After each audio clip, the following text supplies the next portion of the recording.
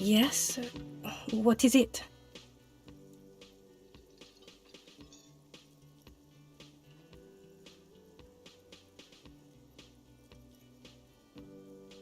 Of course I'm with him. Why do you ask? And you look like you don't bathe on principle. Please, let's not turn this into another exchange, okay?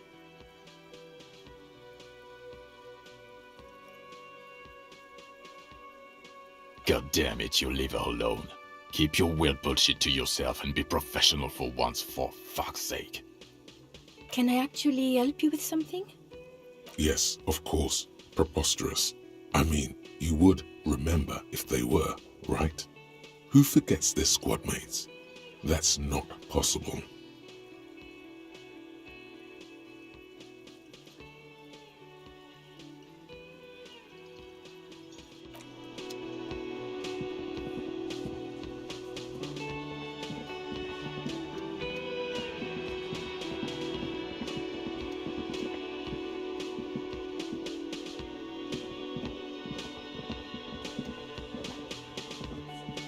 I've got nothing to say to you. Why are you wasting your time?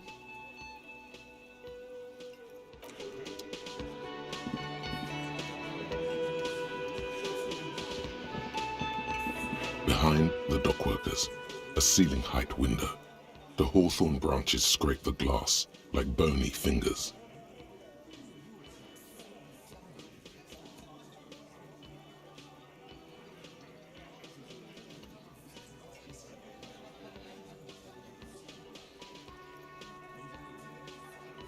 There's a little slide panel up there to let some air in.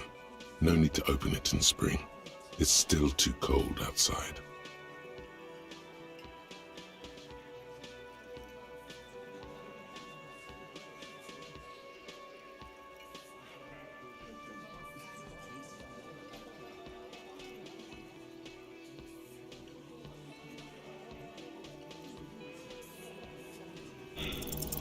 Nothing.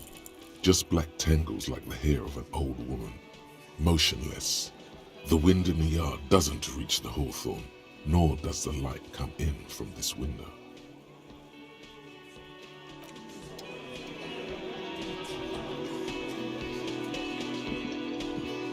Looks like the circus left town, but the clowns are still here.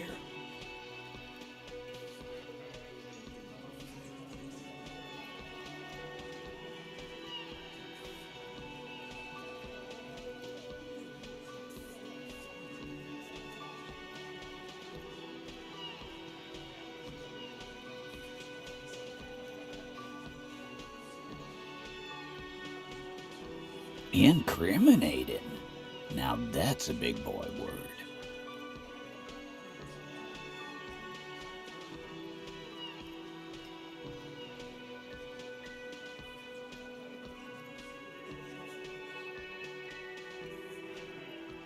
Evrard?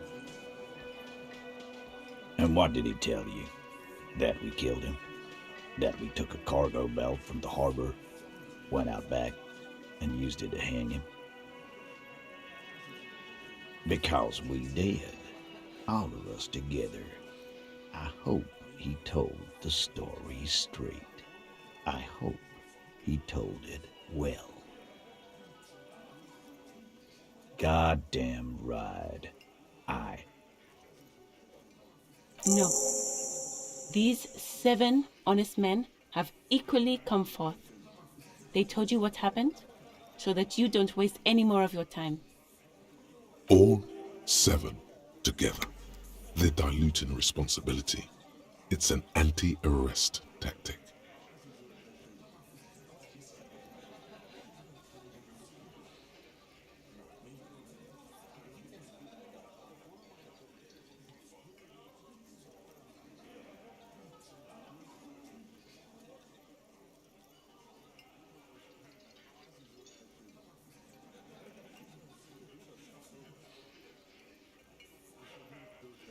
How many people have you sent to the Shays? Ever felt remorse for them? Chaise électrique is the method of capital punishment in Revachol under the coalition. During the suzerain's reign, It used to be the firing squad. Or send them to Reunion to rot. For 20 years. For life.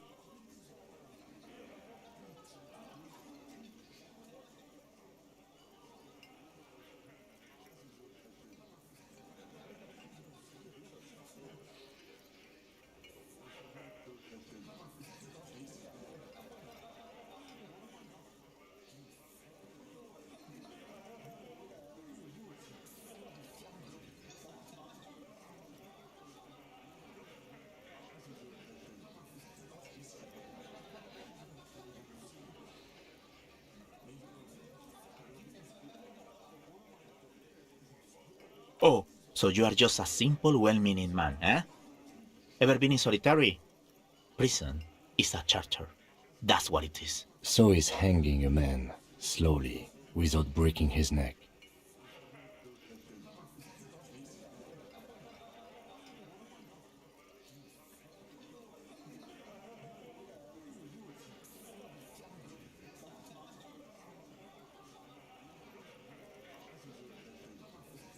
Are you deaf?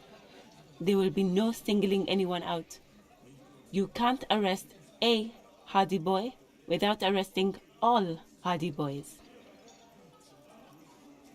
Do you think you could do that? Do you think you could arrest them all? A trick question. Don't let her lead the conversation.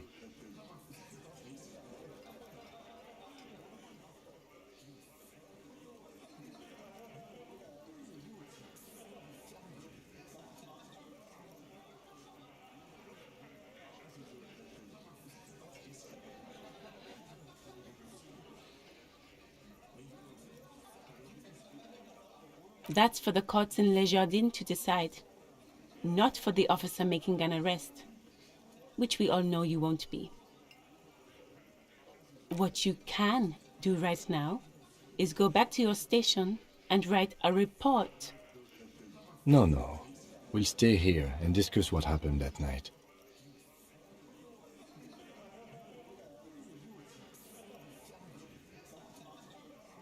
You don't have to keep answering his questions. I know, Lizzie. Relax. We killed him last Sunday night. Seemed like a good way to end the week. Known him? We don't associate with scum like that, asshole.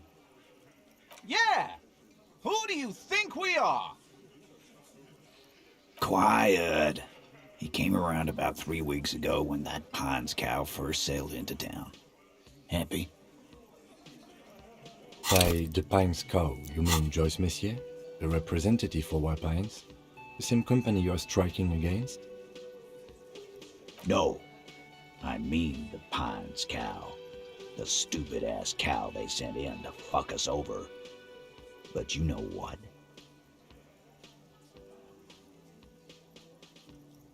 Why don't you ask her about the pretty boy? I'm sure she has interesting things to say when you ask her hard enough. That's enough insinuation for today, Titus. Why? 'Cause he was worthless mercenary scum. And he stepped out alive in my town. And he stepped out of line.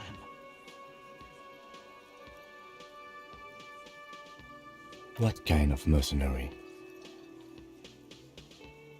The kind that shows up when you start a strike. The experienced kind, too. Had Cohoy and Semenine written all over him. Ex-Oranese Special Forces. A live grenade, right here in our bar. I can't prove it, but I know he was sent by the Wild Pines.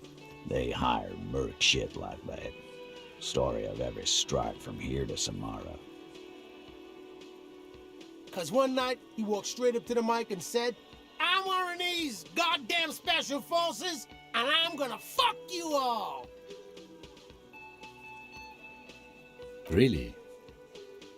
Yeah, really. Had a gin and tonic up there, sang some Oranese paratrooper song, and said he's gonna fuck everyone. We couldn't believe it either. But he fucking did. Right there. Like some kind of animal. Sire, the tale is true. This is a serious violation of the karaoke code.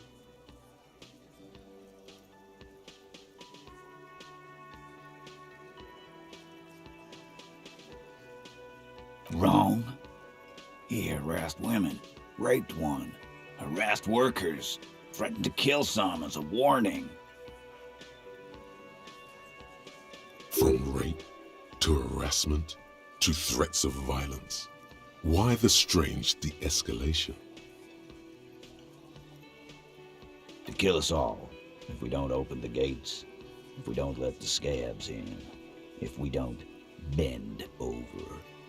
And that was before he started coming here. Yeah, he said it was his favorite joint now. Started coming here every night. Drinking, grabbing girls. Grabbed one of ours mid-karaoke, right there on the stage. He grabbed someone? Yeah, this girl's on the mic. A beautiful girl, young. Gets into the second verse of Lover Lake. The fucker grabs her legs, starts screaming. Show me your cunt! Why don't you show me your cunt? Then, he gets knocked on the head with a wine bottle. Doesn't even fall down.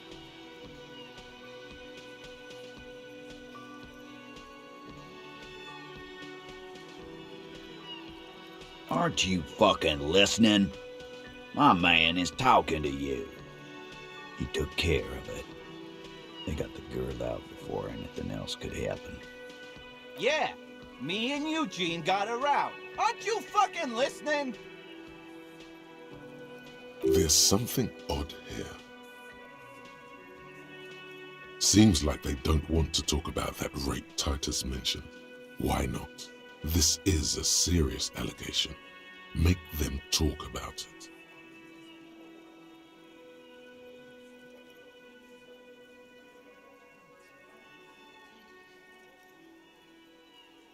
No, you're not getting the name. That's a Martinez matter, and I'm not discussing it with you clowns. There's nothing you can do for now. He's stonewalling you.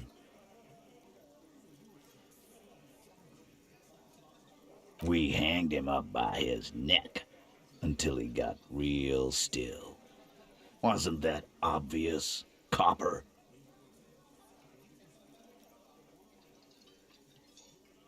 Didn't they teach you anything at the cop school, idiot? This is where an autopsy would come in handy. You have to work with what you know.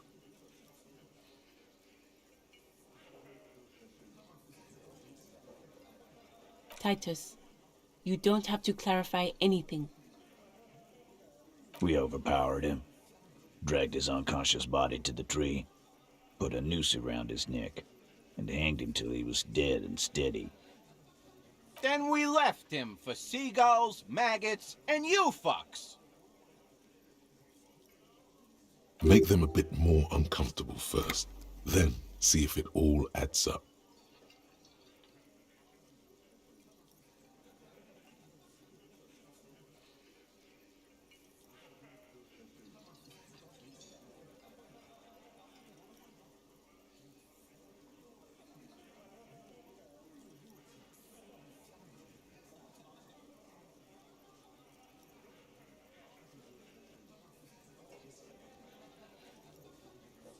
Weren't you fucking listening?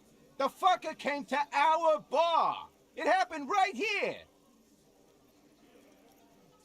With numbers, asshole. How do you think? You're right, Lizzie. I've done enough explaining here. No, he hasn't. Not yet.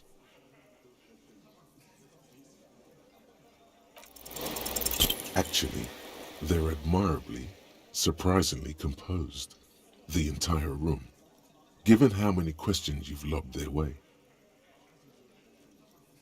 Well, this one, but he's always fidgeting, so don't get your hopes up.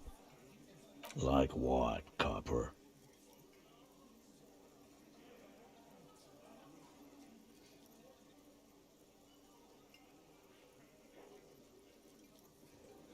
Yeah, lawman. Why don't you? It's almost an anthropological sight, watching him try to assert dominance over you. Not in the arresting mood? By your side, the lieutenant keeps his hand away from his holster. You hear the nylon of his coat hiss as he steps closer.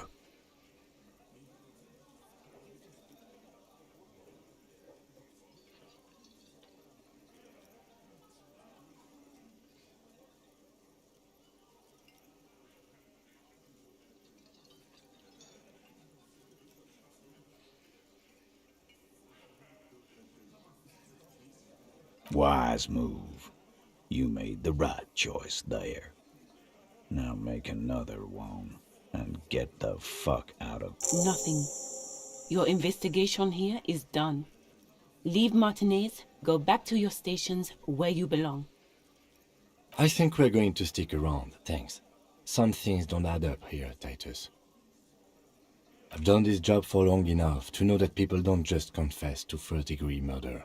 Even if it is a group responsibility, we're going to look into this. Good luck with that. You've heard everything a rent-a-cop is gonna hear from us. Real law officials. You're lucky you didn't get a beating.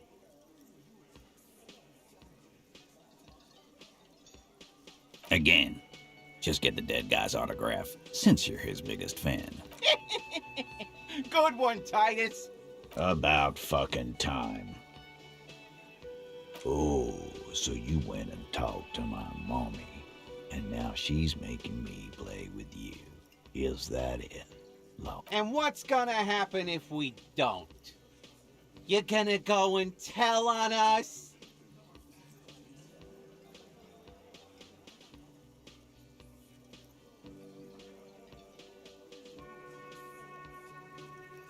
Yeah, I heard him. The fuck do you think I'm doing here? You'd have your ass handed to you if it wasn't for the boss man's word. Let me state this very clearly, Capo. Hello, officer. I'm Titus Hardy, and these are my boys. Hardy boys. How may we assist you? But having Everard back you up like that did seem to have some effect.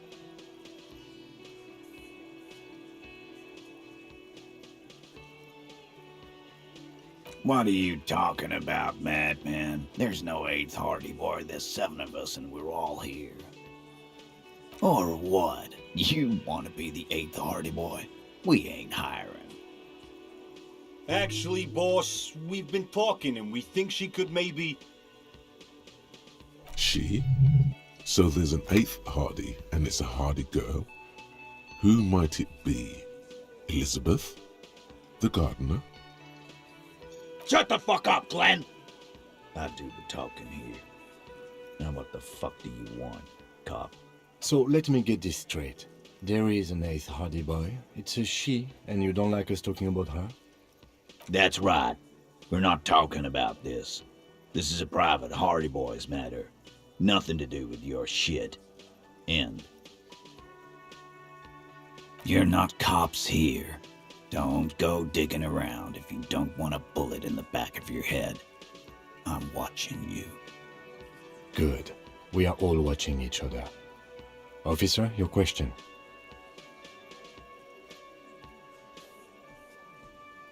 Like hell you have. There is no local drug trade. This place is as clean as a rifle. Go back to Jamrock and ask the local junkies how clean your streets are in Precinct 41 Kilos. We'll do that. In the meantime, did you know that there's an abandoned lorry at the intersection that was used to move raw ingredients for drugs from Terminal B to Jamrock? The person driving it was present at the hanging. It was one of you. We've connected the footprint. Detective, do you want to deliver the coup de grâce?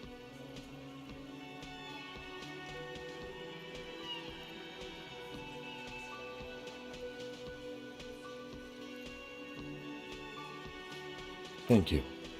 You're right, Titus. There is no local drug trade because it's all controlled by you. You're the drug trade. That's a mighty interesting theory. I guess that's what you would need to do, theoretically. A big, strong, state-run monopoly would outcompete the runts on the street. Yeah, man. Theoretically, that's what you would do. To get rid of the gangs, the dealers, even some of the junkies. You would need good, trustworthy people to take their place, of course. Hardy men to run such a monopoly. For the good of the community, of course.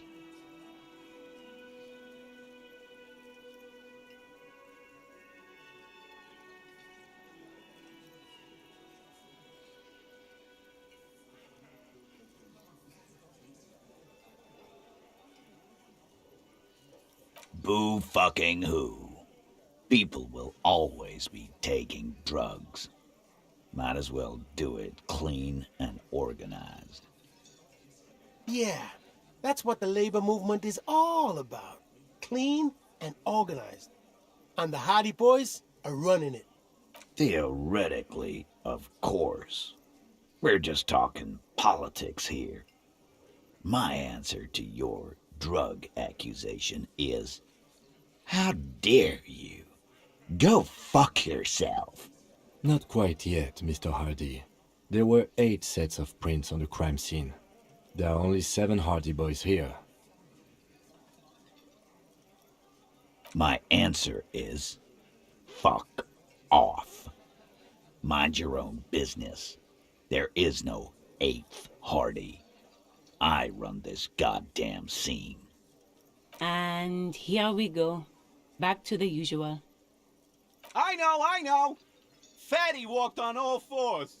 He's so fucking fat he left 2 sets of footprints. Go fuck your mom, Dennis. That's more like it, boys. You heard him. It was Angus on all 4s. Anything else you need to know?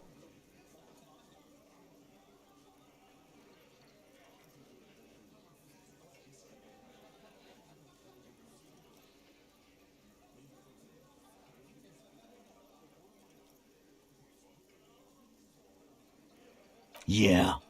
By friends, you mean his squad mates from Crenell. Wouldn't want to beat up his grandma.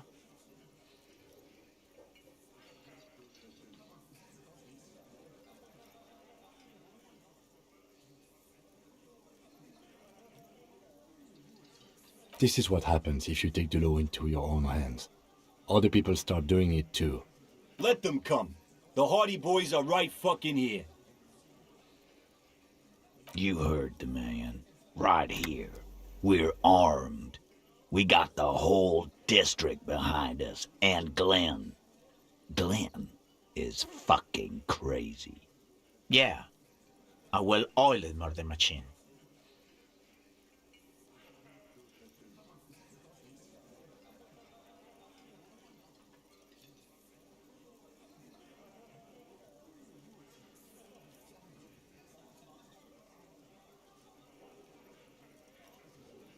The fuck is that supposed to mean?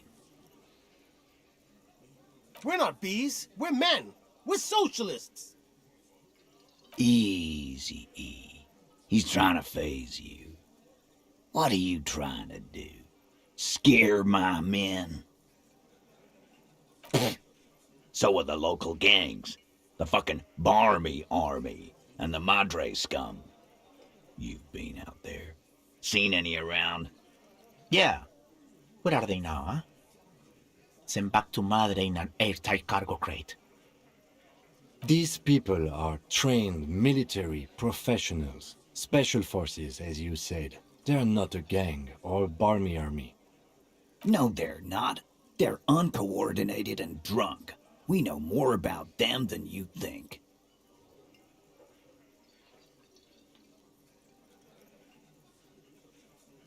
We got weapons of our own. We got Ister 50s, Zeeligers. Glenn's got a knock cannon at home.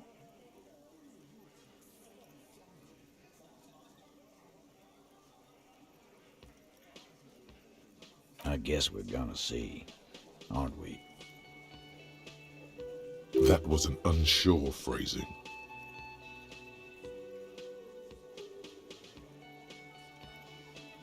Yeah, like you've been up against ceramic armor. You haven't even seen the whole suit, right? I've seen the whole fucking thing, and it didn't make him immortal.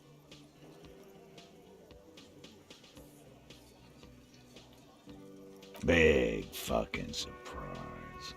They hire psycho scum, arm them to the teeth, and let them loose in the city. What do you think is gonna happen? What do you mean, okay?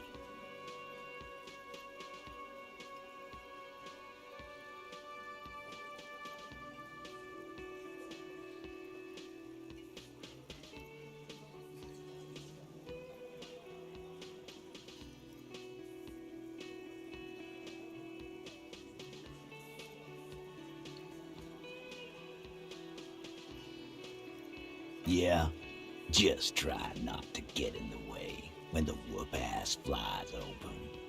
I think he meant a can of whoop-ass.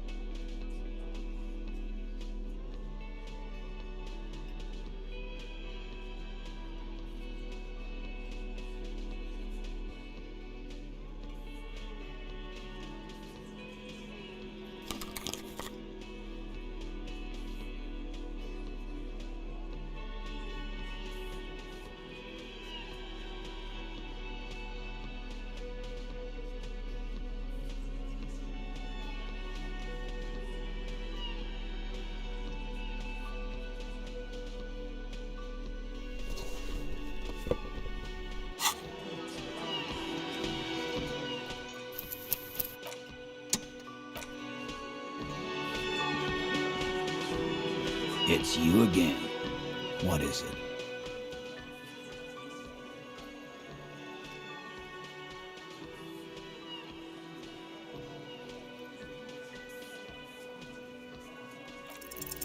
Establish authority. Yes. Authority. Feverish thoughts race through your mind.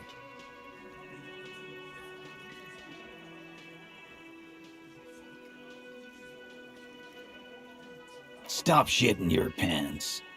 You don't need to know, all right? We took care of it. The law handled it, all right? Yeah. Aren't you listening? It's done. Finito.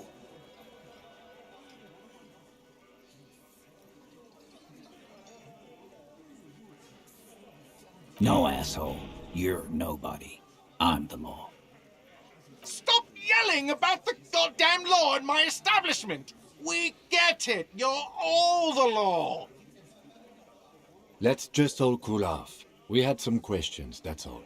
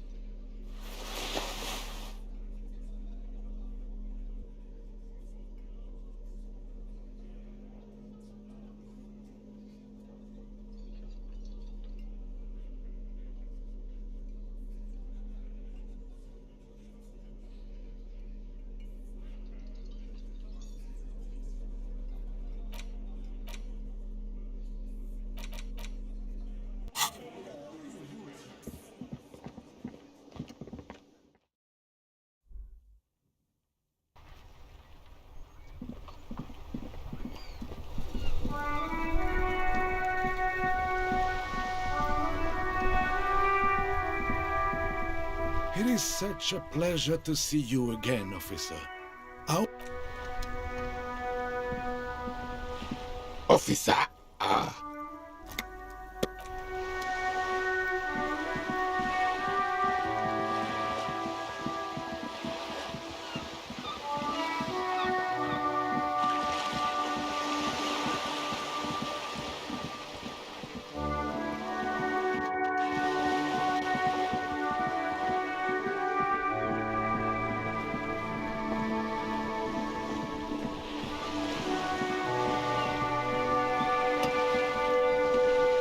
You're back.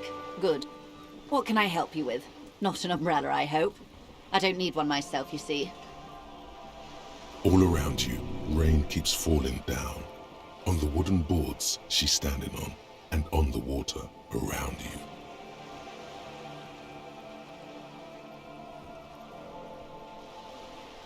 Sadly, I need this one myself. It's hydrophobic, repels water, almost magically. The company makes them for offshore platform personnel. Very sturdy. What I can do for you is answer some questions. Nothing like talking to pass a rainy day.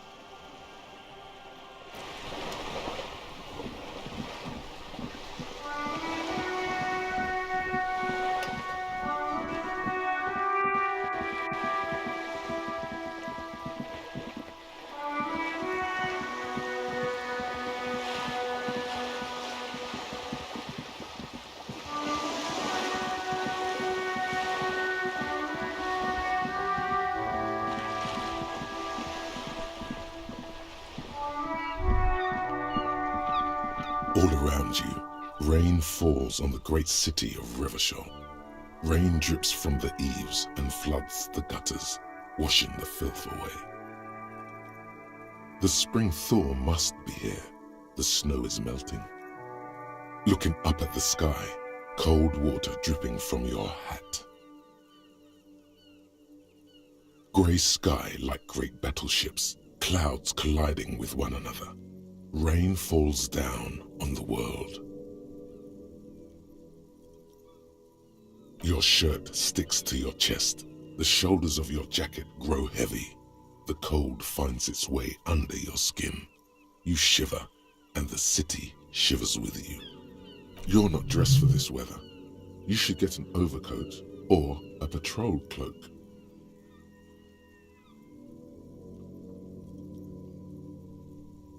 Sheets of rain over the water, a flight of stairs leading into the ocean. Wave after wave washing the coast of Martinez, with its motorboats and gently swaying reeds. The ruins of a half-sunken sea fort crumble on an inlet beyond the Bay of Revachol. Ghosts rise into the sky. The skyscrapers of La Delta, the financial district. Faint golden light seeps from the office windows. Urban coastline, rain dripping off Eternite-covered roofs. Cinder blocks left over from half-finished construction. A defunct research and development building, once seized by revolutionaries. An old wooden church stands on stilts above the water. Coal City, end of all lines. Your hair is an oily mess flecked with ash from neighboring coal plants. Smokestacks rise somewhere in the distance. There's a fleet on the corner. A plastic coat is folded into a small triangle under the counter by the window. Beyond that, the strikebreakers have gathered. The great gates of the industrial harbor are locked. A chill runs down your back. You shudder like an animal trying to shake water from its hide. Behind the gates, heaps of supply crates, red and blue metal shipping containers, slick with rain. The Greater Revachol Industrial Harbor is an artificial mountain range.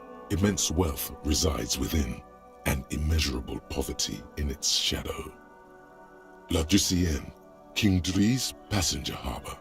Cruise ships flanked by dock arms, cranes watching over the mouth of the river distributary. Kuron, the lower middle class, distributary after distributary cuts the city blocks in half. 7-story buildings trail off into the rain. A silvery curtain of rain over the houses, the class divide. You have never been there. They don't need the law east of the river. Capeside apartments. Tower blocks crowd one another. 4.46mm bullets still lodged in their war-torn stone walls. Hallways collapse from the mortar hits of a war that was lost long ago. Clotheslines go to waste in the rain. Radios play. The morning news. A yard. Rain falls onto the roof of a woodshed. Coal leaks into a puddle beneath a dead man's feet. He swings from a tree, bloated. Droplets of rain slip from his cold cheeks. A traffic jam. Rain thrumming on the roofs of motor vehicles. Inside, drivers watch water streaming down their windshields. The statue of a king shudders. He too is cold. The canal bridge has been raised. The road ascends. A raised motorway loops above the ghetto. Beneath its concrete columns, a sea of rooftops, woodwork, and tar stretches northward. 4-story buildings as far as the rain can fall. The snows melt in Jamrock.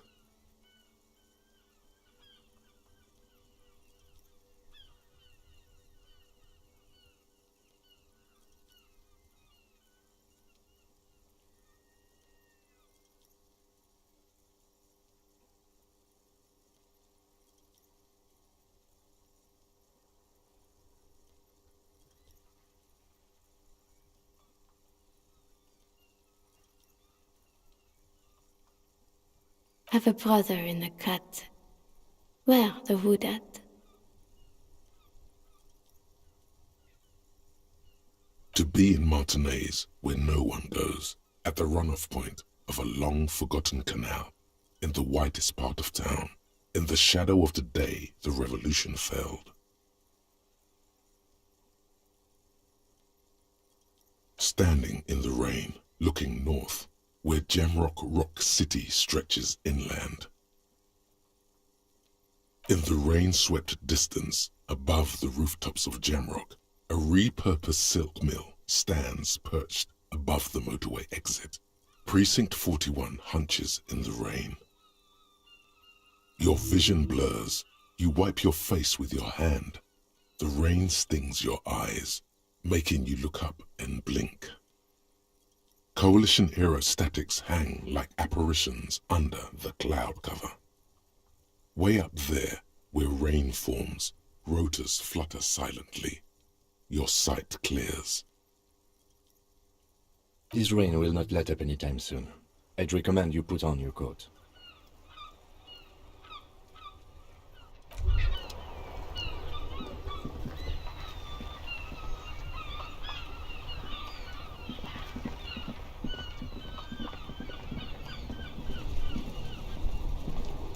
I saw you poking around in Lady Driver's lorry.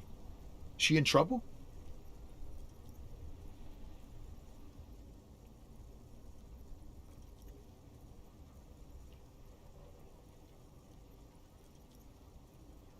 It's that bad.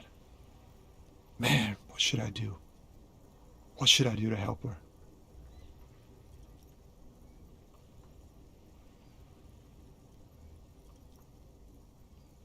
Yeah, maybe I should just keep my head down and work on my rhymes while I can. Oh, you know, Tommy Leham's gonna be a musician. Sprechgesang, but with beats. I've got a lot of free time on the road to hone my craft. The correct grammar is Tommy Lehom.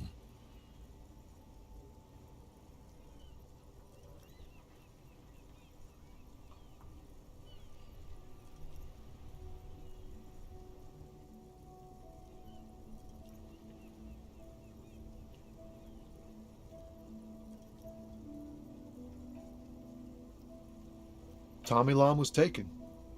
My real name's Jerry Lafitte. Tommy's way better.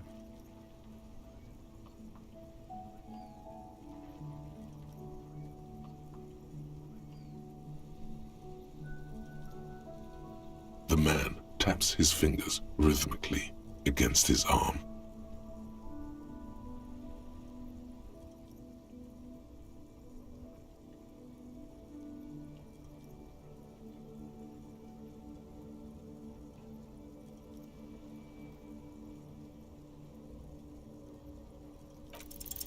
Wait, there's something here, stored away in some dusty corner.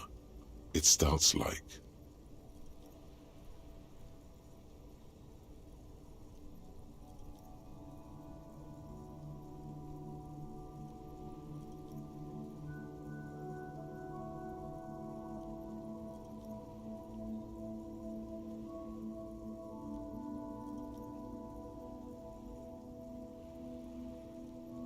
Whoa.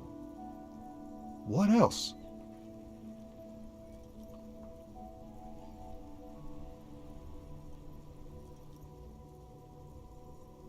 Silent communion. That's good.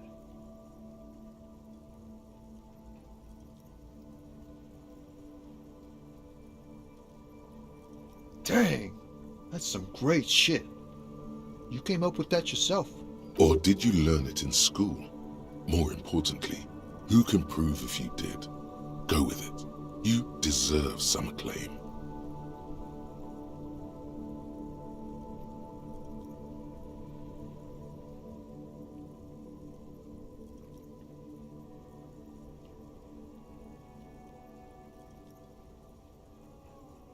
No matter. It's a fine stanza. You're not so bad after all, for a cop. They're more often in the fists than rhymes, see? Let alone honesty in verse.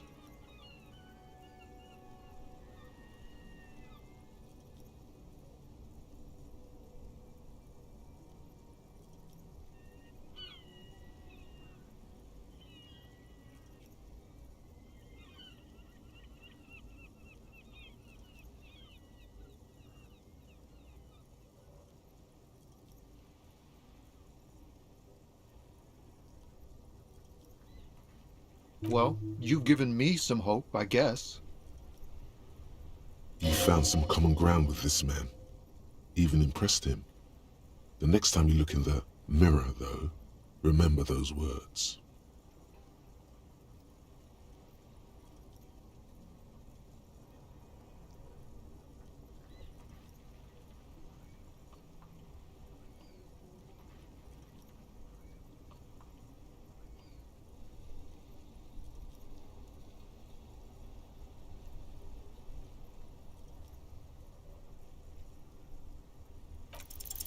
Ease into it.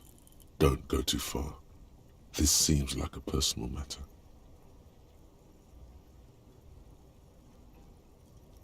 Cool. We all want to know each other's woes and all.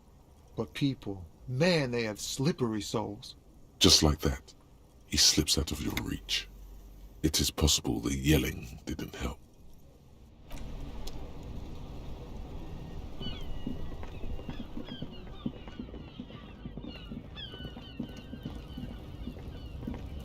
Looking for something?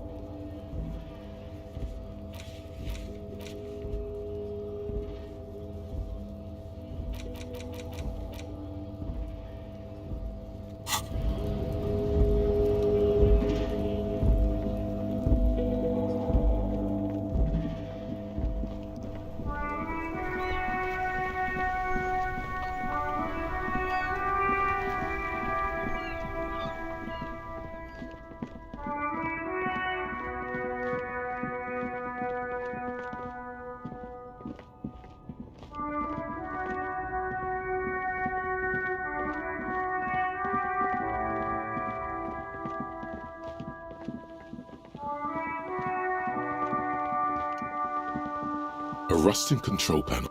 You grab the handle and pull the lever up. As soon as the metal connects against the contact pins, you hear a loud clunk. The water lock starts moving.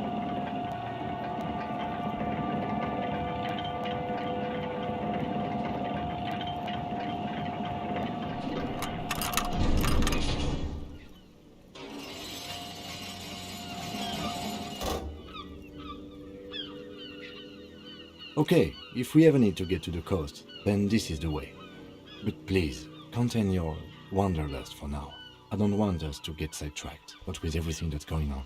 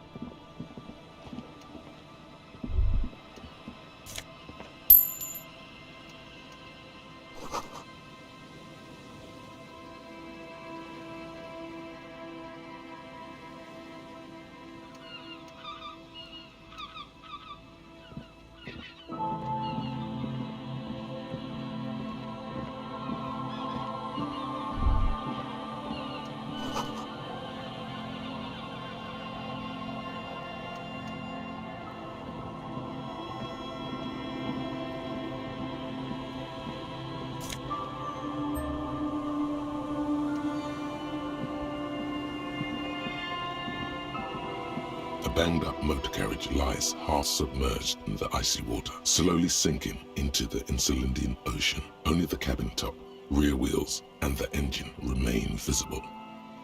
Remember the tire tracks in Martinez? This is where they were leading. It appears to be so.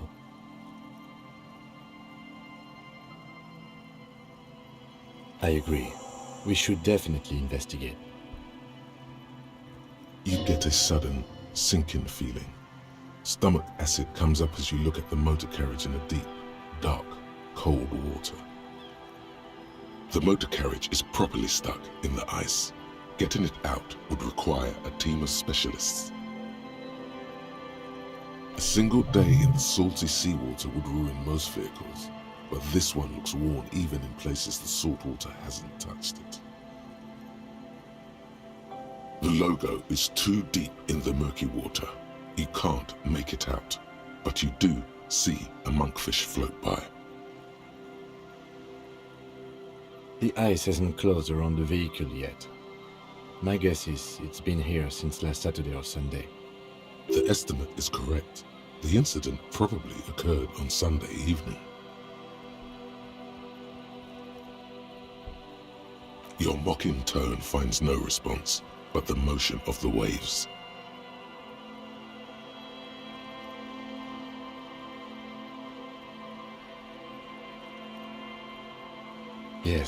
Yes. Crazy recklessness. I'd say your mocking tone finds no response, but the motion of the waves. Yes. Clearly, this is a triumph. I'd say the vehicle has been here since last Saturday or Sunday. Your mocking tone finds no response. I did not. But I'd say it has been here since last Saturday or Sunday. Let's wait for the low tide and see what's inside. Great idea. Then we can get the things inside. The joyrider must have left something good inside. Guns, papers, maybe a cool jacket. A joyrider jacket. I don't know. An hour or two, tops?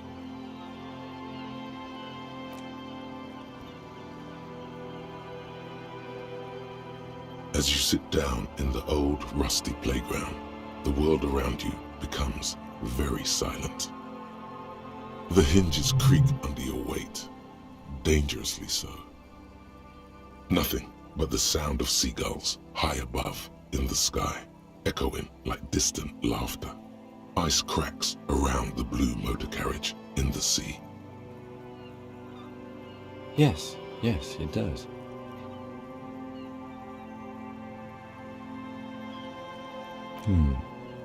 Let me think about it.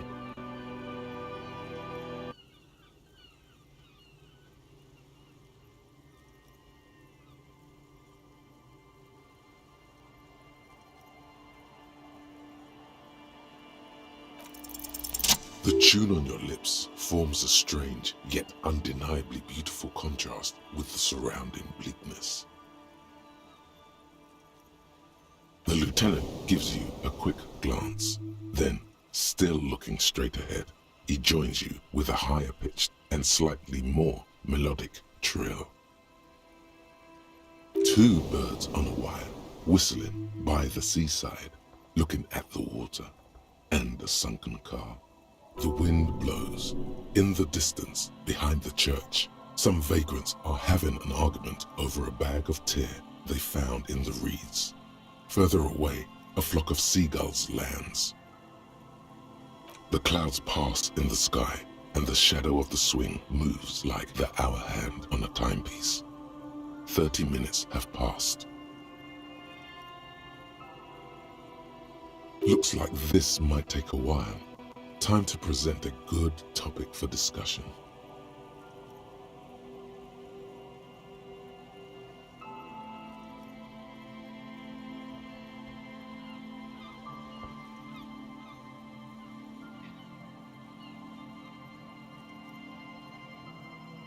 Well, historically, leeches have been used to prevent and even cure many ailments. Okay, he's thinking. I can do this. Let's do this. Who'd want to sit on an anthill? There are no therapeutic benefits to. Well, napalm ants, for example, are used in some rites of passage rituals.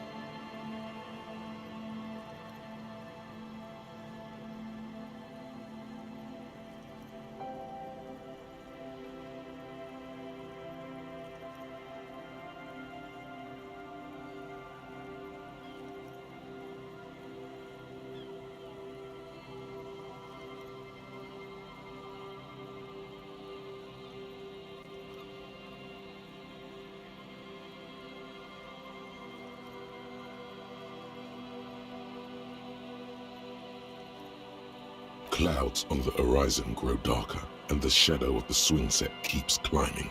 You hear the distant rumble of the city. 30 minutes pass.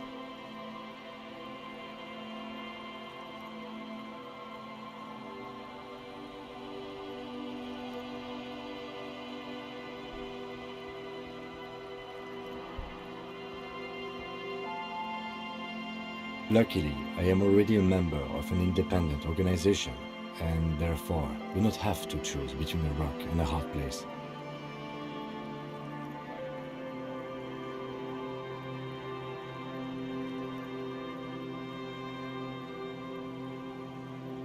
Your voice echoes on the water, strange and out of place in the environment. 30 more minutes pass.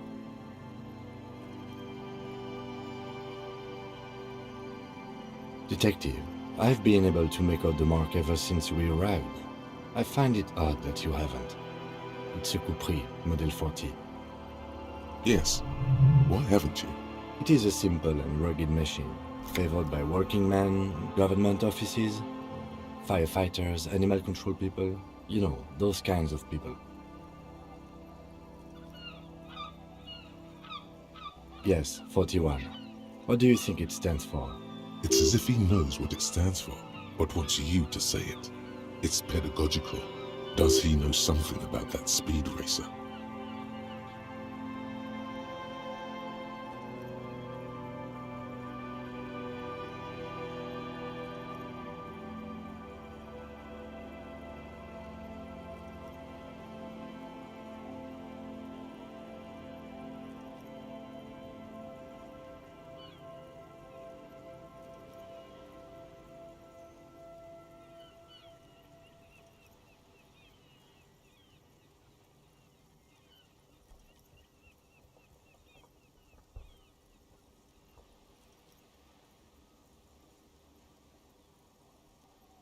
Right.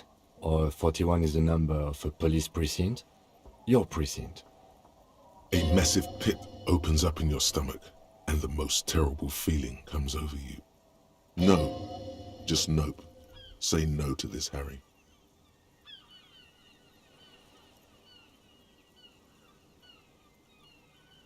Yes, your car is in the sea. Face it, so we can start dealing with this.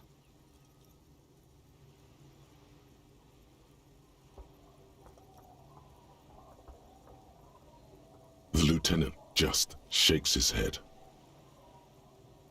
There were never any street racers. It was always you. You drove your car in the sea. I'm afraid so, yes. It looks like you started in front of the whirling, jumped over the canal, and then drove your vehicle in the sea right here.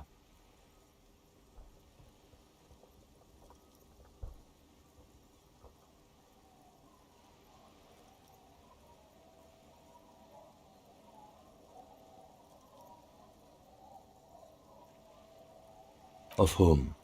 I don't think so. If anything, you were probably drunk.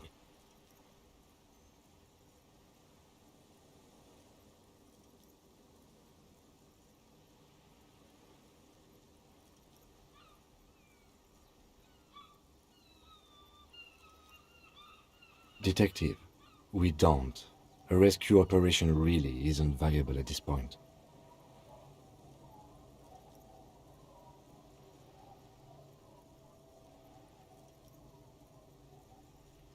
I'm afraid it will have to be there like that for many years. Look at it. Parts of it might be salvageable, but overall, this machine is a write-off. That is very unlikely. All the electrics are toast. That goes for the electromagnetic steering and brake systems as well. You'd be lucky to find one undamaged component in there. In a few months, there will be nothing but rust left of this vehicle. It'll be cheaper to buy a new one.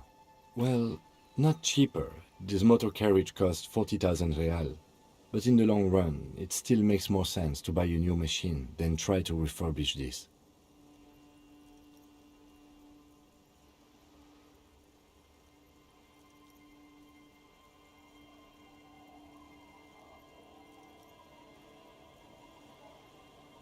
Let's face it, this is a substantial loss to your district's budget.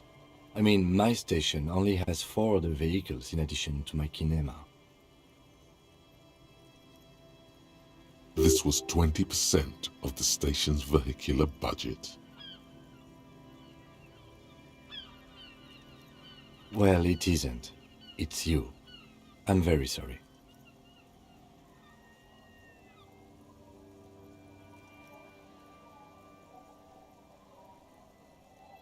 You can still whistle. Besides, the night is always darkest before the dawn. People are more valuable than machines. Training a police officer is even more costly. The lieutenant adjusts his glasses and doesn't say anything.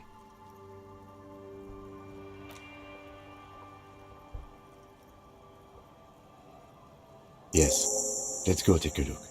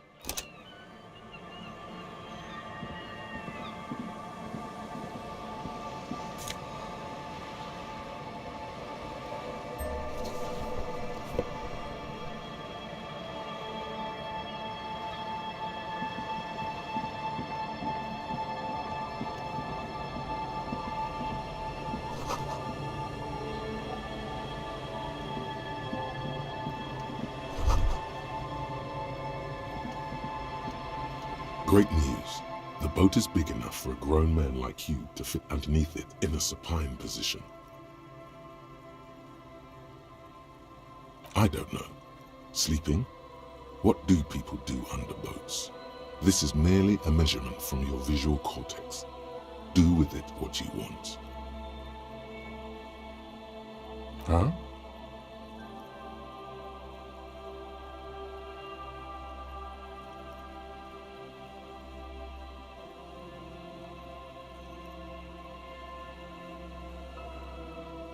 Sarcastic self-pity is not what we need at this moment, officer. I understand the situation looks grim, but we must continue with our investigation. You have a home somewhere. All cops do. When this is done, you can return.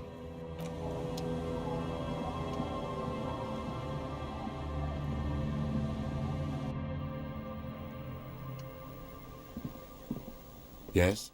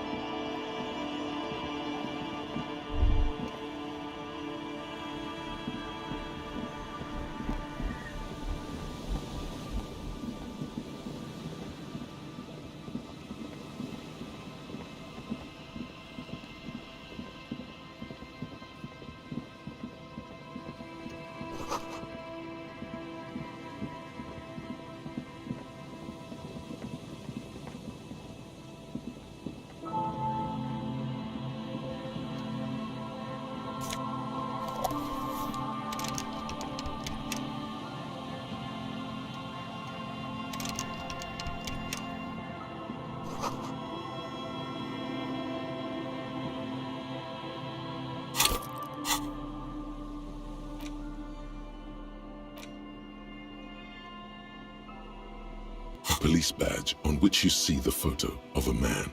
You. Some seaweed is stuck to the back. At least something good came out of all this.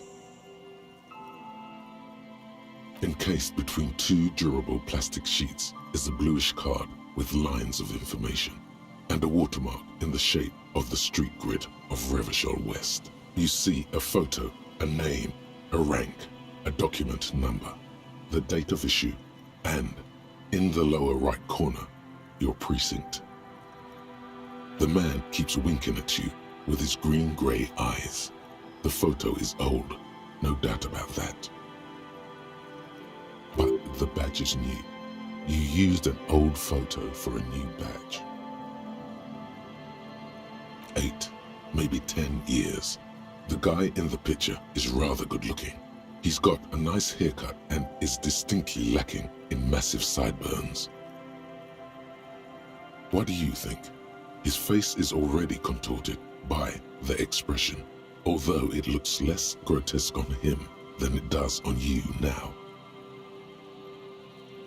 The badge in your hand shines as you rotate it, catching light. You see lines of information on it, and a shining watermark. Harrier, that's long for Harry. So you are Harry. Everard was half right. Probably not a lot of people know your full name. Whoever told him you're Harry Dubois didn't.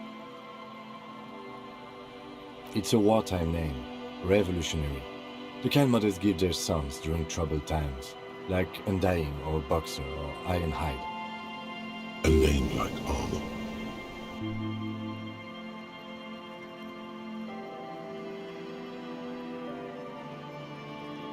Pleased to make your acquaintance, Harrier Dubois. The badge in your hands shines as you rotate it, catching light. You see lines of information. Lieutenant W. Freighter. The lieutenant is a rank above sergeant and below captain. It's the highest rank in the RCM that still does field work. I am a lieutenant. The title of Freighter is added to your rank when you decline a promotion to a higher rank. In your case, captain. You have declined twice, thus you're W. Freighter. There are many reasons one would do this. The rank above you in your precinct's decontage might be taken, or sometimes promoted officers do not want to replace their superiors out of respect. And sometimes they just prefer the type of police work available to their current rank, in your case, lieutenant. Decontage is the hierarchical system employed by the Revachol citizens' militia. It means counting down to twos. The countdown is modeled after the dual leadership system employed by the left during the revolution, which in turn was developed by last century experimental psychologists in the University of Königstein. The lowest rank is junior officer, usually teenagers. Then there are the patrol officers, then sergeants, lieutenants, and then a captain. That's basically it, except for a few kings. Kings like satellite officers and the additionally a freighter rank I already explained. You are given the title of satellite officer if your partner is quickly promoted through the ranks and you rise with him. You don't seem to be a satellite.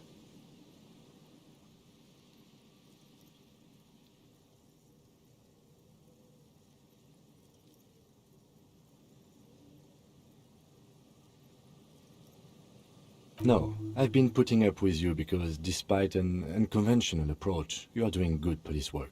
It matters more than driving your motor carriage into the sea.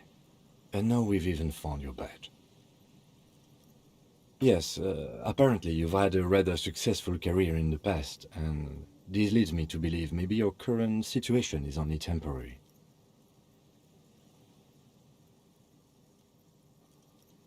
Good. Such a small yet precious thing, expensive paper caught between thick plastic, like a fly in amber. It reads. That's just the serial number. Revachol, Jamrock, Precinct 41, with some numbers thrown in there for good measure. 4 months ago. I'm guessing that's when you were promoted to the rank of Lieutenant W. Freighter. A new badge usually comes with a new rank. You seem to have been doing well then. You're pretty sure you weren't doing well, but better? Probably yes. Yes, it's the designation of your precinct. 41, like mine says 57. The 57th is mostly industrial harbor, a lot of asphalt. The 41st is... It's a tough station to work in. You have all of Jamrock to cover. That district should have 3 precincts, but money is what it is. But then again, it's a legendary district, and a hell of a station too. It must be an honor and a curse to work with people like Price, McCoy, Berdiaeva. Roberts, Feuerbach, Dimitri. Suddenly, names from your decomptage flash in your forebrain. He knew all those people, although they're not from his station. They must be big. The badge in your hand shines as you rotate it.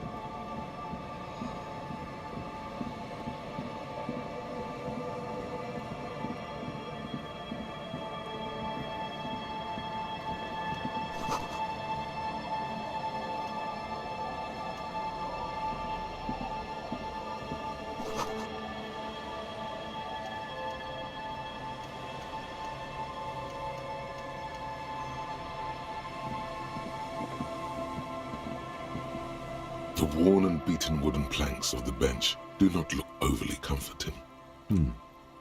We can sit on benches after we've solved the murder.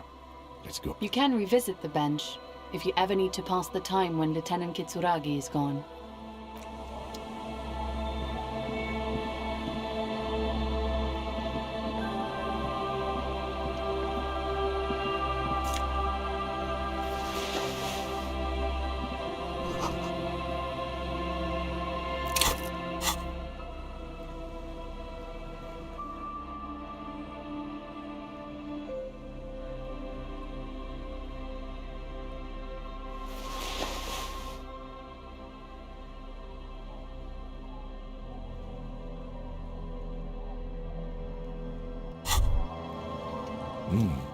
These are some wonderfully regular pants.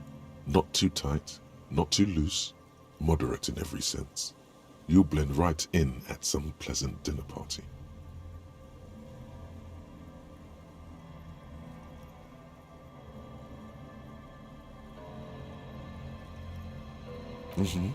I know you do. These Inter-Estellari pants are like wearing a perfect compromise in your nether regions. No one will call the moral intern on you like this, that's for sure. You're a little more moralist now, buddy. A little more normal, even if you didn't want to be. Makes sense. This is what wearing boring office trousers does to you. What's this? We're getting reports of normal, reasonable, temperate, political opinions somewhere in Martinez.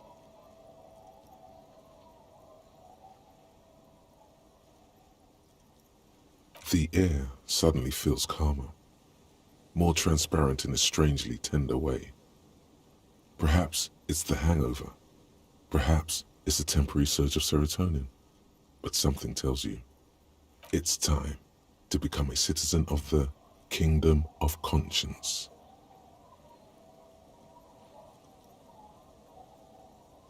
It is not a place. It is a moment in time that can only arise in the right circumstances. In all of human history, it's only been achieved a handful of times.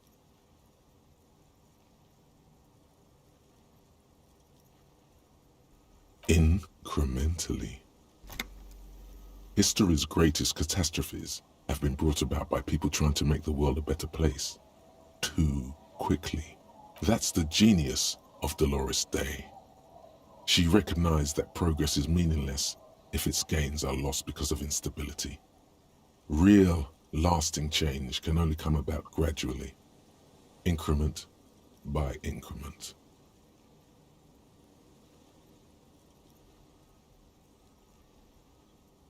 Tisk tisk, just because you live in the present doesn't mean you have the right to place your needs above the needs of the future. You may never live to see the Kingdom of Conscience. Your children may not. Even your grandchildren might not. But that's no excuse not to keep working.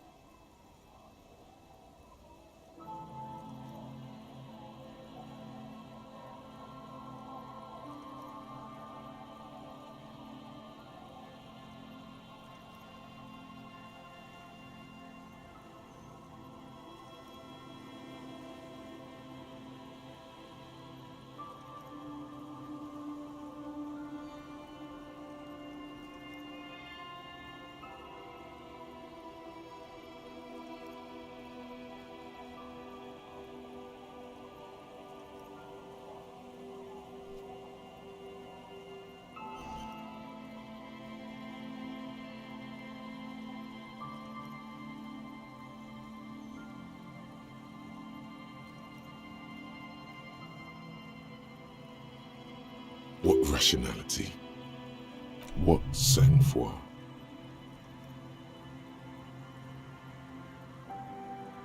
Do you believe the status quo is preferable to chaos and bloodshed?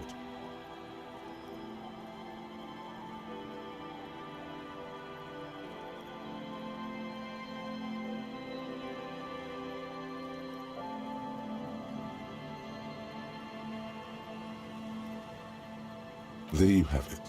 Sometimes holding the line is progress. The kingdom is difficult to comprehend and even more difficult to describe.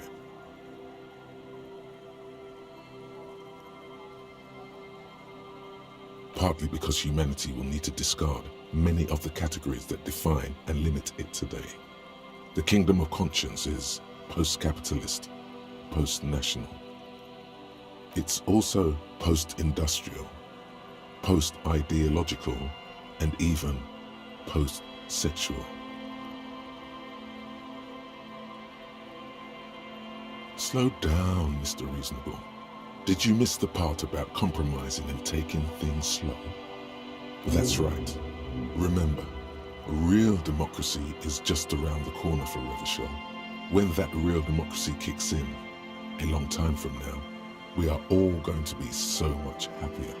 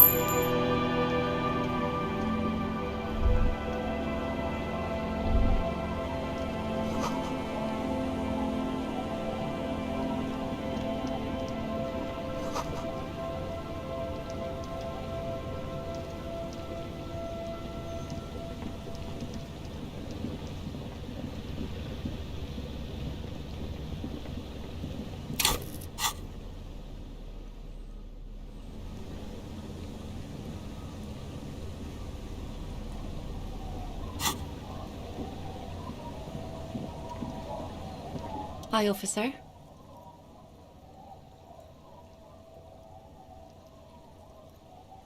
Anything I can help you with?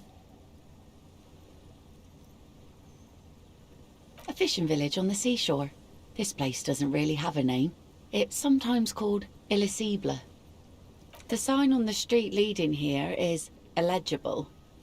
Has been since they built this place.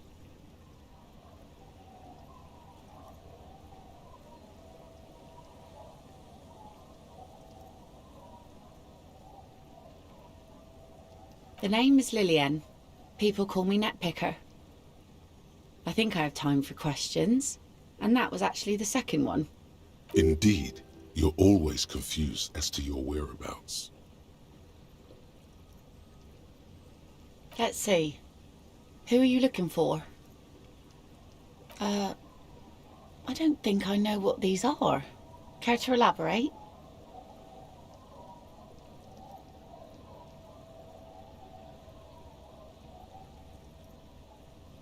Aha!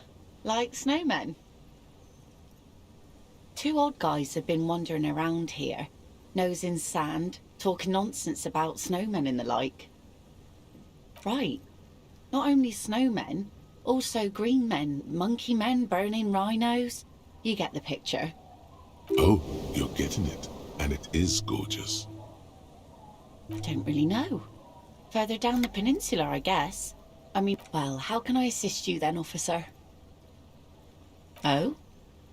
Well, how can I assist you then, officer? Where are you?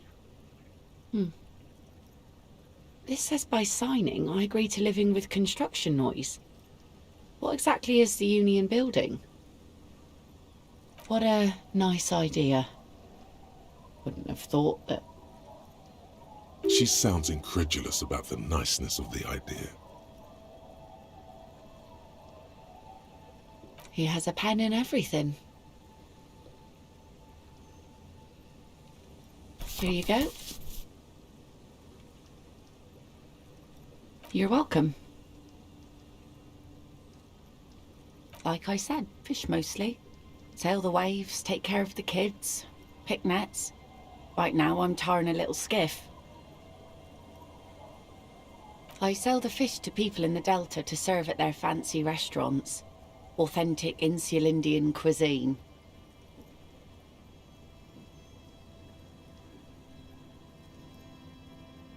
Sometimes I also walk to the beach to see what the sea has given up. Keep it professional, man. Don't make it sound like you're hitting on her.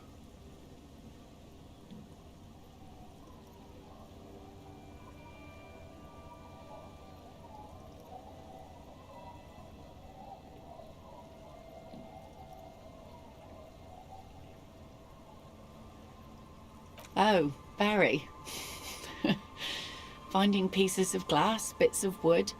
Every once in a while we get dead bodies. Human, animal, fish, other sea creatures. A mine washed ashore once. What else? Bottles, drugs also, lost cargo in general. Most of the time it's just wood and glass. Very romantic. All right. Major choice moment. You only get to ask one thing. It would be weird to say them all. Choose wisely.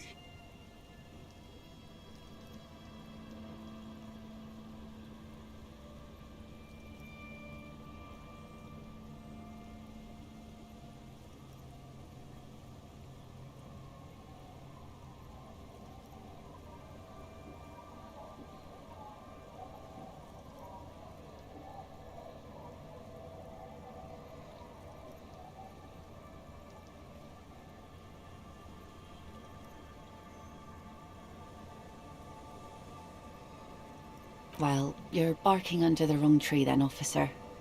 I have no interest in floaters. Seen enough of them in my life already. Very unattractive bunch.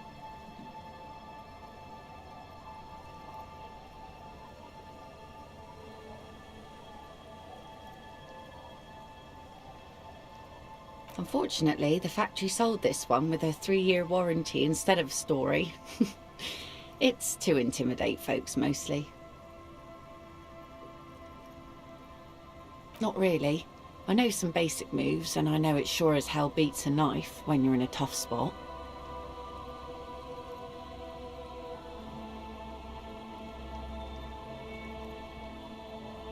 Guns are expensive and fragile, I think. Besides, I got kids, can't have guns around them, and sometimes a sharp blade is enough to keep folks at bay. From time to time, people need a lesson in respect. That's just the way it is. Back in the day, I caught the eyes of many men. And believe me, men need a lesson in manners from time to time.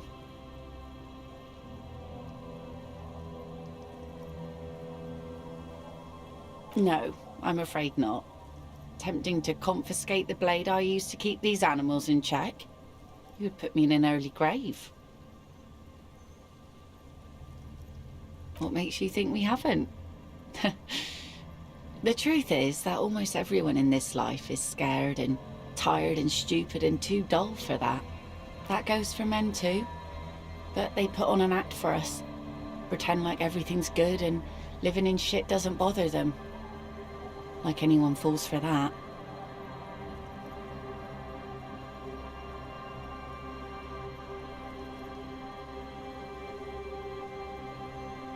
Oh? Believe me, everyone here is a proper man. Must be something about poverty that makes all the men real.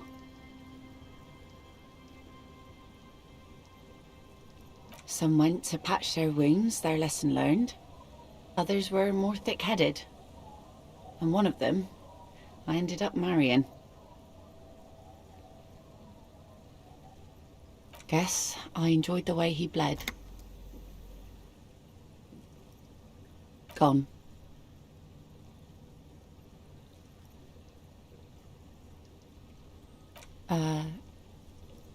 Good for you.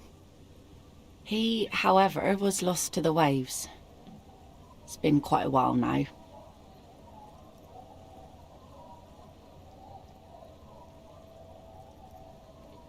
He didn't respect the sea. Went out there, drunk like a skunk, and sure enough, one day the boat was found floating empty. The bloated corpse turned up 2 weeks later. Now, before you tell me how sorry you are for my loss, know that it was 4 years ago, and I've moved on. There's only so much mourning you can do for a drunk with sinewy muscles.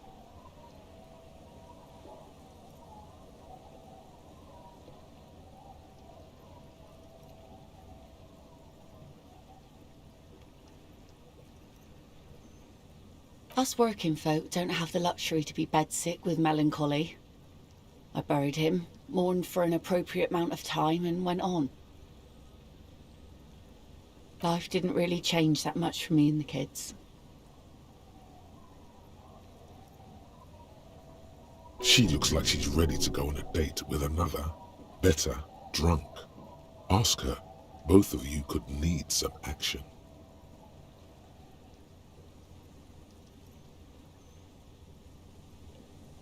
Sure is. The sun, I call her, coated with a fresh layer of tar just yesterday. It'll take some time for it to dry, assuming the sunny days continue.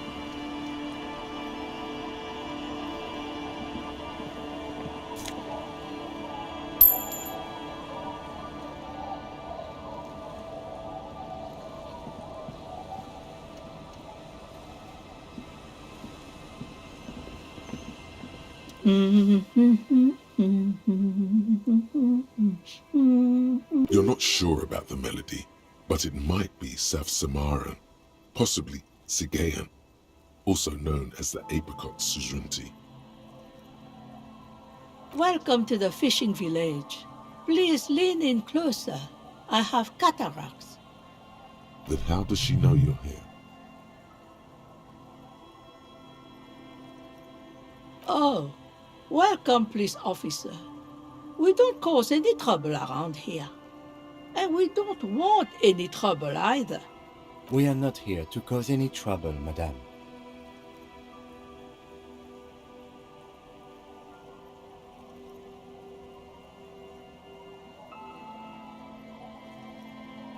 Oh, of course.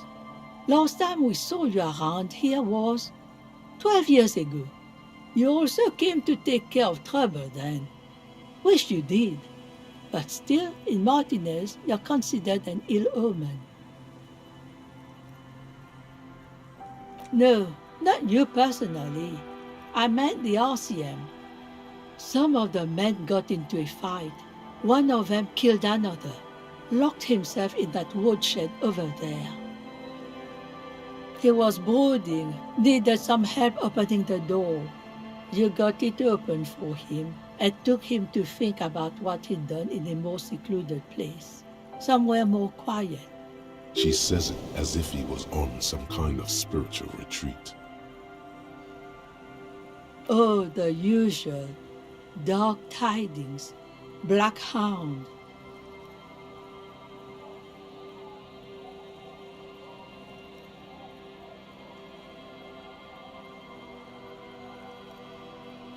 Maybe they are afraid. Because you're an ill omen, but you're still welcome here. as long as men with guns aren't chasing you. And maybe even then, because that's the kind of fishing village we've built. I'm sorry there's not a lot of room to park the motor carriage, and not a lot of houses, or a lot of people. My kids are long gone, searching for treasure. So are others. Ah, look at me ramble on. What brings you to us?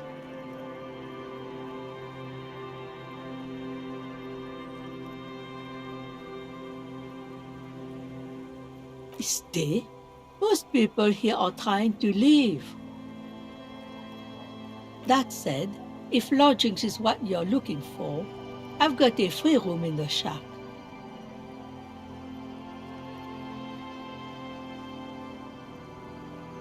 I won't charge you for it.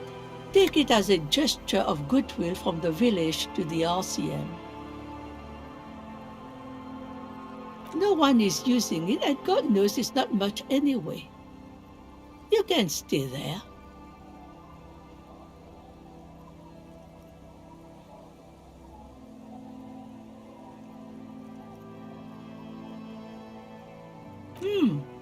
That's exactly how they get ya. That's why we built our own cinder block houses on the seaside, so we don't have to give money to those crooks. We might not look like much, but they are ours.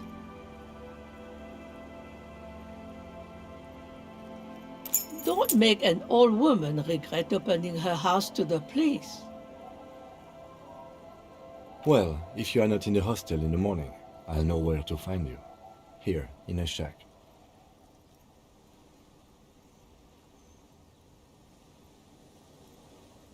Just us. It's barely a village anymore. We almost don't exist. This is pretty much a non-place. A gap, a blank spot on the map, just a cluster of nameless shacks on a nameless street. The place is so pornographically poor, it's not even funny.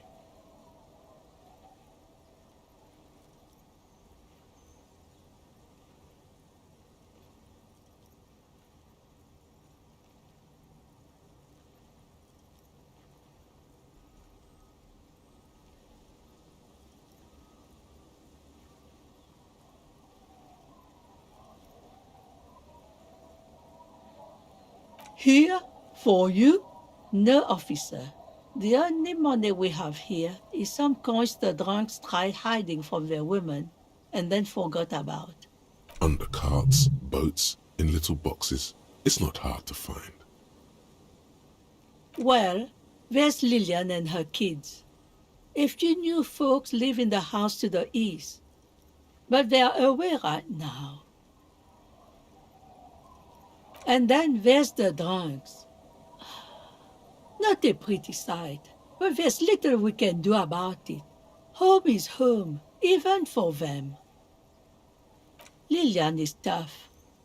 Tougher than the men here, at least. If it wasn't for her and the kids, this place wouldn't have a spark of life left. Sooner or later, you'll see for yourself. Don't have to look long to find these guys. Over there, you can find more of the same. Shacks and trees growing wild. That's the pox. Between here and Jamrock, a dusty sea of old trees, all covered in industrial soot. Small houses under them, an overgrown park.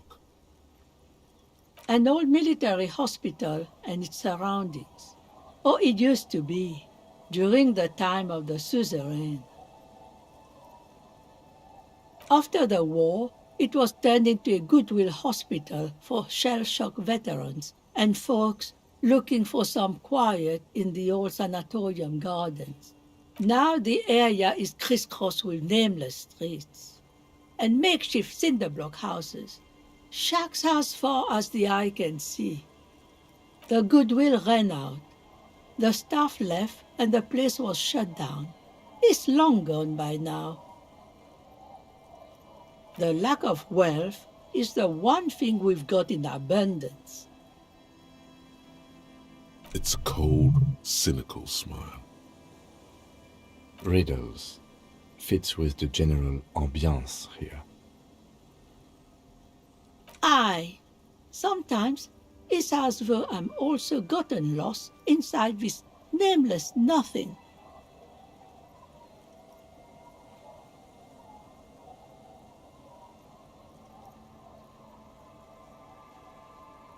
Oh, it seems to be a common theme these days.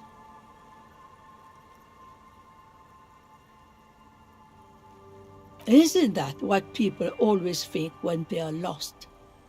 Something I can do for you to find your way, officer? She nods, rinsing another piece of cloth. Not much. There's the abandoned church, the DeLorean Church of Humanity. It's been there since before my time, even. Some things just don't fly, officer. Look around. Who'd go to church here? They built it 300 years ago. Must have been nicer then. So, they don't hold services there anymore? The Ecclesiastes? No, they've tried, but things just keep happening. Crime, accidents, other things. The place never stays open. It's a pity. It used to be such a nice church.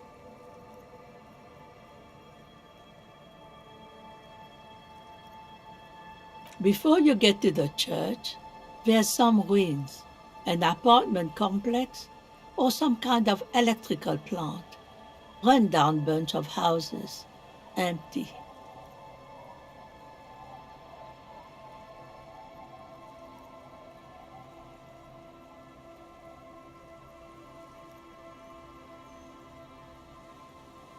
I don't know exactly. A pre-war place. It used to be something. Before the war. I wasn't here then, you know. Was born in Samara. Of note, the old fish market up on the boardwalk. But it's closed.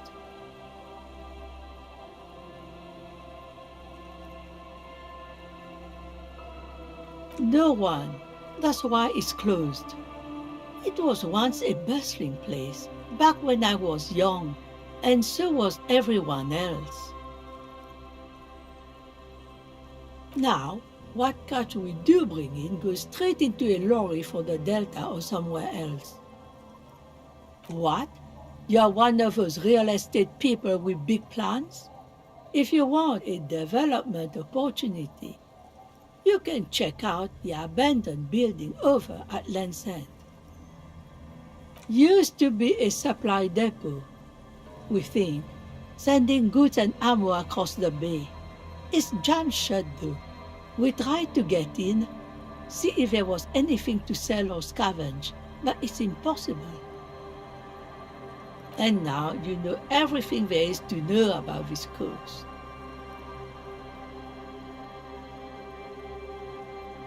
Me?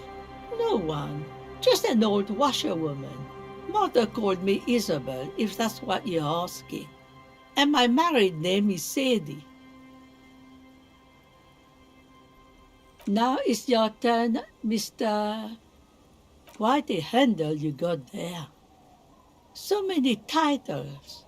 One of them double. Eh? What's this about? Come now, I can't read all this scribble. Tell me what it says.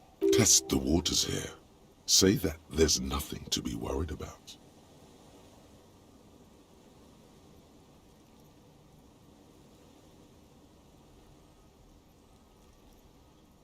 Huh.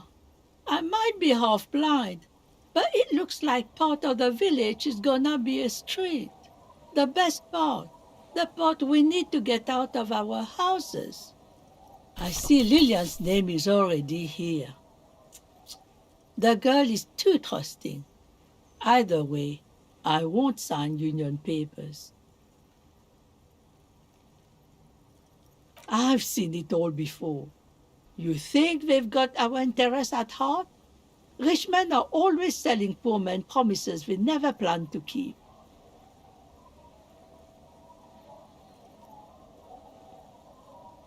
Then the poor get pushed out of their homes and the rich get a little richer. That's the way it goes. So no, I don't trust the fat man, and neither should you. She is headstrong, but there's a slight hesitation in there. You may be able to convince her.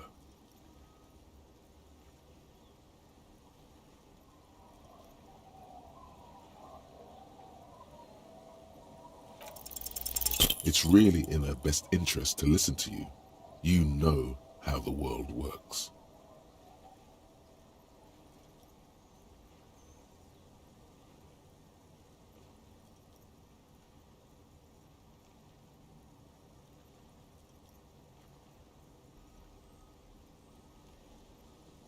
I've heard that pitch before plenty. Building this, building that, new jobs, new blood.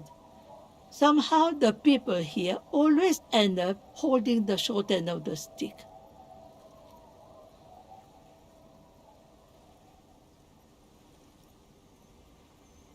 Were you dropped on the head as a kid? You can't live off a pittance for long. Do you know who takes the cream off these deals? Real estate developers, construction companies, restaurant owners, clerks, accountants in La Delta. Have some integrity. You're an officer of the law, not some fat slug's corrupt little crony. It's okay. She's emotional right now. Keep at it. Wear her out. You know, there could be another way. You need to go someplace private and discreet, though, like your shack.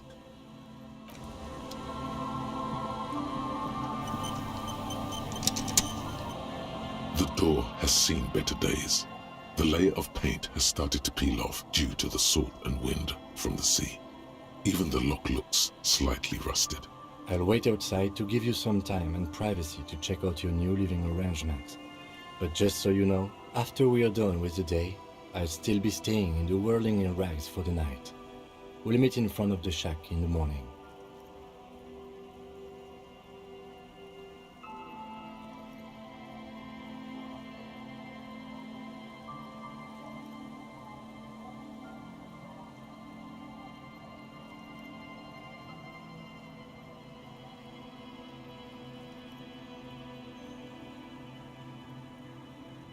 The key turns with a satisfying click. You can enter the shack now.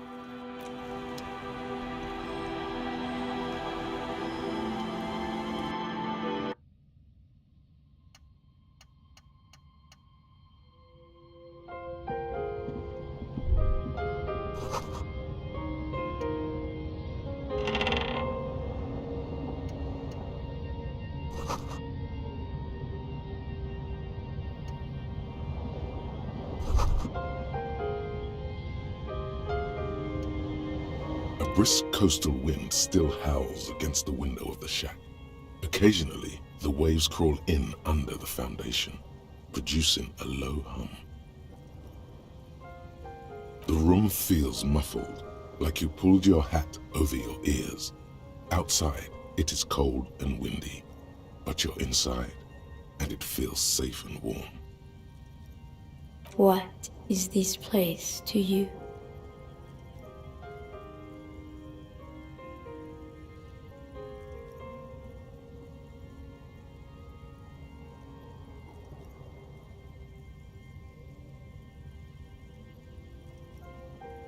Overhead, you hear the forlorn shriek of seagulls. Far below the birds, a wooden boardwalk filled with abandoned stands, tables and benches, echoes from a long-lost time. A middle-aged man stands in a rundown shack on the edge of a fishing village, listening to the heater hum on the wall.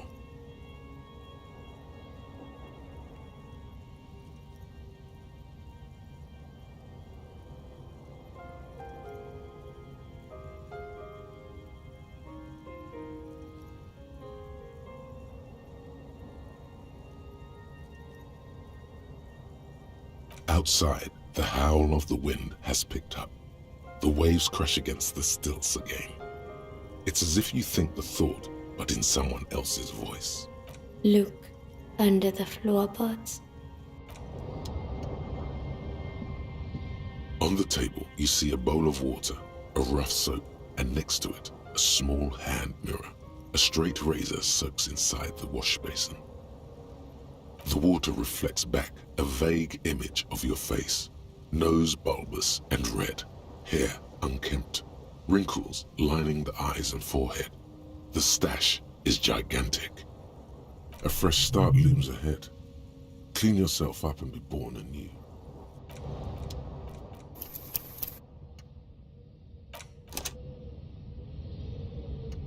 On the table, you see a bowl of water. Your hand trembles as you scratch your cheek. Oh no, that's not how a grown man shaves.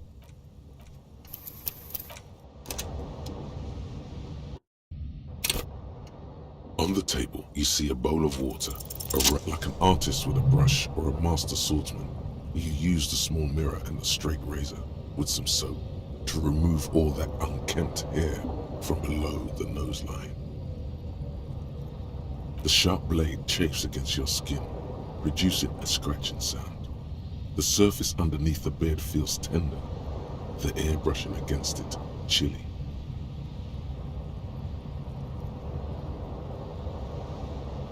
They feel so smooth, surprisingly so. A feeling of freshness overcomes you, as if you just came from a cold bath. The water reflects back a vague image of your clean-shaven face. Despite the bulbous nose, unkempt hair, and persistent swelling, you look a little younger. You almost look like a professional.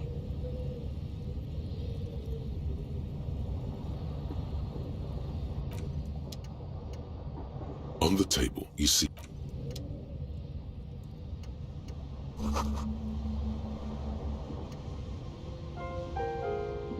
an old mirror hangs on the wall. You see your reflection in it. The expression fixed to your clean-shaven face. You're still not accustomed to it.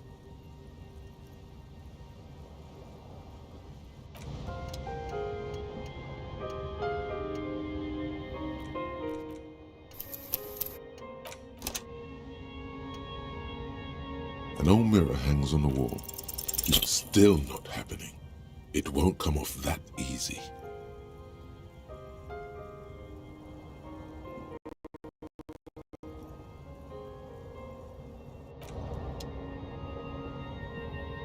The bed is comforting, if a bit run down. Still, you've earned a rest.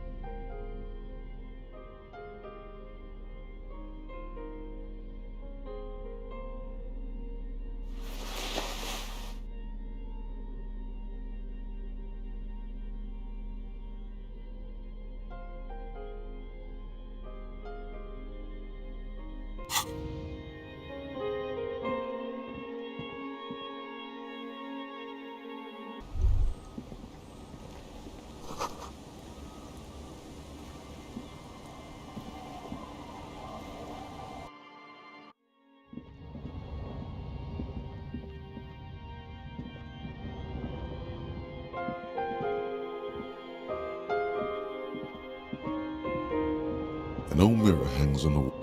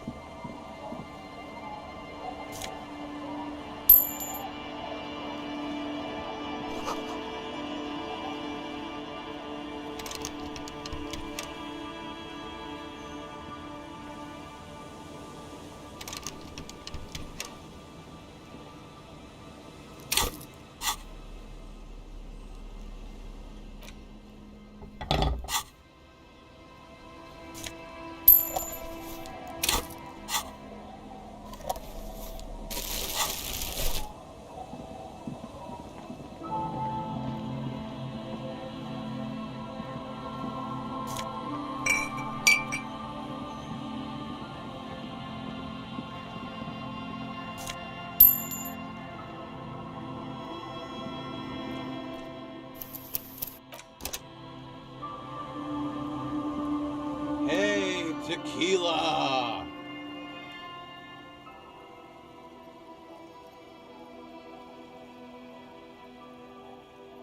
Good to see you. How's business? How's the whole reality situation treating you? So what's happening? Yeah, Tequila Sunset. How are the, high-concept, reality-based adventures proceeding? He says it like it's obviously your name. Like you call someone Billy Brunel or leader of the 4th Street Gang.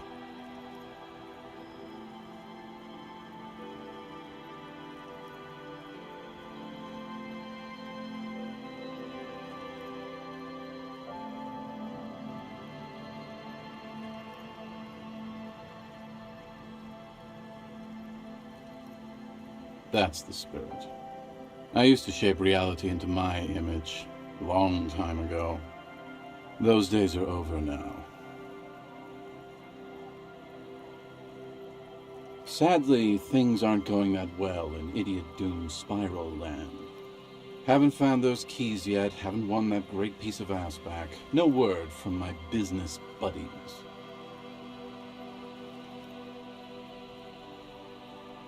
Idiot Doom Spiral, huh? This is bound to be a good, high-concept conversation. At last. We are saving the world.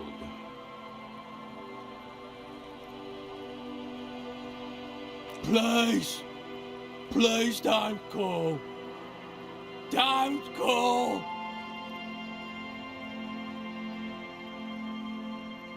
Okay, we're drinking.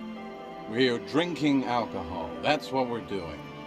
I tried to save the world once, a long time ago, with enterprise, creativity, and willpower. But that didn't work out. So now, it's a pirate's life for me.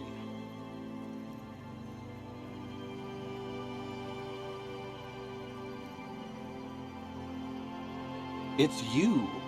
You're Tequila Sunset. We've met before. Don't you remember? No, you sure don't. Aha. Do you want to know how Tequila Sunset came to be?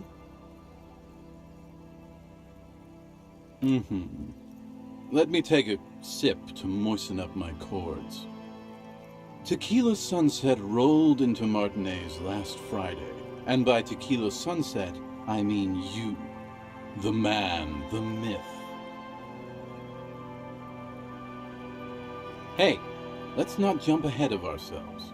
This is your story. Stop interrupting. You got here on Friday to solve a case, hoping to be the early bird who gets the worm. And by the worm, I mean the buzz. Because as far as I know, all you did was get piss drunk.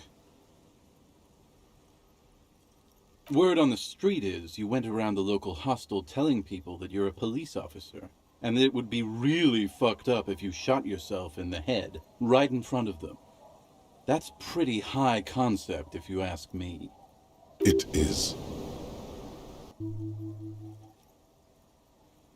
The lieutenant's brow is furrowed. He's listening as casually as he can.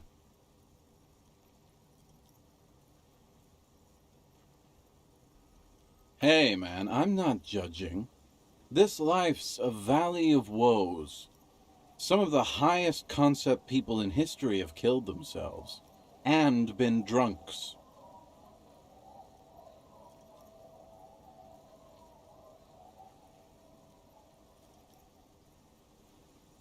Either way, it was a late Saturday night when we, the Union of Moribund Alcoholics, got our drink on.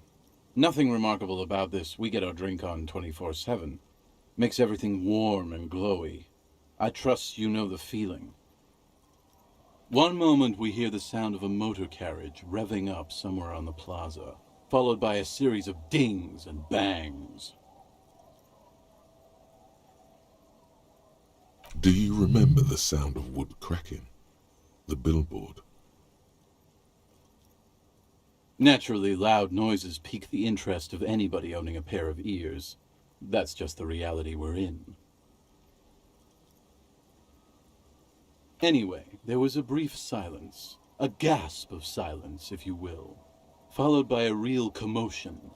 We heard the carriage careening towards the coast at top speed. Sounded like someone jumped the canal. We grabbed our brewskis and rushed to the jetty. Never underestimate the speed of an alcoholic. What we saw was a sight to behold. A beat-up police carriage containing you. Right there on the beach. You revved the engine and screamed at the top of your lungs. "The time hath come!" So, naturally, being the curious cat I am, I asked what time hath come, to which you replied, "The time hath come for tequila sunset, the end of all things!"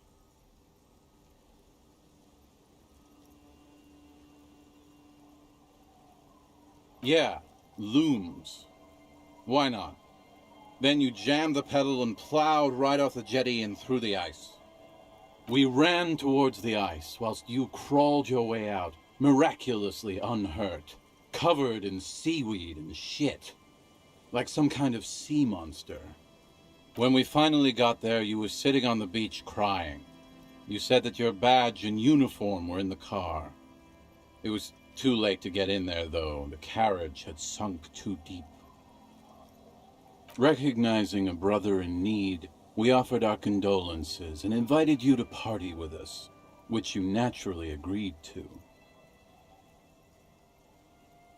We asked about the whole tequila sunset thing, and you told us it was your name now and insisted that we all call you that from then on.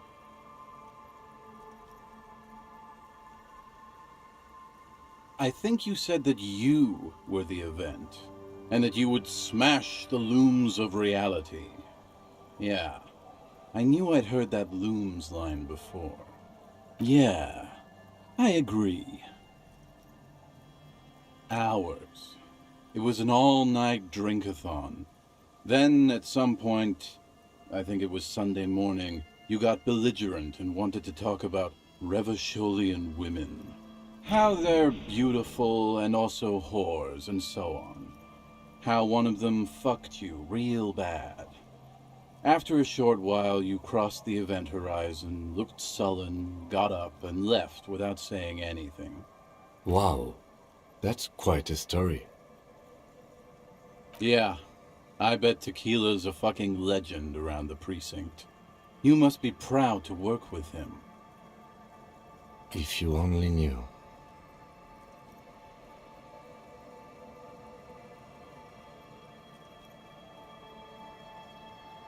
You were pretty vague about it, but you kept saying you got fucked real hard, and that we've all been fucked too. No one's fucked me. I do the fucking around here. Abigail! It seemed pretty painful, to be honest with you. If I had to guess, I'd say you're still working through some shit.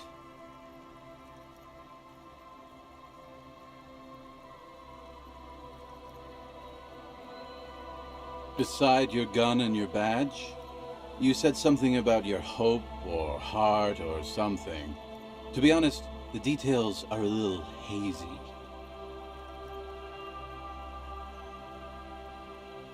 In retrospect, I guess you lost your motor carriage too? That's a big one. You told us that they were a bunch of fucking losers whose main interest was cramping your style. No specifics, though. It was more about you that night. You were the star of the show. Yeah, you said it was no biggie and that you'd solve it in no time. And that you didn't need anyone to do it. You're doing it solo now. A lot of cops go solo and hermit once they reach that level of alcoholism. Yeah, you kept talking about how the coal mine owners were fucking us all over, just like that woman fucked you. I didn't agree with you, by the way. The spectral hand of the market makes sure everyone gets exactly what they deserve.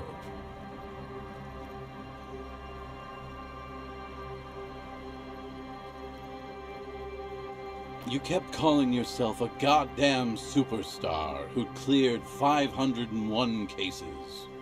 As you've already determined, the actual number is 216. But what's a little embellishment between friends? No thanks to the squares at the precinct, as you put it. It's a hard thing for a man to confront his past. That's why I avoid mine at all costs. Whoop-de-doo. So now I'm a fucking storyteller. Right. Why not? Better than a beach bum. It depends, really. Are you willing to help me out? You might get scammed here. Booze! Did you already forget our party? The thing I relayed to you earlier. So, have you got anything for good old idiot Doom Spiral? A bottle for a story. Seems fair to me. Then I will see you again once you've procured some. Par exemple, my good friend Rosemary here sells all kinds of stuff. All kinds, sir. Beer and wine. We are saving the world. Please! Please don't go! Don't go! Okay, we're drinking. We're drinking alcohol. That's what we're doing. I tried to save the world once, a long time ago, with enterprise, creativity, and willpower. But that didn't work out. So now, it's a pirate's life for me. We are saving the world. Please! Okay, we're drinking. We're drinking alcohol. That's what we're doing. So now, it's a pirate's life for me. You too, Tequila Sunset.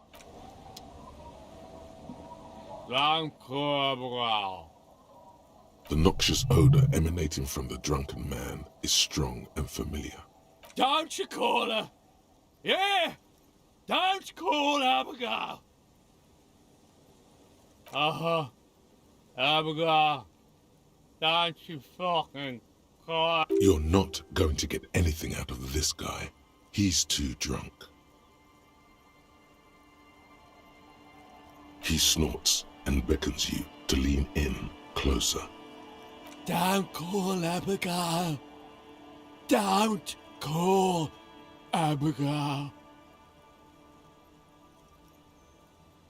The man hiccups, then mumbles something unintelligible. Don't call Abigail!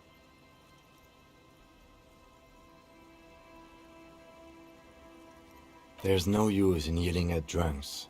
He's barely holding it. The drunk man starts coughing a Don't you fucking call her! Hear me? Abigail? Don't! There was little chance he'd be a reliable witness.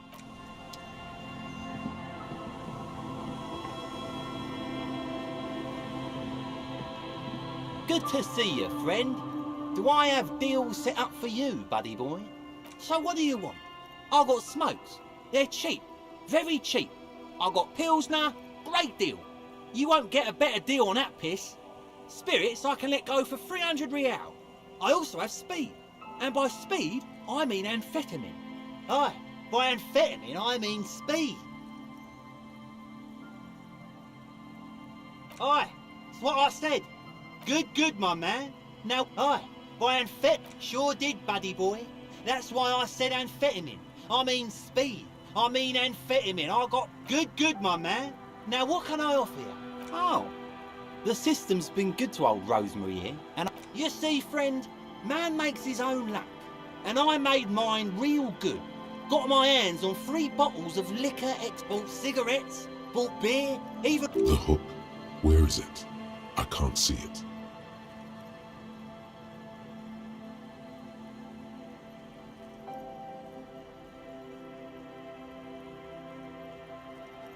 Mm-hmm. Hook 'em and cook 'em, huh? You want to buy something? Let's keep it moving. See, friend, it's real valuable. Worth every real, if you catch my drift.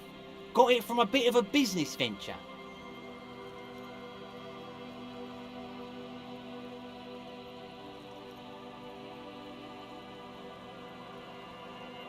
You know what's crazy, actually?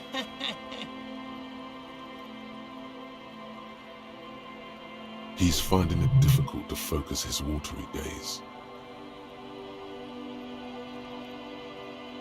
What? This guy. Oh, this is medicinal spirits, the good stuff. Got it from the doctor's office. I got one of those scientific ampoules a few months ago. Torpedo, they call it. It's supposed to keep a man from taking a drink.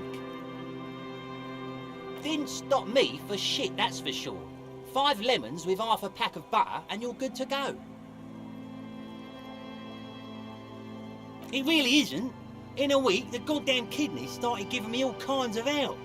Finally, the missus took me to a private doctor's office. Not a charity, the real thing.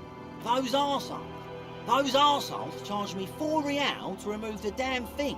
But I came out on top after all. But the idiots left me alone in there. Now, I used to teach high school biology. I know what doctors use to preserve dead things.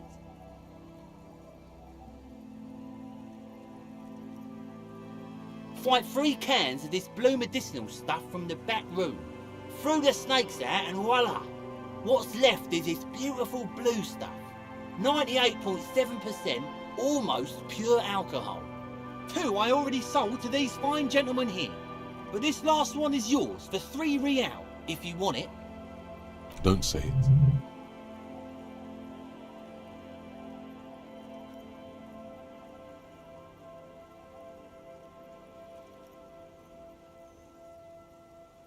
Yeah, be careful.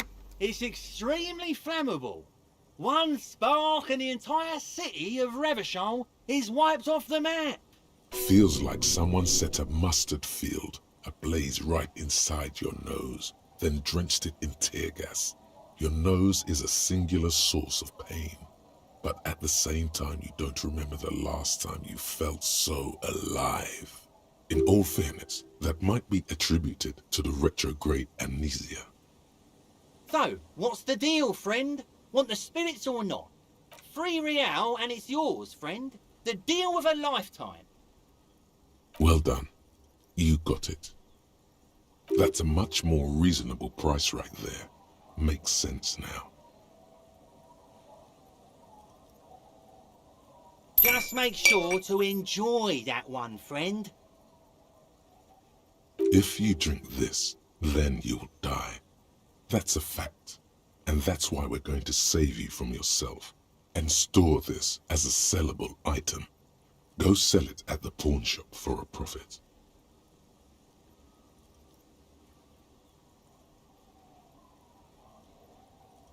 In the civilized world, it's a custom to tip the shopkeep, friend.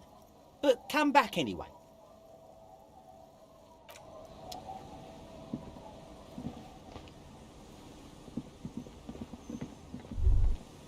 A drop in temperature, an easy flow there. An empty street. Before you, a thoroughfare unjammed with lorries. No more drivers smoking on hitch steps. Just silence. Chemically sweetened. Across the road, a forgotten bus stop. Corrosion has opened a hole in its roof.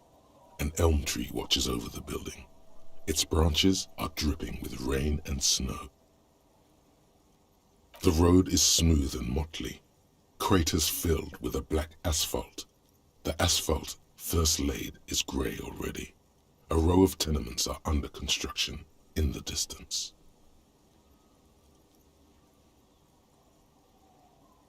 A tub warm with water, white with soap. A man bathes while radio waves transmit the lottery numbers. 4, 18, 21, 4, 1, A modern washing machine rattles a drawer full of silverware. Number 312D.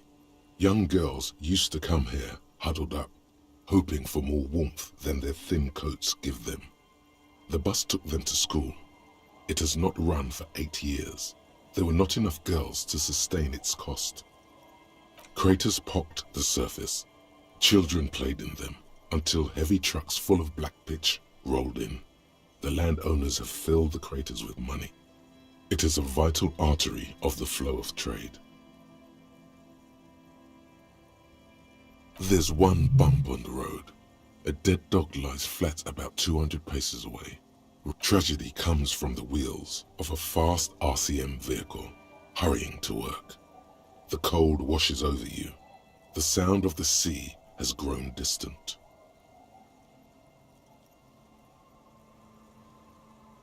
The wind moves the aerosol.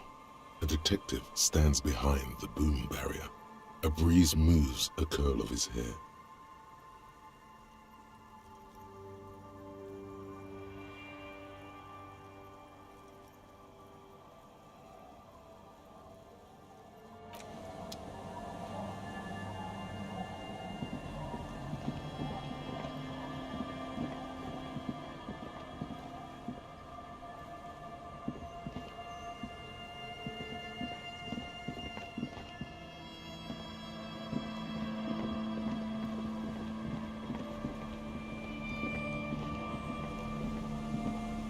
The scruffy-haired little boy kicks a stone. He can't be more than 5 years old.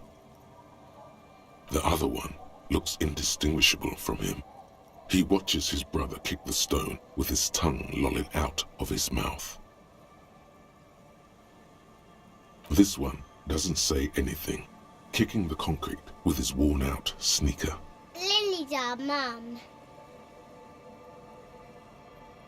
The stone kicker laughs suddenly. His head is too large for his shoulders. The other one laughs as well. Wow, so intellectually stimulating.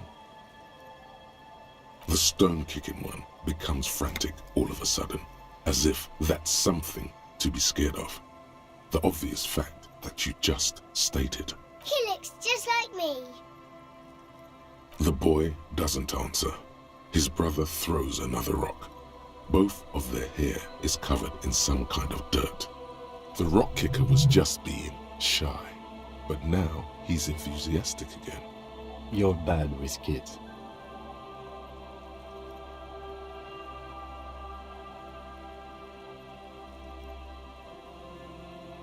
Maybe I am. Now, how about some actual police work? We are not getting anything here.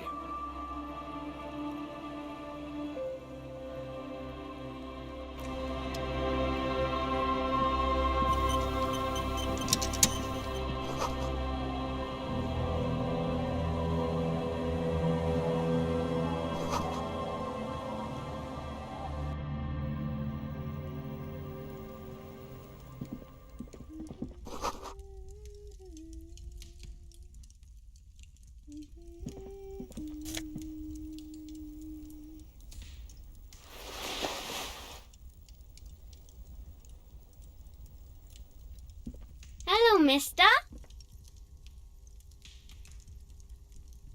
She clutches a small stuffed animal. Occasionally, she twirls it around.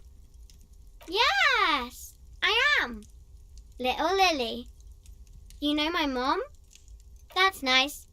My mom is great. She's never angry or anything.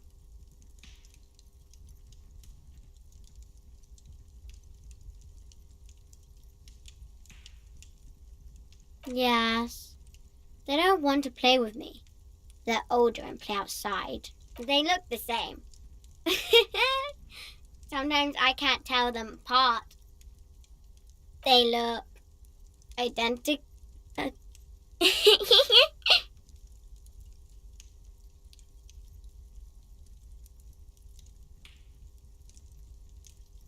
It's a grouse. Wasn't Gar, the cafeteria manager, trying to repair a piece of taxidermy?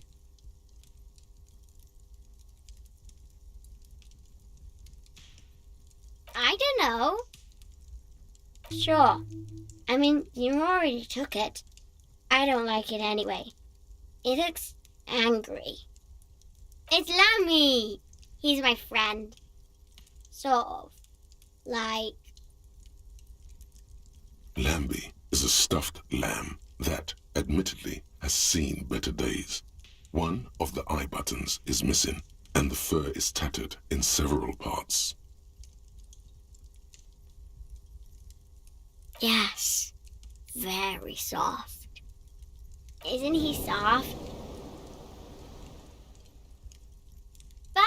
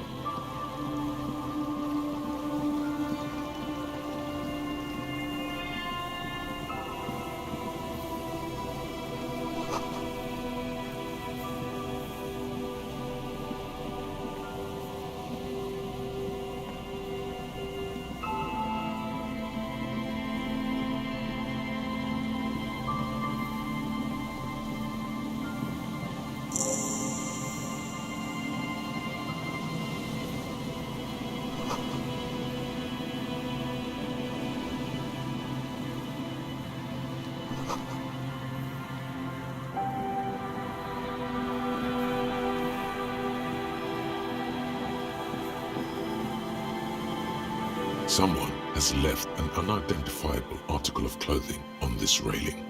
It smells really bad. It's streaked with dried seagull shit and tangled with pieces of seaweed.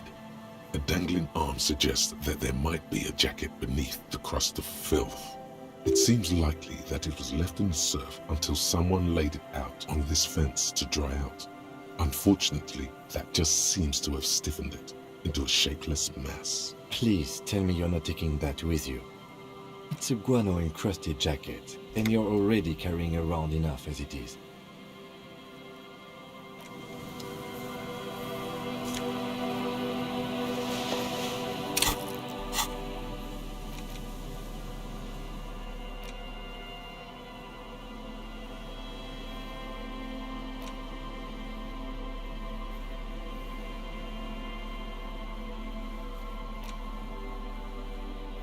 You take the legal documents out of the envelope, a 12 to 40 month construction period, and the zoning plan in the addendum. Underneath all this, Lillian's signature and an empty line waiting for a signee. The youth center cuts into the ocean like the bow of some great modern ship. Apparently, it's going to cover most, if not all, of the street and the square between the existing houses. It's 3 stories tall.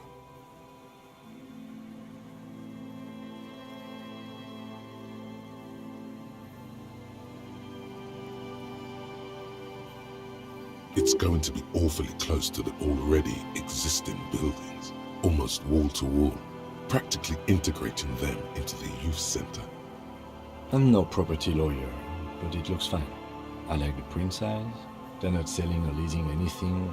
It's not a perfect solution, but... How else are you going to build something? It's always inconvenient to build things, and citizens inevitably have disagreements over such construction projects. But there's no other way.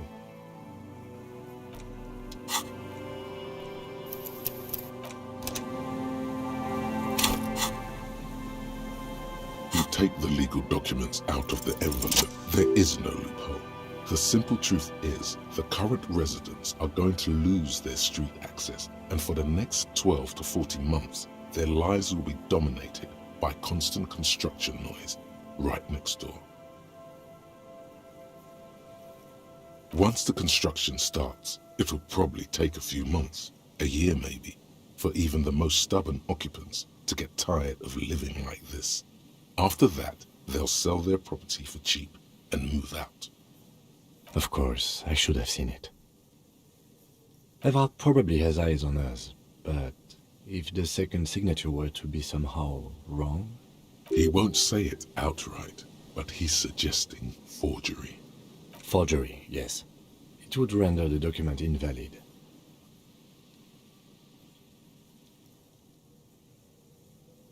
I am not sure whether working with Everard is particularly ethical either, but I understand and respect your position.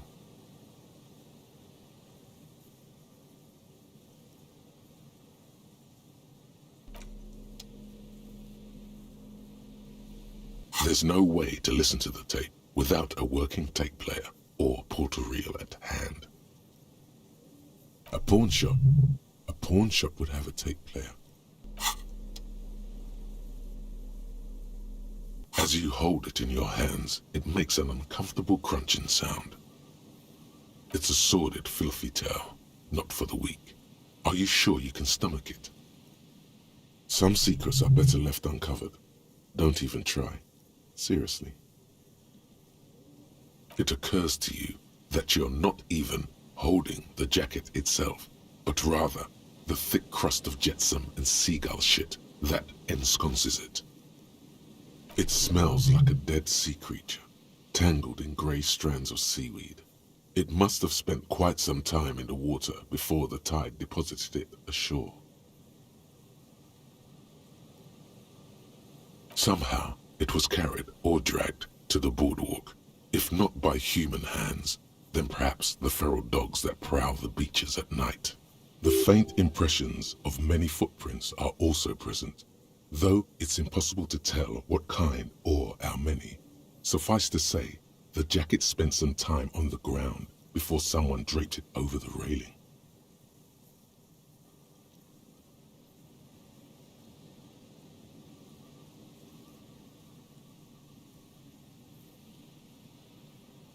The crust is hard.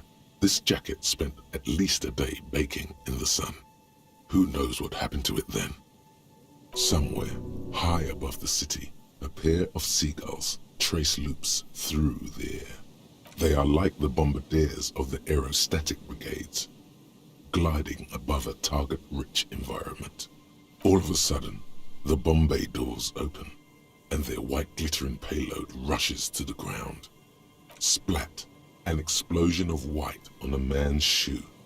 A curse goes up, but the birds do not hear.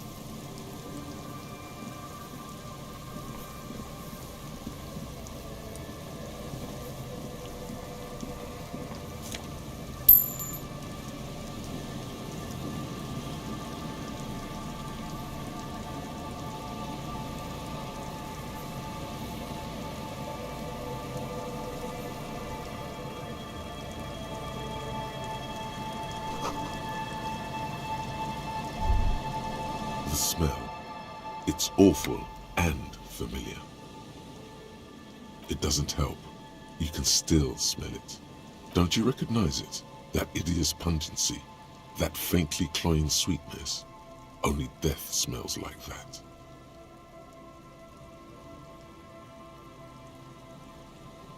Something cold wakes in the pit of your stomach. Fear. The signs of decaying meat. It announces itself from 24 meters away. A warning, a memento mori. The lieutenant has already brought a handkerchief to his nose. Eyes up, detective. Something's not right here.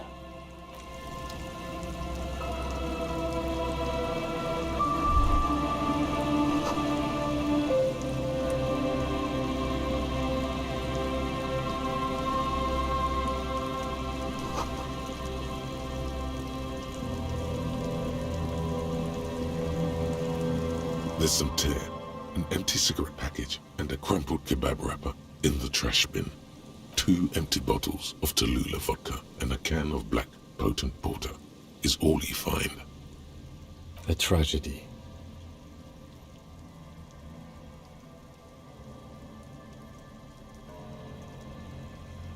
Whoever tossed it here was a heavy smoker. The brand name reads Red Astra. Red Astra is the black market version of Astra cigarettes, known for their high tar content. You see traces of mayonnaise and ketchup on it, as well as a tomato wedge. The wrapper reads Shish Kebab Revachol. It's no older than a day or two. No mold yet.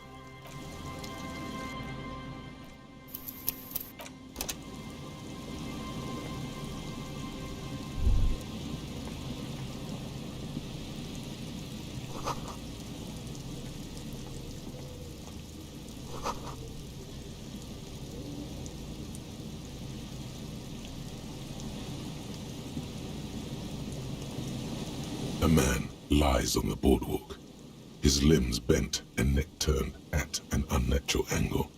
Right next to him is an empty bottle of spirits. In his cramped hand, a chewing gum wrapper.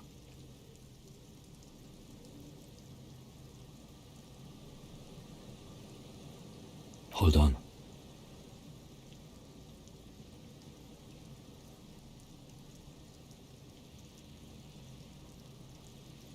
Lividity is faintly pronounced. Whoever this is has been dead for 2 days. No longer. We need to investigate. Calm now. Carefully. Just another day. Just another dead body. Breathe. He's wearing mud-caked boots, beige trousers, and an old brown leather jacket with a bright blue lining. There are traces of kebab sauce on his chest. The leather jacket suits him well. It must be custom made. Good. We should take a look at that library card after this is done. The man has fallen through a crack in the boardwalk and hit his head against the metal bench. Coagulated blood covers his black hair. One of his feet is still dangling through the hole.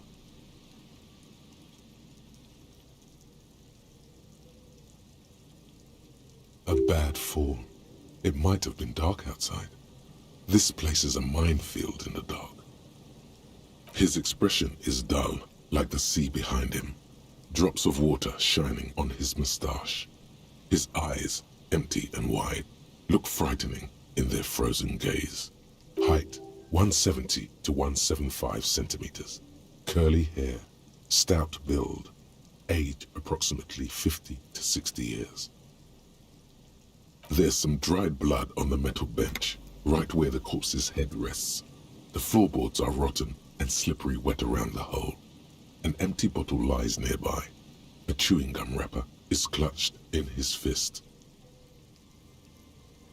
Be very, very careful where you step here.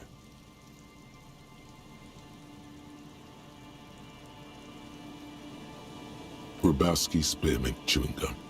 Green leaves on the cover. The man's mouth is half agape from the terror of the fall. The blackness of death. Stench. You think you see white chewing gum too. He ate the whole pack, right? It's to cover the smell of alcohol before going home. The worst thing is, I've seen it before. Almost the same scenario, even the chewing gum. It's always the same.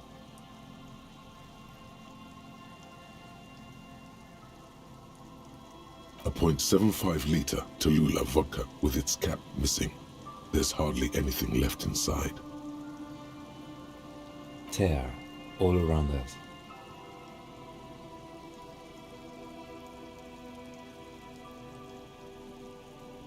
I'd prefer if you didn't collect them this time. It's not proper. A dried chunk of blood covers the hair at the back of his head. An open wound. It's sticky and cold to your touch. I don't see any other major wounds, do you?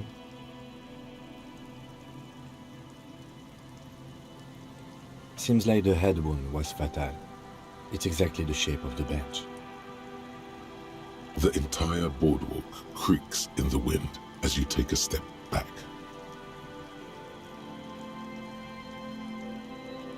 There's some dried. Be very, very careful where you step here.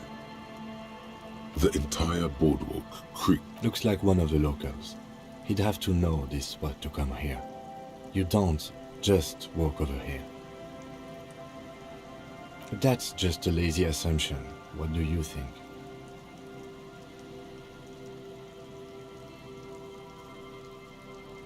We do know that he was married. But you're right, let's not run ahead. For now, all we know is that he's an unidentified middle-aged man found dead on the Martinez, death by misadventure. He slipped and fell through the boardwalk. A truly unfortunate accident. If it wouldn't have been for that bench, he'd be alive.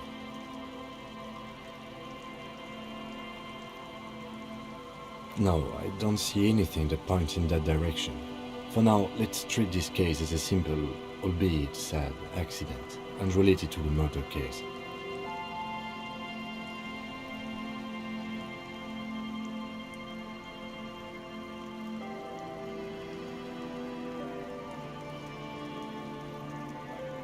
Agreed. If this somehow converges later, why not? But keep it simple for now. Oh yes. Some symptoms of acute alcohol poisoning could have definitely played a role here. Severe confusion, respiratory depression, unpredictable behavior. But I think that death arrived through head trauma, not liver failure. What about it? The deceased ate some kebab. It's probably from a nearby place, maybe in the box. Sometimes a kebab is just a kebab. They'll seal this place off after the news reaches the coalition officials. I doubt that they have enough resources to actually repair the boardwalk. Not that sealing it off would keep anyone away. All it does is keep the city council's hands clean. It does seem to be a pretty straightforward misadventure. Although there's still a question. From where I stand, I can see two options.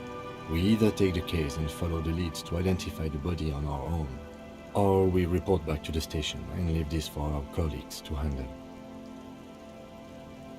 Alright, we should first examine the library card you found. Then we can call the station from Mike and Emma. Let them know we are taking the case.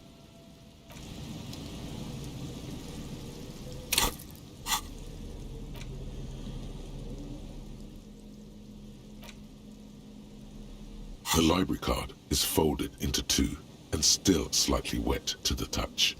The front side reads, Central Jamrock Public Library Card, issued to Billy Mejean, expires July 53. Billy is a unisex name. Could be the deceased, or his family member. Whoever owns this card is an avid reader. You find a list of books written in blue pencil. Radio thriller. Stand a little less between me and the sun. The last one in the list is The Glinton Curve by M. Theobald. A library stamp indicates that the book has been returned. Most of these titles seem to be in the sci-fi genre. some thrillers too. If lost, please return the card to the library. Dial 005 02 55 211 or visit us at Moreau Street, 78, Jamrock. Good. We should give them a call from my kinema. See if we can learn anything about Billy Méjean. Good idea. There was plenty of information here to go by.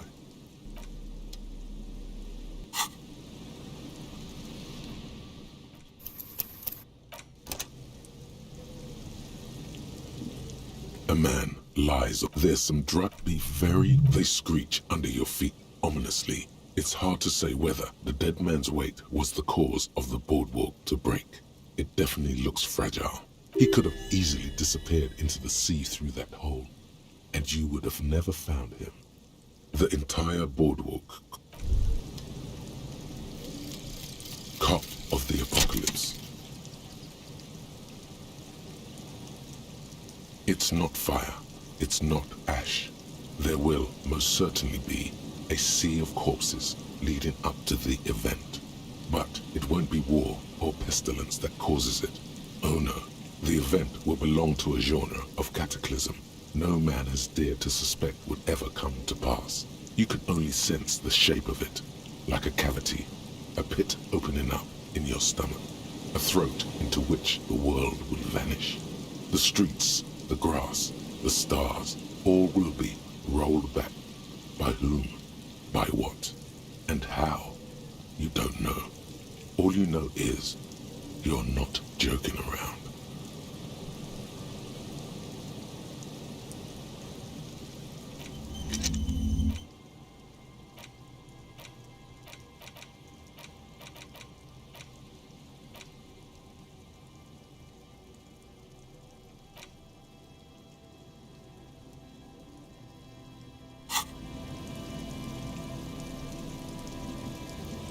There's some tear,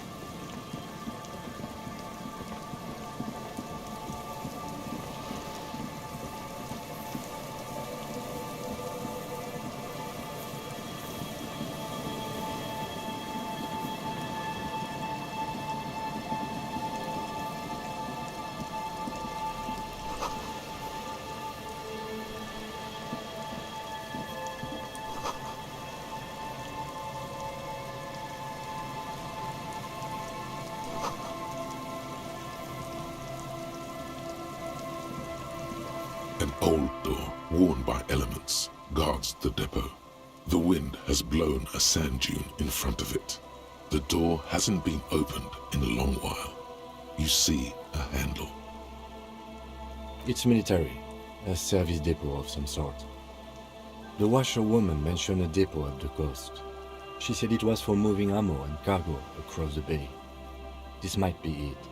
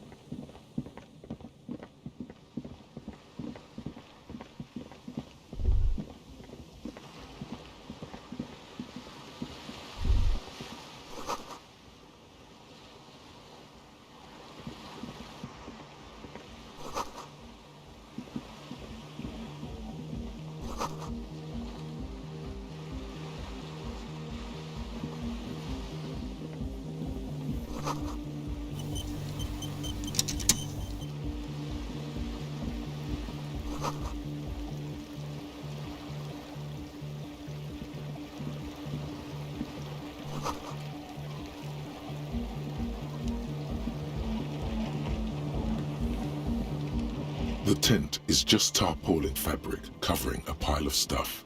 The flap is open. Inside, 3 young men are listening to some new form of music.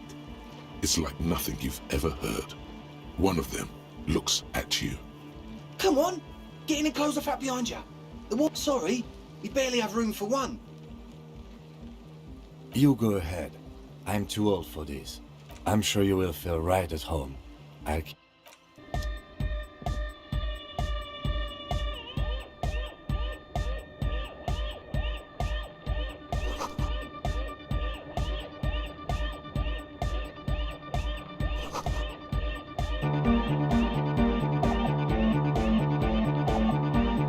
A young man with peroxide blonde hair holds up a Harman Walshy tape player, nodding along to the music. He looks at you with a knowing smile and says, Hardcore! It's hardcore!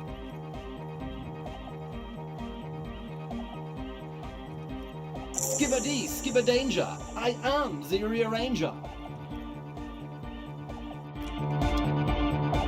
You see a youngish man bleaching the tips of his hair with a toothbrush. He puts the toothbrush down and extends his hand in greeting. Hello, I'm Andre. It's a pleasure to meet you. His grip is strong, sweaty, and warm. He's trying to project and inspire confidence. This is my posse, Noid.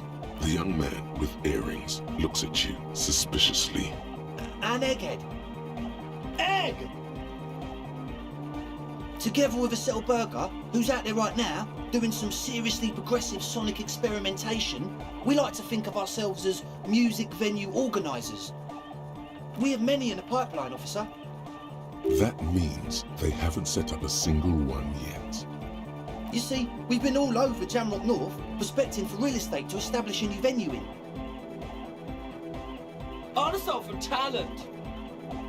Yeah, thank you, Egghead.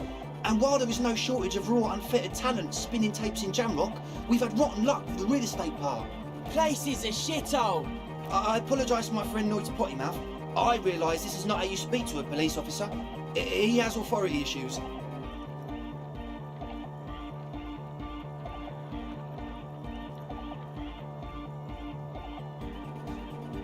Yeah, it's a matter of occupied ecclesiastical property. I bet you've noticed the derelict hive of narcomania on the coast. I'm talking about the church, and I'm not exaggerating.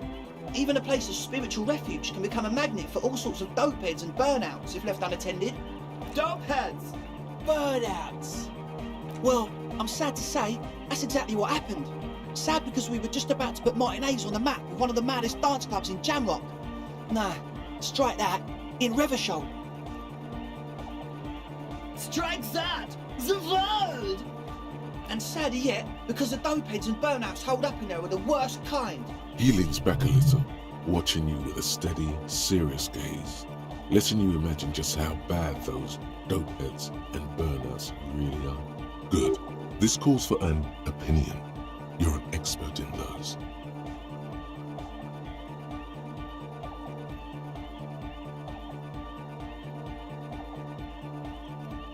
The spooky kind. I was hoping you would be the judge of that, officer. All I can say is, their spookiness is the kind that keeps us from restoring this church into a community centre and a place of spiritual refuge. Also, they don't eat or clean the building. Shit's gonna collapse. People just want to spin tapes without them spooking it up. Place has bad signs. No one can dance like that. Thank you, Egghead. So you're gonna look into it, right? It should be a police matter. Getting them out. Whatever spooky stuff they're doing, I'm sure it's not what the Ecclesiastes meant their property for.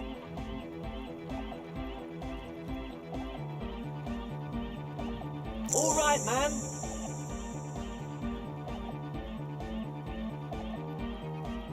I asked Noid to install a measure against more drifters wandering in.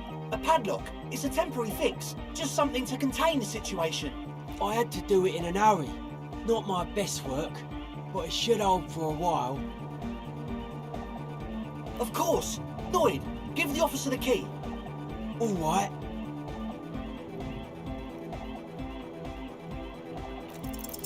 You sense the trajectory of the little piece of metal and plastic.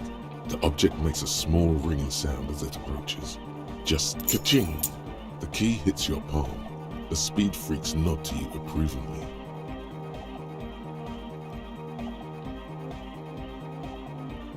The speed freak nods to you. Not long. Like a week, maybe? I'm super sure they're alive. I mean, come on. I'm at least 90%, maybe 85% sure they're still alive. Somewhere in the ruinous past that led you here, there was something called exams. You may have learned the term involuntary manslaughter there. Exactly. That's exactly what we thought. The cage of the rage! Rough blaze! Egg means the situation is monitored. It's relatively safe. Sure, man. Tell us what you want to know. Let's do it. Truth is, I don't really know. None of us do. I don't even know how many there are. All we've seen are glimpses. Yes, there's also the machinery. When I first scouted the place, back in February, it was abandoned, empty. Took some time getting the crew together. So about 2 weeks ago, we came here hoping to set the stuff up.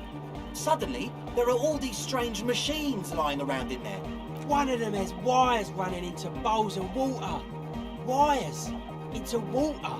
Never seen anything like it. Andre, tell him about the feeling. Oh, and it felt like there was something in there with us, watching us from the dark. No, the other one. Which other one? I'm not as in tune with my emotions as you are, Egg. Felt like silence. Awful silence. Not exactly. We've just seen someone who we think is a woman go in and out of the church. A couple of times. And we felt someone, or something, eyeing us inside. But that's kinda it. Like, you aren't alone, you know? It wasn't quite human, if you know what I mean. Not human, as in a ghost? Do you know what he means? It was this dark shape climbing upside down along the ceiling, like some kind of crab man. Yeah, you know, the way it was climbing up and around the ceiling, like a crab. It was stalking a cell, exhibiting ambush behaviour. Odd. Crabs are usually marine creatures, and not known for climbing walls. Crab man! Yeah, totally. I mean, I didn't personally see it. Estelle was alone that time, but I believe her. If she comes out running and says there's a crab in there, there's a crab in there.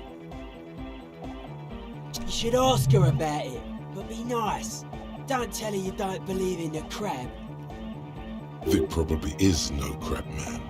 Don't let them draw you in with this nonsense.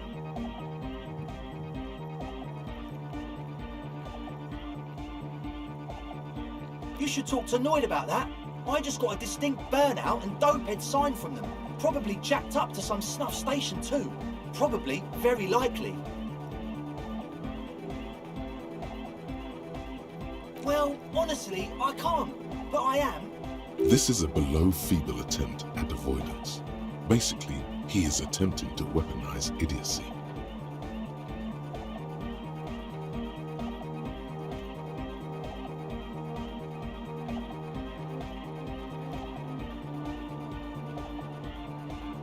Hey now, I'm 70% sure they're substance abusers. Don't let all that technology fool you. Where do you think the drugs come from? Sure. What? He's a quiet man, mostly communicates through music, and by being a master of ceremonies. You know, a host, a declaimer of slogans. He's a performer, gets the people going. Interesting, sire. A bit like you then. An MC for short. Well, he's just kind of here. I don't really know how to communicate with him. Yeah, sometimes, when I stumble and find my way into his centre, you have to hear a lot of hardcore to the mega first though. The man smiles mysteriously, choosing to let the beat speak for itself. I get it. He's a puzzle.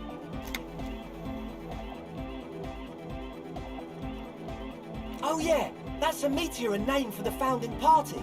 Thought it'd be cool to use it.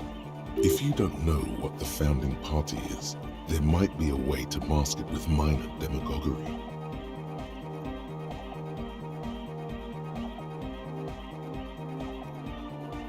Come to think of it, I've never really looked them up, you know. I can't give you a precise definition, but they're a very powerful religious organisation. And they have roots in ancient mass society. And they're the custodians of the Pericanassian Church. Plus, they anoint the innocents. They, made the innocentic system, no? Totally. The Pericanassian Church is about love. And Nordic music is about love. I got love for my Pericanassian posse. Love is the relay out of death. With love is hot. Unity! Unity! Make some noise for my Insulindian posse! You feel it. The anodes and the cathodes coursing through you. Your big toe starts tapping along to the base, as if testing the waters.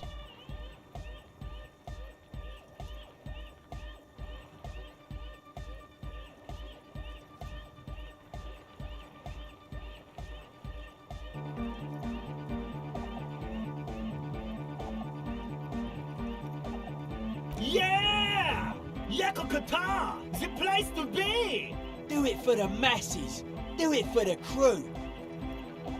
I didn't want to say it, but it was pretty lame of you to imply otherwise. Anyway, you got more questions? The one with the large head is still looking at you, nodding his head, waiting for your body to start moving. You feel like you could go for a little disco when, or if they get this club going. You've got it in you. Yes. What? Yeah. Good to have, bitch to carry. Oh. It's the one they sell at the fuel station. It's like he's lying to you, my liege. But he's slippery enough that there's nothing for you to grab hold of.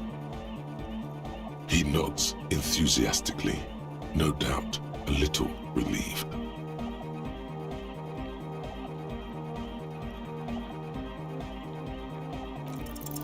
Okay, so the gist of it is, they want to turn the church into a club, but a suspicious element has overtaken the building. It's very important to understand what the gist of things is. Always consult the gist before making up your mind. This is going well. Plus, and it has to be considered, you can't invent the future of dance music in this smelly old tent. Imagine if you had the church. That settles it. Analysis complete. Their story checks out. As always, we'll be right here, waiting patiently for the news. Yeah!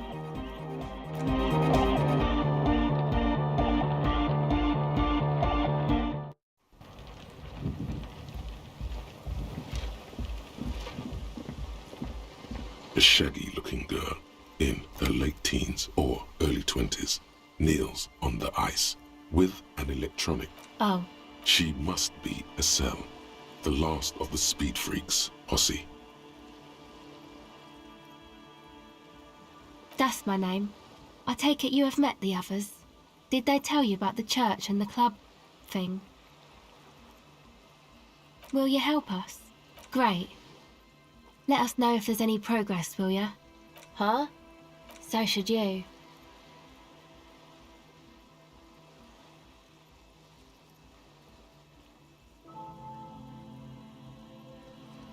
Oh, I didn't notice that.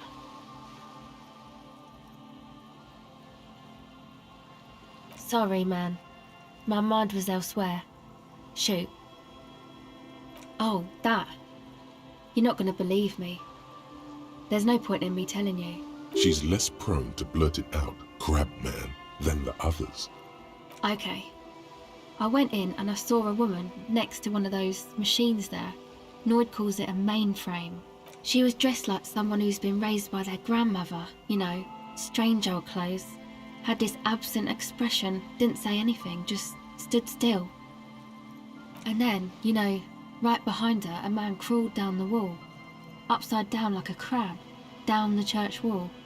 I think the woman didn't even know he was there. He was completely silent. He stopped right before he got to the floor, then just hung there like that, looking at me, right at me. I fucking turned around and walked out. Like a crab, you say? It was too dark. I couldn't tell exactly. Come on, she obviously could. She already went into detail.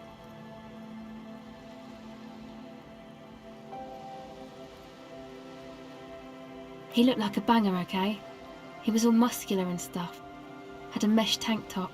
I know it sounds ridiculous, but that only made it scarier in a way. A crab and a banger? Yes, a banger. As in a mess gang member. I know what it sounds like, but that's what I saw.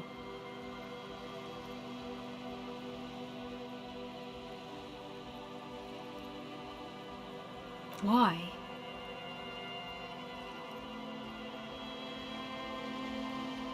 Okay then. They certainly do around me. My associates? I haven't got much to say about them. Of course I do. I just don't tell people about my friends and who they are and so on. I don't provide information on them. To the cops. Me? I'm a silver bird. A silver bird feels strangely familiar. Was it an expression? And if yes, then for what? Then your mind slips and the thought is gone. Don't know what makes you think it'll be any different later, but...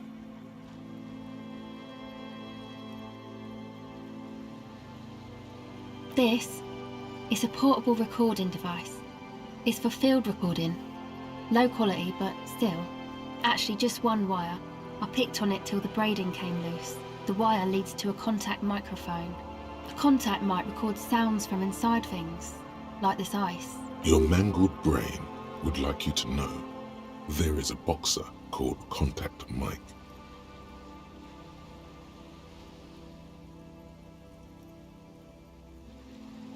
No, you're welcome. Yeah, I record stuff with it. No. This is a contact microphone. It's for recording inside solid objects. Contact mic just beats people up. An entire litany spews forth.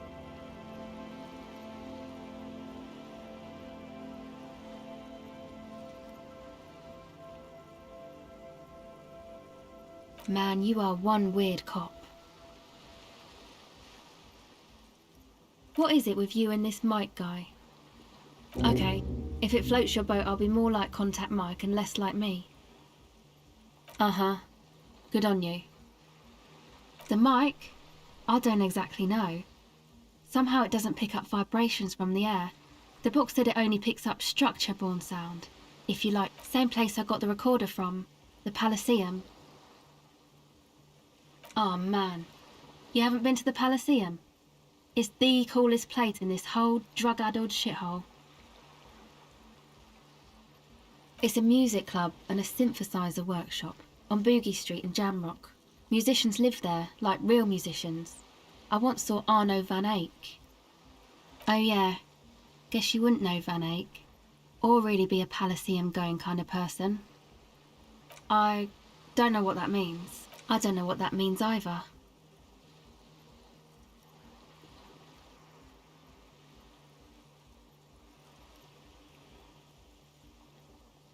That's cool. Sucks, man.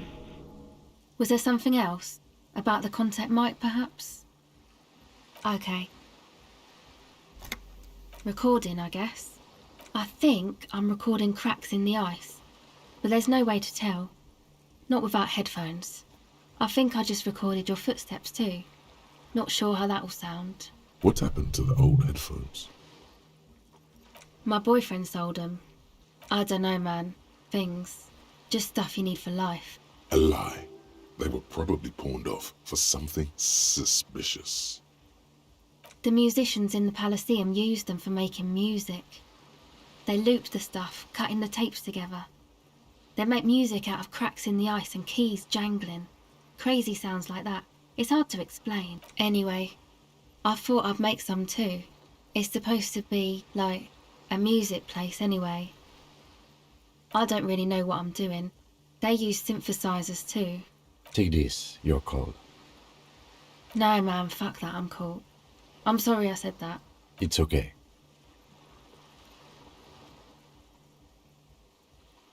Thanks.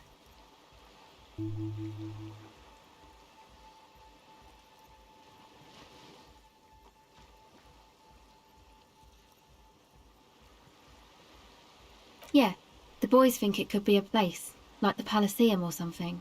Stupid. It's really not gonna be a Elysium, that's for sure. And who are these boys? Yeah, Andre and the guys, inside the tent. And why is that? They got too much stuff crammed in there. No room. Didn't you see it yourself? It's mostly music stuff, like this tape recorder, but bigger. That stuff is more expensive than I am.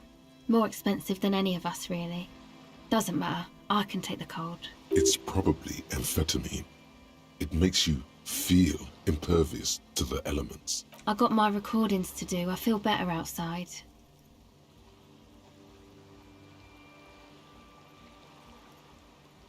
Go ahead. It's supposed to become like, except that... The floorboards are twisting, and the shooting beams are slowly cracking, like bones. Far east of the Golden Delta, beyond the industrial port, there will never be a club for anodic music here. Not in a million years. You know, anodic, cathodic, music that's made with electronic instruments. Synthesizers and tape consoles. Microcomputers too. Anything that uses electricity, but isn't guitars. Also found sounds, stuff like that. Go ahead.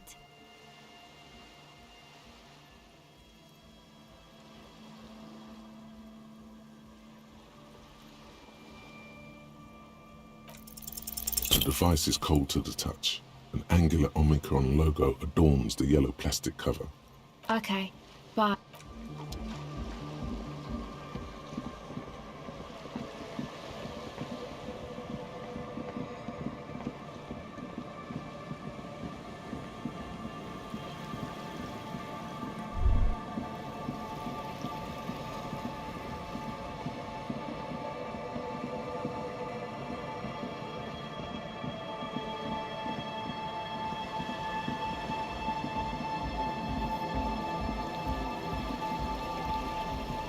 A pane of eternite has been planted into the snow, barely holding it up. It looks like a makeshift bridge.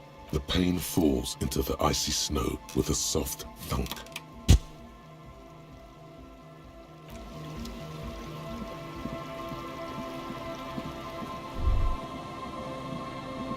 Winter, slow to let go of Rivershaw, flecks some more wet snow from above.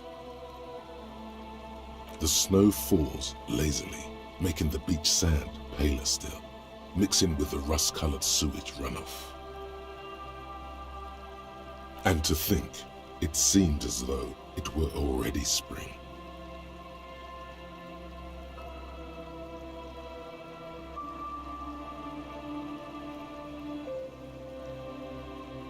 The melting snow seeps through your thin clothes.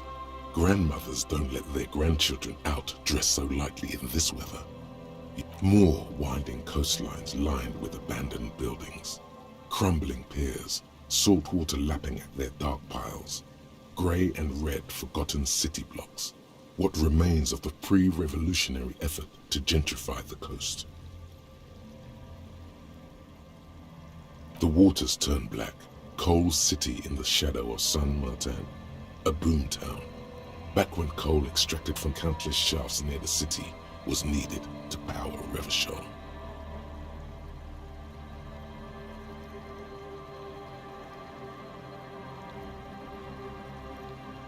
No more.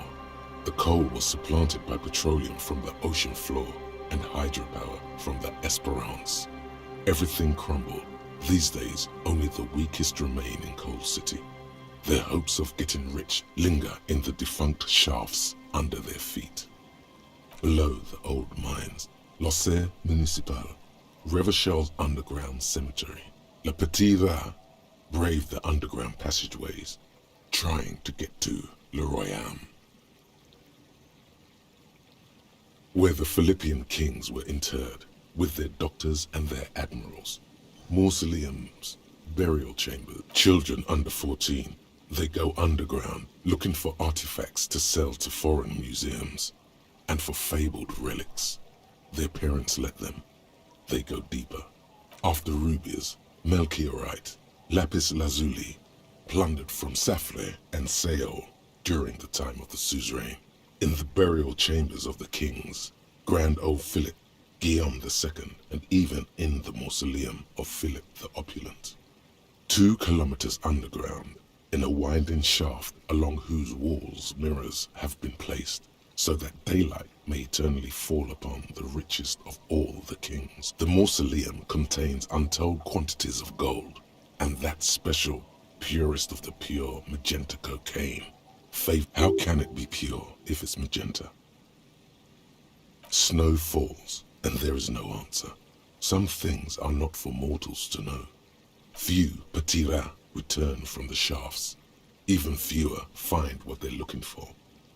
All around her, white snow on the extinguished coke furnaces, and the canal you crossed to get here and beyond it. Martinez proper, the district the police forgot to police. There is laughter, lights, attempts at entrepreneurial activity, cynicism. Someone is scraping snow off their windshield at the roundabout, in the midst of which a statue of Philip III serves as a destination for grade school field trips and a fine perch for winter birds. Like all monuments, it's also a warning. 6-story ruins on the south side of the roundabout cast a long shadow over the profligate king. A fenced-off yard. There's a truck belonging to a logistics company parked next to the gate. Bright light from a building behind the fence reflects off its hood. Clean white light coming from the windows of a clean cube-shaped office building hidden amidst ruins. A secret. The abandoned church, one of 2 remaining stave churches, which were collectively called Les Sept Sœurs. The other 6 sisters were destroyed during the Revolution. The remains of a camp on a jagged piece of rock, a tent, old dishes and cutlery, long since abandoned. Further out, the lights burn bright. The remains of a camp on a jagged piece of rock, a tent. Further out, the lights burn bright on Resurrection. Way beyond, then there's Ozon, but the snow falls too thick. The Bay of Revachol, vastness, great depth, and at the farthest reaches of the Bay of Revachol, the raised motorway, 881, separating Martinez from Jamrock. Vehicles whoosh past one another day and night, while those who reside in the labyrinthine alleyways beneath the motorway attempt to carry on with their lives in the snow and the slush. And south of the 881 is the Pox. Was once a park, a place for reflection and recuperation for the patients of the old military hospital. In the 20s, it was used as a quarantine center during a measles outbreak that killed many children. Most everyone has avoided the hospital and surrounding park ever since. The Pox is completely wild now. Evergreen thickets covered in snow and industrial dust. Feral dogs and even wolves roaming in packs. The police try to keep the deepest corners cordoned off. Heavy drug users do slip through and hole up in the old military hospital, hoping to find something to get high on among the hastily abandoned supplies, or just to overdose in peace. A line of motor garages with armored carapaces hunched in the cold. A mechanic is hard at work, patching up bullet holes in the side of a Capri 40. These are the garages of Precinct 41. Snow settles on the roof of the repurposed silk mill. It serves as your station. Shivering RCM personnel hurry in and out of the main entrance. Around you, the snow continues to fall. To the west, the ocean swells. The stairs descend to Central Jamrock. A man named Cooklove has a snow-covered stall there in the market across the bridge. He sells kebab infested with fly larvae to your colleagues who believe eating it will make them immune to food poisoning. Snow falls on the utility district, the library, the florist, the Sarah Mauritian restaurant that offers homemade wine, and also on the brothels and drug dens and the chop shops of the Zemliaki. All of this built around a lake that formed in a meteorite strike. At the center of this lake, there is a little ship. There are lights at the bottom of its hull. They are lights directed toward the seafloor, looking for something, like whiskers. A chill comes over you, crawling down your back. The sand under your feet is wet. Somewhere in the south, tarpaulin flap in more coalition aerostatics. Occasionally, lights flash as they maneuver through the falling snow. One large airship carries crates in its belly. Layer upon layer of sand, poisoned with industrial runoff. The storm drainage, hidden bunkers. Rats scuttle. Someone stuffed a big old polar anorak into a concrete pipe under the boardwalk. It would keep you warm. You would probably never happen across it, but who knows?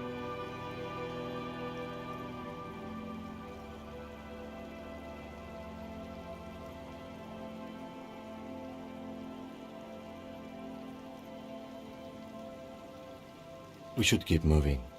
Who knows when the snow will let up?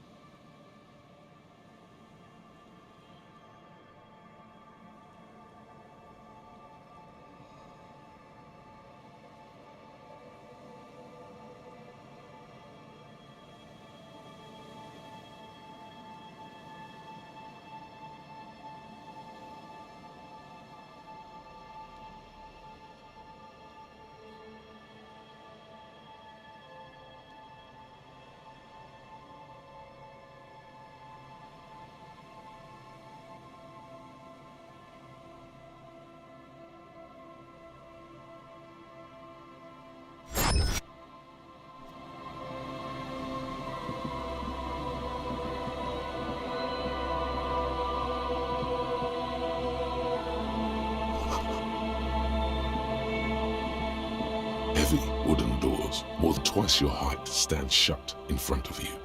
The rectangular sea-worn ornamentation appears in stark contrast to the padlock, carelessly drilled into the wood. The carving on the door is block-like and angular, like the church itself. Two large beams shoot downwards, sinking into the wood before they reach the threshold. The surface is smooth from the wind, but moist to the touch. This cheap-looking padlock is sturdily built. It shackles together a hasp and a staple screwed into the wooden door. The lock is adorned with a yellow sticker. It'll be easier to break the staple than the lock. Also, that sticker is interesting, somehow.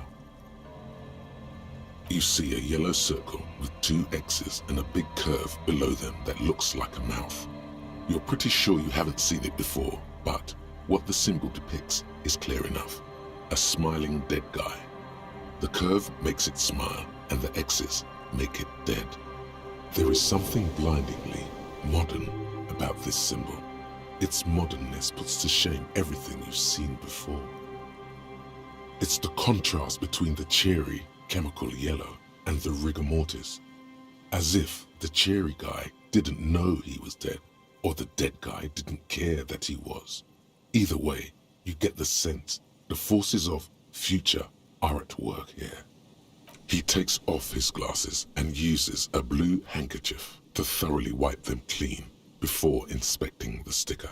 Then he looks up, pauses, and replies. No. Looks like a dead man smiling. Suggests junior delinquency. For Revachol aussi, the moral intern defined junior delinquents as minors between the ages of 10 and 16 who have committed an act in violation of the law. These acts aren't called crimes as they would be for adults. Crimes committed by minors are called delinquent acts. This was part of your officer's exams. I haven't seen that sticker before, and I'm not a youth. That level of conceptual thinking is not part of my skill set.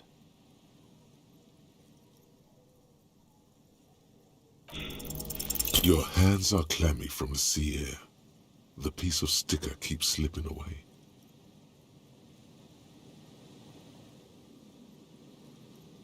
The lieutenant hands you a blue handkerchief. He looks a little dismayed when he gets it back crumpled. However, it should be easier to peel the sticker off now. There's nothing like the sound of a sticker unpeeling. Now it's stuck to your thumb.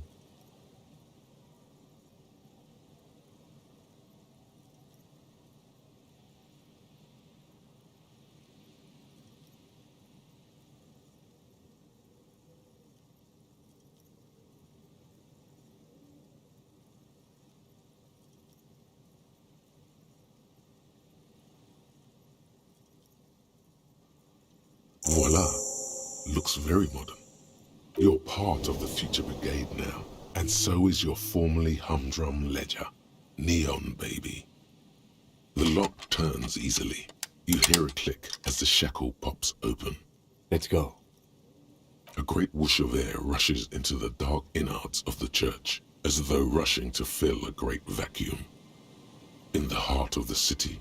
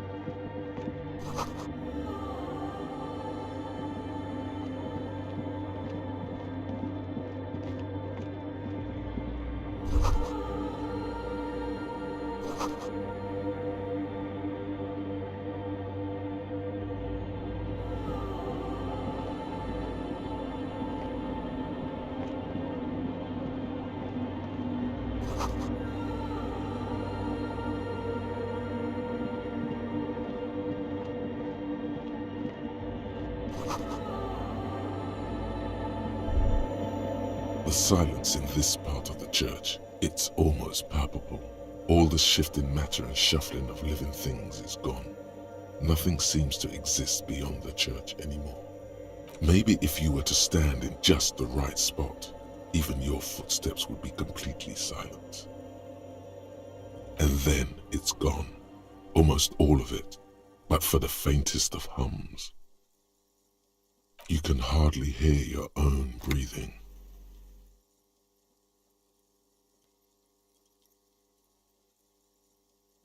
You produce a few muffled thumps, after which the silence feels even more total, somehow. Your voice is barely audible. Not a howl, but the softest of whimpers. The lieutenant points to his ears and shakes his head. Then he leans closer. Can you hear anything?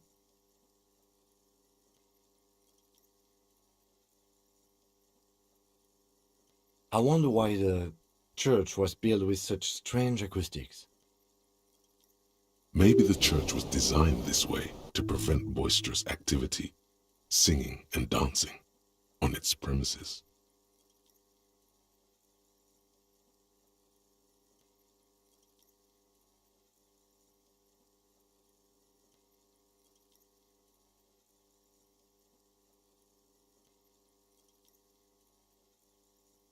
Please, detective, not this again. The orderly rows of ceiling panels become barely visible, then disappear completely in the darkness of the tower overhead.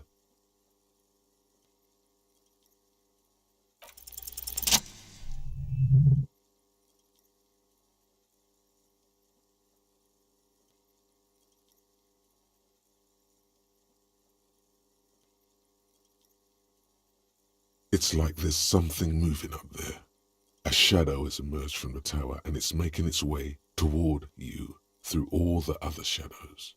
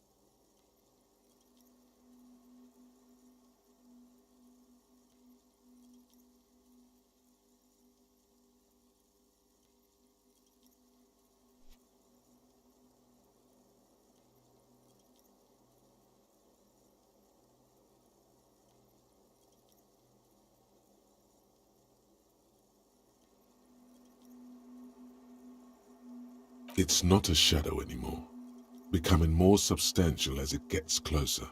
The shape of an animal descends.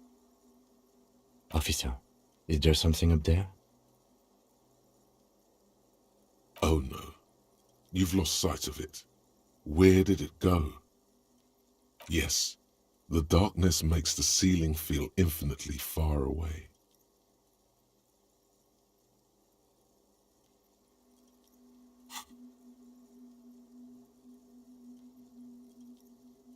You see something hanging from the rafters, looking straight at you with dark eyes.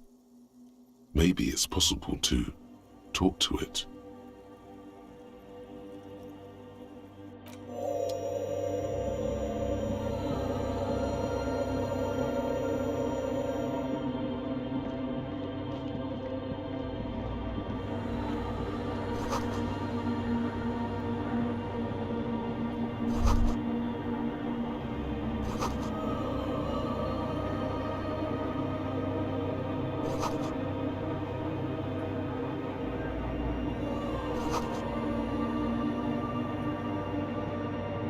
In white, silver, and apricot faience, the young mother of humanism stands above you. A crack runs across her body. She is impossibly tall, oval-faced and sad, a dark and radiant majesty. This is Her Innocence Dolores Day. Cradled in her arms are a pair of glowing lungs, clearly visible from underneath her flowing dress. You should kneel. Your knees touch the floor. The floorboards are hard and cold. There you kneel among the snowdrifts, diffuse light falling on your hands from beyond the glass. The woman looks down at you kneeling. She towers among her followers, architects, laymen, courtiers. There is a sad smile on her lips and a glint in her green-blue eye of what? Compassion? Remorse? She acknowledges the passing of someone who is still alive. As that terrible word passes through your mind, the lieutenant draws an X-shaped cross from shoulder to shoulder. Your fingertips touch your chest 4 times. Then you rise from your knees into the apricot-colored light of the window. Above you, the woman still smiles her distant smile, sundered by the crack in the glass. The old woman in the village was right. This must be the Delorean Church of Humanity in Martinez, or the small Pinewood Church in some records. It's a minor landmark, not easy to find. Most maps misplace it. It was built not long after Revachol's founding, 300 or so years ago, by first-generation settlers.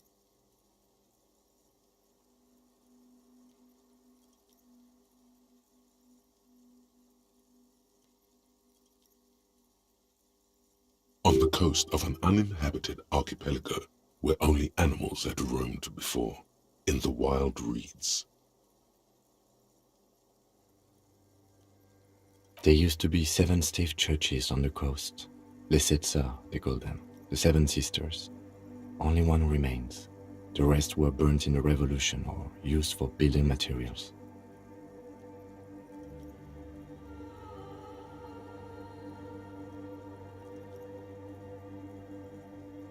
We should be respectful here, although the building appears to be deserted. I do not believe we'll find anything connected to the lynching here. Something else, perhaps? Respectful? Is the lieutenant a follower of Deloreanism? Despite the damage you've done to yourself, the title appears lodged in your hippocampus. This is Her Innocence Dolores Day. The innocence of humanism, internationalism, and the welfare state. Perhaps the most famous human being ever to have lived.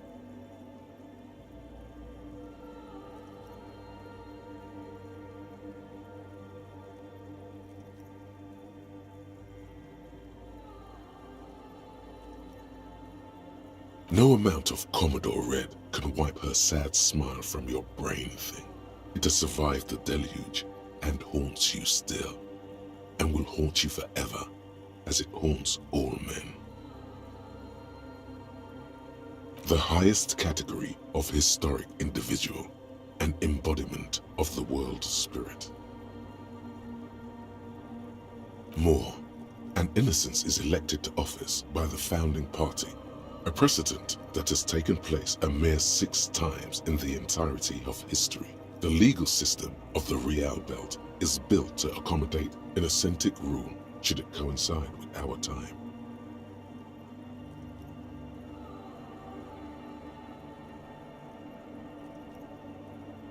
An innocence is infallible. The decisions made by one are not decisions. They are inevitabilities. What would have happened anyway? Only accelerated, packed into decades instead of centuries. An innocence is a continuous, compressed event, a sacred human being. It is an honor and a glory to live when one is in office. No, we are alone.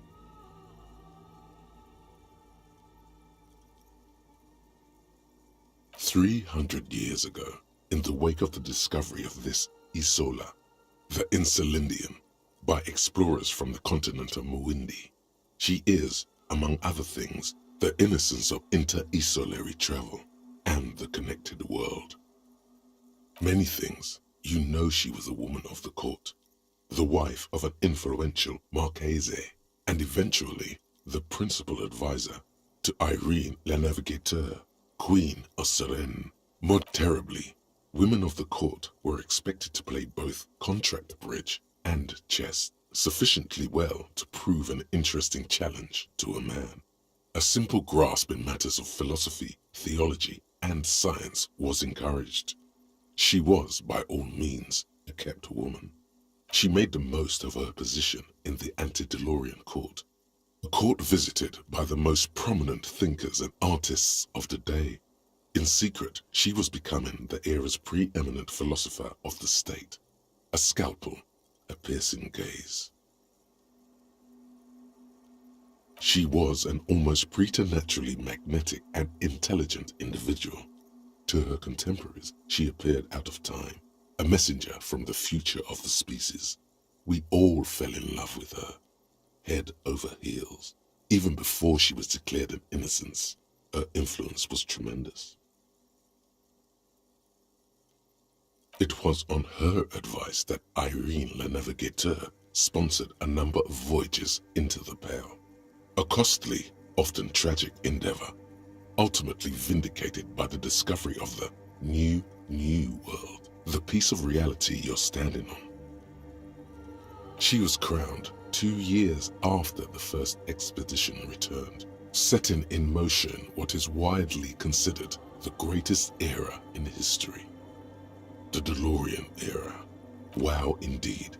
When her innocence was declared, and the queen she had advised for years fell on her knees before her, she was so overcome with emotion that her lungs started glowing in her chest. Bystanders reported golden filaments lighting the already sunlit chamber around her, clearly visible beneath her dress. That is why the lungs are the symbol of love for the cultures of the Real Belt. As did we all, the lands of the Mesk and the Occident, and even far away Supreme in a city called Advespera. She was dressed in a white and pearl dress. On an end, oh yes, she looked like human. Midwinter snow was beating the cobblestones. One of the men in this something that had walked. Dolores Day, this inhuman quality was witnessed by many others. Terrifying is a term too emotionally charged for your semantic memory. Although she's often considered to be the greatest human being to ever live, there was something ominous about Dolores Day, constantly surrounded by her terriers. She was the most socially secluded and least self-aware of all the innocences. Some modern thinkers would consider her a war criminal for the campaigns she waged against the Mesk state. And then there were the resettlement programs. The Mesk state tried to detach itself from innocentic rule. Parts of the world were experiencing whiplash from accelerating into secularism. Her mandatory education programs and mass resettlement of upstream Marguerite were problematic as well. Dissenters were suppressed by a military force she called the Army of Humanity, suggesting those who fight against it are not part of humanity. She adored chess, yes, but also military war games. Dolores Day often holds a tiny tin soldier between her index finger and thumb in icons such as this. She was also blonde, the blondest woman you have ever seen, with green eyes the color of the Pacific, mare interregnum. Little is known of her Marchese husband. It's as if he vanished from history after completing his role, which was to introduce Dolores Day to court. In conclusion, yes, there is something lonely, paranoid, and even terrifying that people seldom mention, but this subtle terror is part of her iconography. Lieutenant Yefreiter, you've stood there for over 5 minutes. What are you thinking of, if I may ask?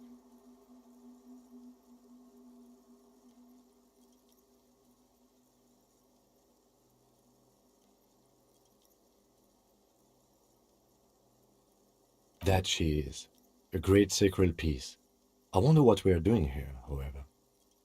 In this church, I mean. the coast in general. We shouldn't linger. This isn't a good place to get lost in. Yes, we all are. Her name, body, and rule are synonymous with humanism.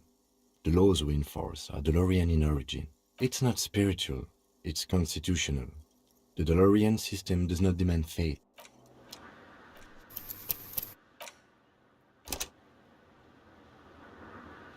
The mother of humanism stands above you. A jigsaw of broken shards falls into place in front of you. A ghostly reconstruction of the stained glass window. Unknown. A motor carriage? A gunshot? Someone falling into it? Or maybe just hooligans looking for something to break? The escutcheon on her throne says, Irene the Navigator. She is depicted as an older woman wearing thick-rimmed eyeglasses, holding a golden rights apfel in one hand and a scepter in the other. Small figures of wise men, common men, worshippers walk up the stairs to stand at her feet. Secret servicemen, 30 years, stand in a row guarding her. It must have taken years to produce this work in all its dizzying detail.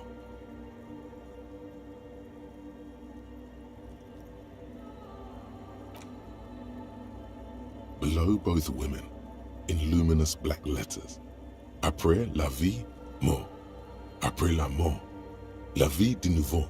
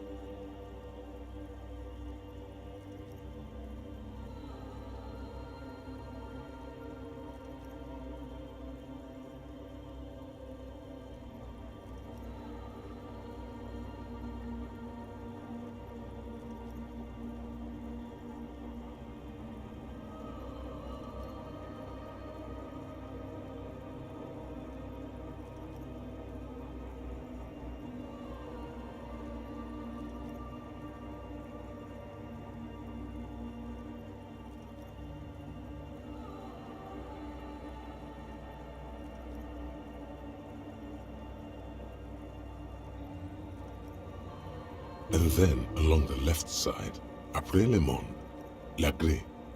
Après le gré, le monde de nouveau.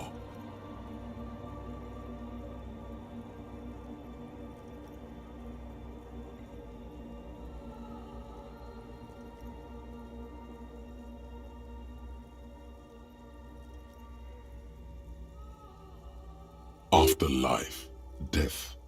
After death, life again. After the world, the pale. After the pale, the world again. This is the great leitmotif of humanism, a summary of the effect of the discovery of this isola, the Insulindian, on human thinking. A tremendous sea change akin to finding life after death. Death, life again. After the world, the pale. After the pale, the world again.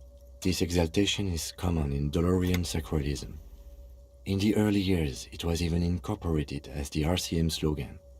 No more, however. It was deemed subservient to use a strongly moral intern-related motto. We already suspected of bootlicking. The sentence was also seen as too feminine. It was a macho thing. Justice, union, prudence, and force.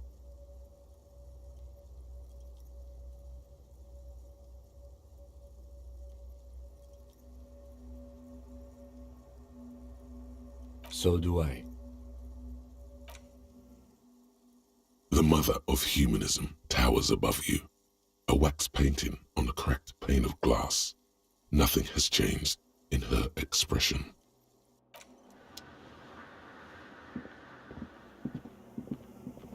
A machine stands in the corner, watched over by the figures on the stained glass window. It's turned on and quivering with soft electricity.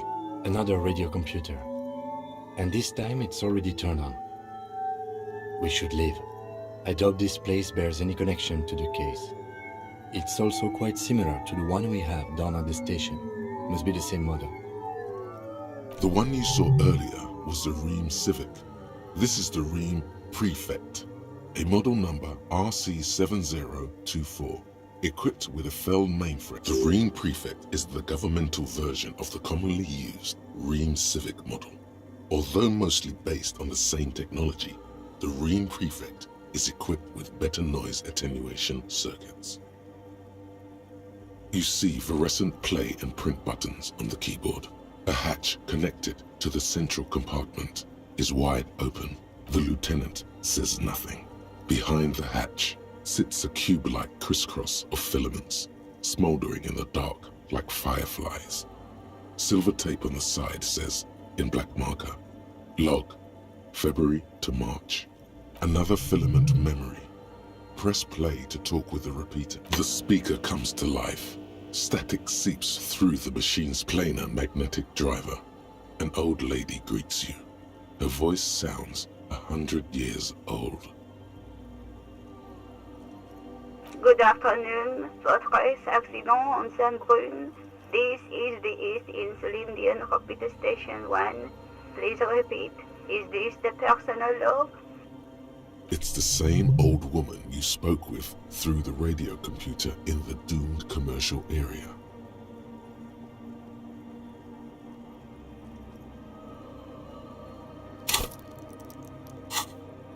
Good, thank you. Please repeat. Is this the personal log? Good.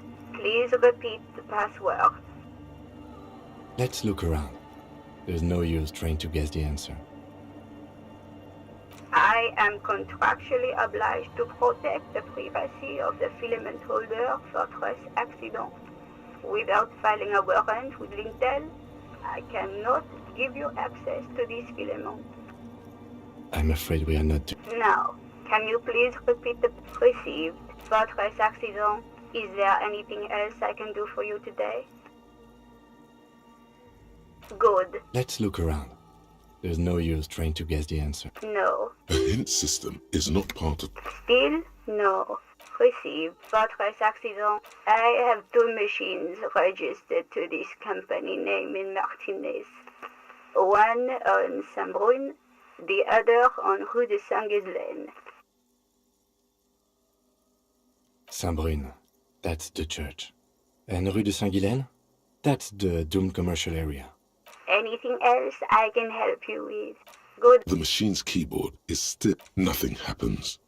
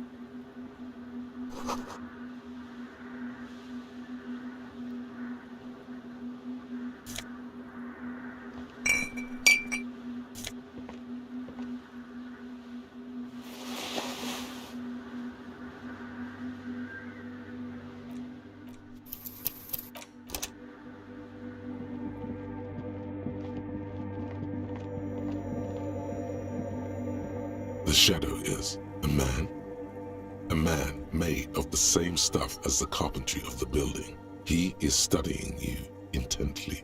The crab man. The man leaned forward a little, fixing you with a steady, unreadable gaze, then speaks. Habitual alcohol use has made you into a scared little pussy, Holmes. But don't worry, everything's gonna be alright. You come to the right place. That accent is Villalobos, a peninsula in Mesk and a district in general. There's a sizable contingent of Villalobos-speaking Mesks in Rivershaw. Here you can receive the mother's love. And when you're ready, She would take your hand and lift you out of the despair at the bottom of that bottle. This man is obviously a habitual narcotics user. Do we really need to question him? Hey, and what was that about, the bottle again? You haven't even drank that much lately. Lay off it already. Sheesh.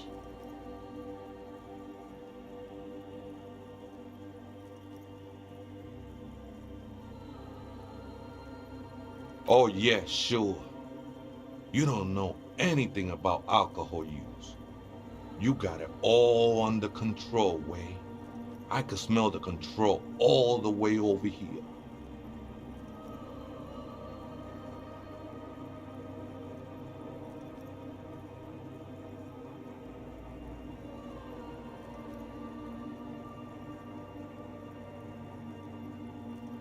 I know it's hard to admit that you got a problem. I was like you once. Couldn't take an honest look into my own heart and see I was in pain. You know, actually, since we're here, you may want to pay attention to what the ceiling climber is saying.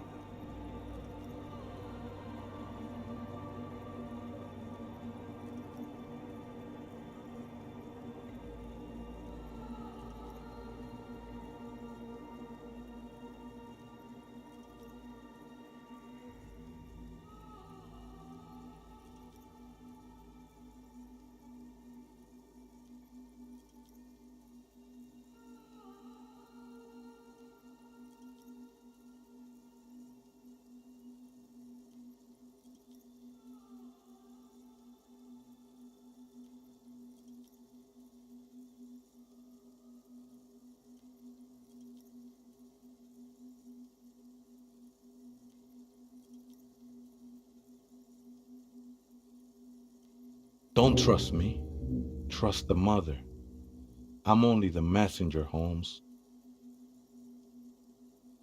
This is the Church of the Mother of Silence.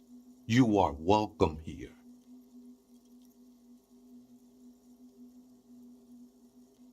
You have no idea what the fuck he's talking about. Is he just trying to throw you off your game? Whatever it is, he's quite confident about it. Just look how gracefully he sways. 'Tis not an act, my liege. Save him perchance, he hath deceived his very self. This man is a zealot. Other spooker? Oh, esa viejita es muy estudiosa. Don't know, Holmes. Viejita is grandma?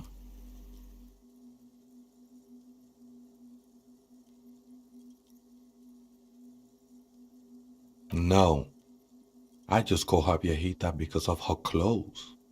She's actually quite young. Or maybe not that young. Hey, that's what I said, Holmes. Don't really follow her comings and goings. Just see her typing on her computer now and then. We got different interests. I'm afraid not, Essay. You just have to wait until she comes back, or search through her radio computer.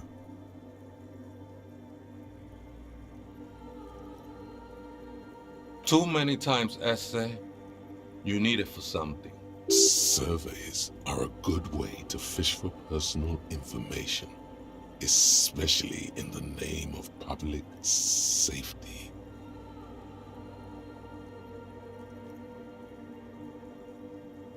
Don't sweat it, vato. The password is afterlife death. What you think of that? Makes me almost pity la niñita pequeña when I hear it. The ones in the tent outside, right? I see them, think they scared of me.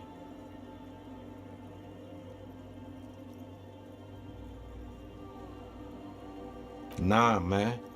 They look pretty funny. And I don't harm no one anymore, anyway.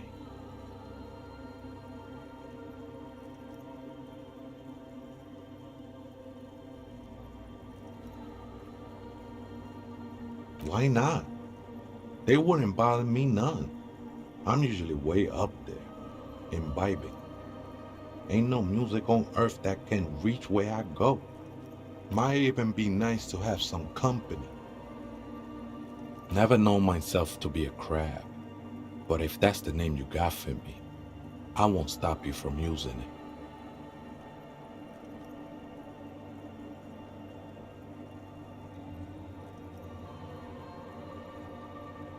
I always thought of myself more like a flame, flickering along the rafters and beams. It may be that I gotta work on my technique. I was in a gangway, but my memories of that time are fading. Most of them are already gone.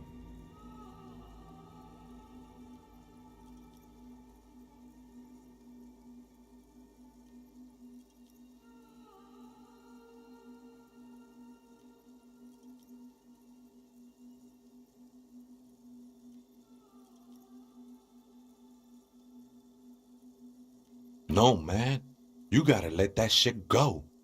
Then the mother's light touch will fill you with rapture. Do you remember your name, sir?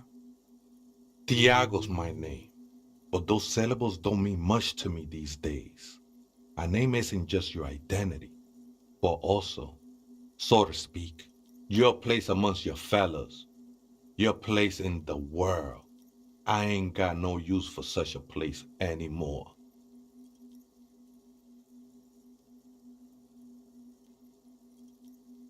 That's just the thing, Holmes. None of that matters. This is a special place. There's a perforation in the world up there, a way out into nothingness. This church was built around it for purposes of veneration. I circled it, nurtured by the silence bestowed by the mother. One of these days, I'll be pure enough to go drink from it directly. I will be incinerated, but not destroyed. Finally, I won with the state of the world before reality began. That sounds a bit like substitution behavior, no? You know a thing or two about that.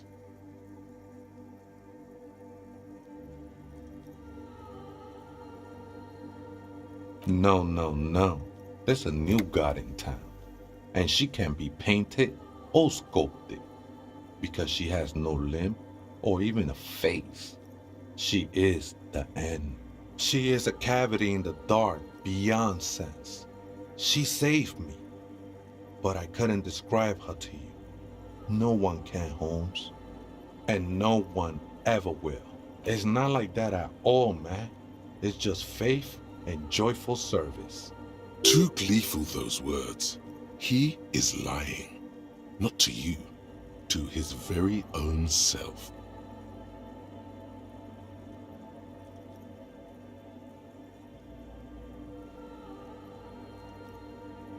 I heard that before, Way, and I know I can't convince you on the spot. But think, when's the last time you woke up from silent communion with a hangover, regretting what you did last night?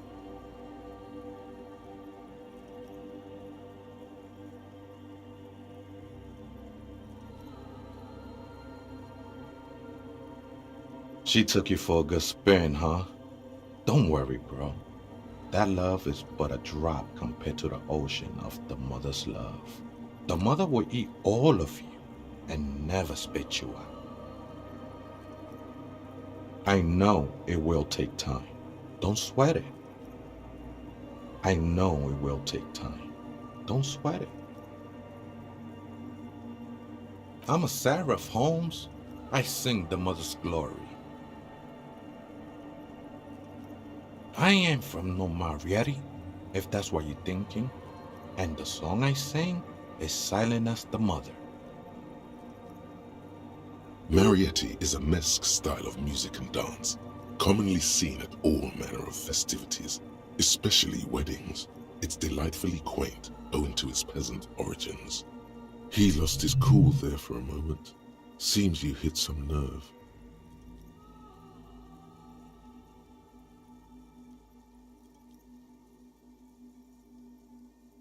Hard to say. I think I did some construction work here, back when I still had material worries. Up there, I realized what the true purpose of the church was. Been spending a lot of time here ever since. The past is nothing to me now, eh? It didn't belong to me. I think they were. A long time ago. I had to shed them like skins to get closer to the center of the silence. You could have them. I don't need them anymore. They look pretty dapper, actually. The sinewy figure lingers on the wooden beams, blending into the shadows. Police raid a while back. Did you witness it? Not really. Or at least I don't remember much of it anymore. The mother's love has done its job. That's what's so great about the mother. It lets you forget about everything. I think we're done here, Essay. That was an interesting conversation. However, I'm still not sure how it's relevant to our investigation.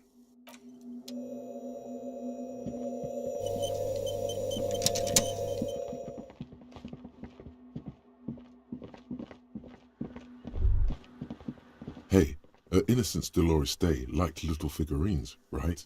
Liked holding little men between her fingers, remember? You have the Headless Falcon Rider figurine. You should give it to her. Win her back.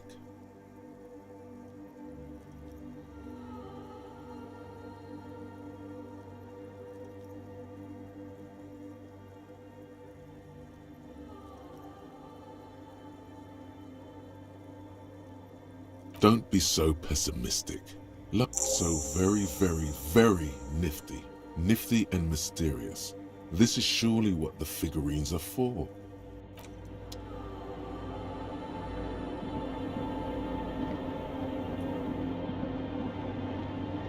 The mother of humanism stands above you. Oppression. The mother of Why?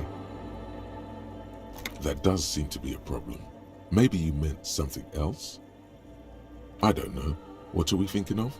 Part of your mind has gone on to other things already. The mother of humanism towers above you. A wax painting on a crack.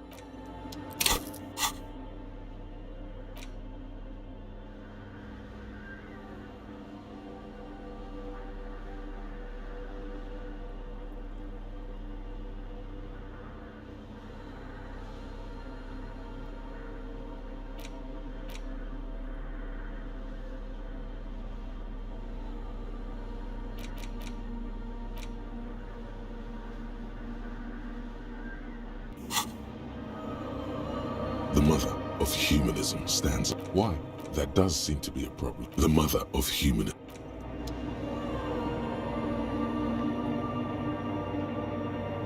The machine's keyboard, the speaker. Good afternoon. Votre accident on Saint-Brune. Good. Please repeat. Good. I have unlocked the filament. After ending votre accident, is there anything else I can do for you today? Goodbye. The machine's keyboard is still lit. The printer prints out a long text document with dated paragraphs. It looks the first entry made on the 4th of February, 51 by an unknown author is short and concise. Arrived at the church. The door was boarded up, so I used the crowbar to get inside. Looks like the place has been deserted. Nothing out of the ordinary, but I'll ask around. Need to figure out how to get the electricity in. The lieutenant leans closer, scouring the printout over your shoulder. Just as you finish reading, he looks up, muttering under his breath. 4th of February. That's over a month ago. Whoever set up those machines has been here for quite a while. Our case? No, I don't think so. It must be some local eccentric. 6th of February, 51. Had a little chat with the local fishermen. Said I shouldn't go near that place, that the church was spooky and ridden with narcotics. It's a little spooky, all right. Still haven't figured out the electricity. See? Even one of the spookers themselves says it's unnerving. 7th of February, 51. Finally got the electricity in. Next on the agenda, a new antenna. I'm thinking ESCA series, something advanced. Why would anyone need any of this equipment here?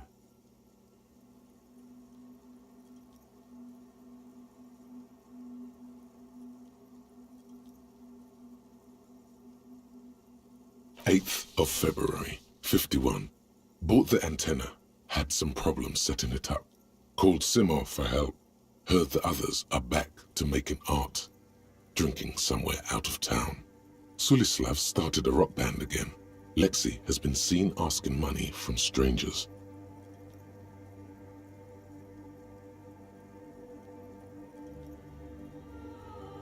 But at least the artists have their act together. They're qualified labor. They can get work anywhere.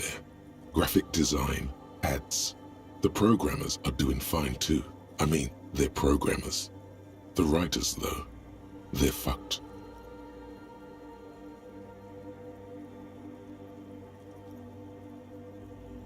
I just have to find out what caused that data loss and be done with it. Still don't understand how it managed to wipe out the backup, when the backup wasn't even connected to the front. I know. Everyone thinks it's impossible. They say I must be lying. I'm here to set it right. Seems like something to do with radio computers.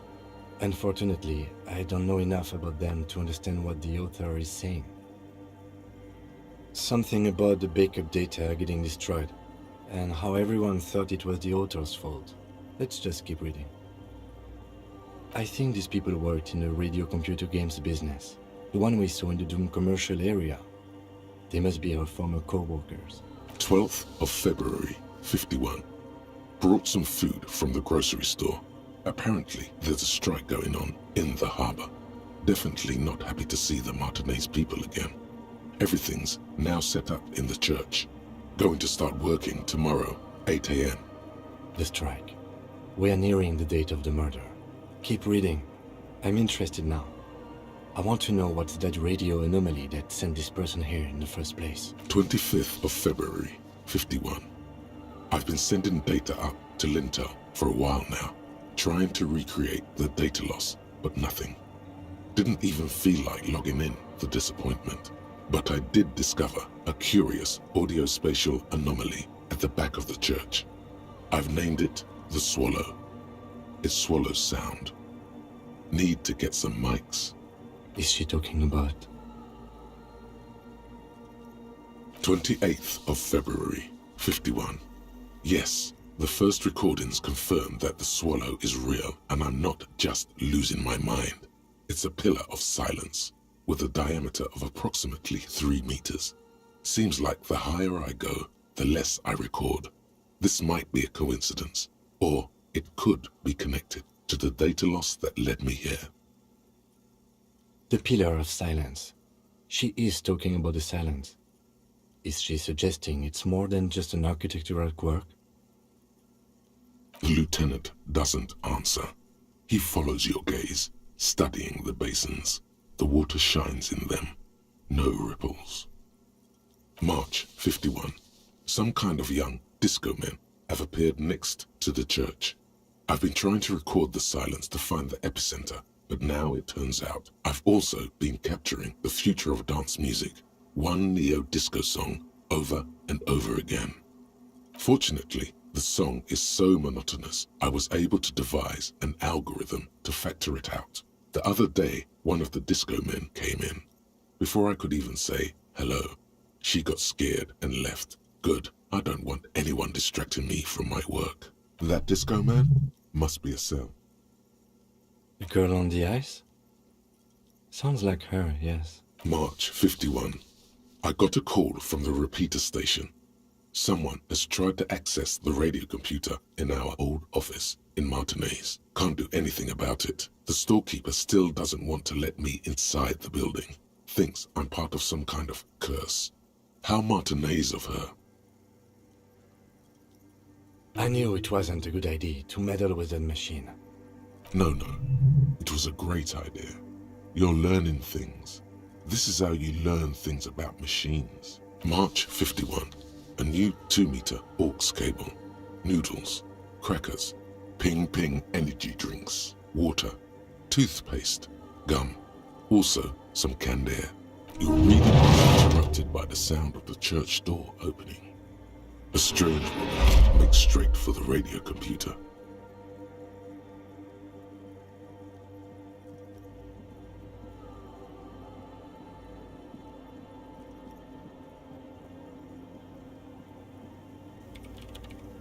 Breaking into my radio computer, I see. I do apologize for the intrusion, madame. We are with the RCM, you see.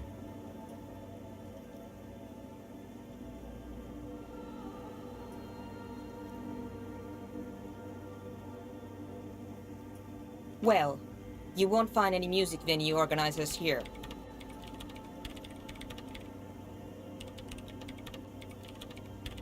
It's just me and my computer, and it has been this way for weeks. Now please give me some room. I need 2 seconds to see that you haven't destroyed anything. We should talk to her after she has rebooted the machine.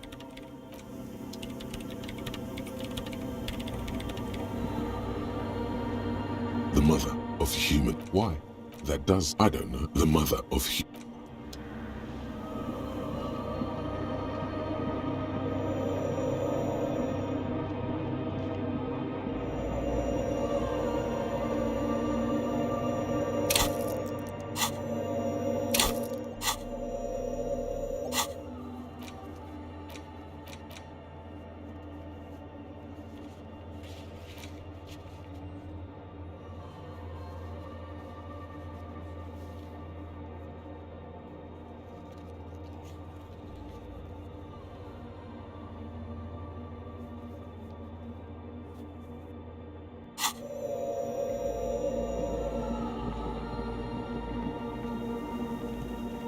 What is it?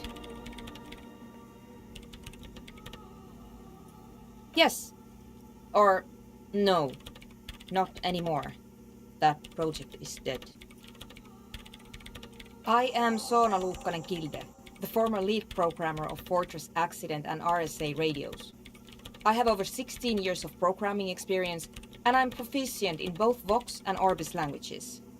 If you're not here to hire me, I don't really know how I can help you. That still doesn't answer what she's doing in an abandoned church. I brought them here. These are my machines. Please don't touch anything.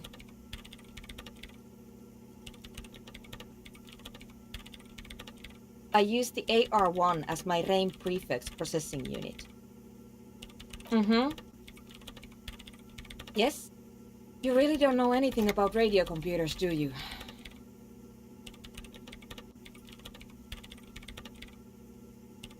All right. Well, all radio computers perform operations up on air. So in order to gain more processing power, you need to invest in a good antenna.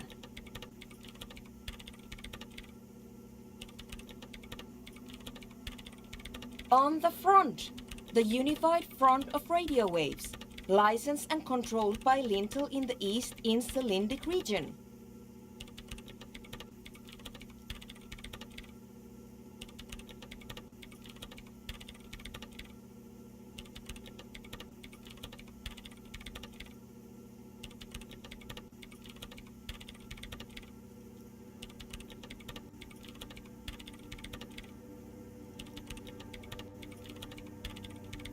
It's all around us.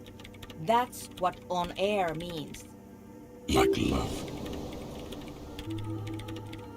I guess it is. So far I've been quite satisfied with it. Martinez is an unstable region with bad coverage, and the operation has been surprisingly stable. But it's not the cheapest one on the market. So I wouldn't recommend it for your regular red tape operations. Fraser 1000 is a foolproof line for civilians. Anyway, you should do some research before you decide to buy anything. Ask around, compare the prices. There are many milieus dedicated to that sort of thing. I'm working. Could you just shh for a moment? Or so you do know something about computers. You're right. Prefect is used mostly by the government peeps. No, I don't. Because I needed something good for my investigation, and Reims Civic is widely agreed to be below all standards, so I had to upgrade. Besides, owning a Reims prefect isn't such a big deal anymore.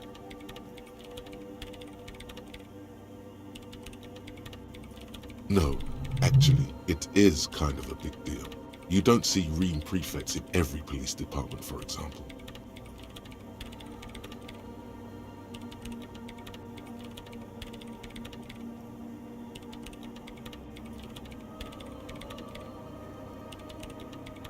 I know a friend of a friend who used to freelance for the Coalition.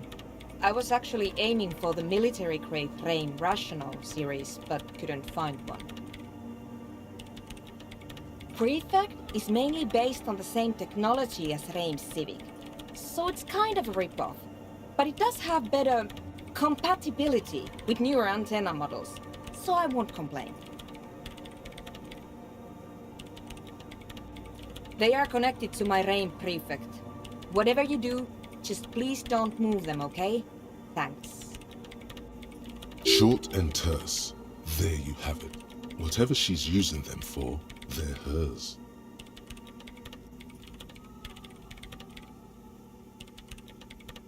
Great. No. Yes.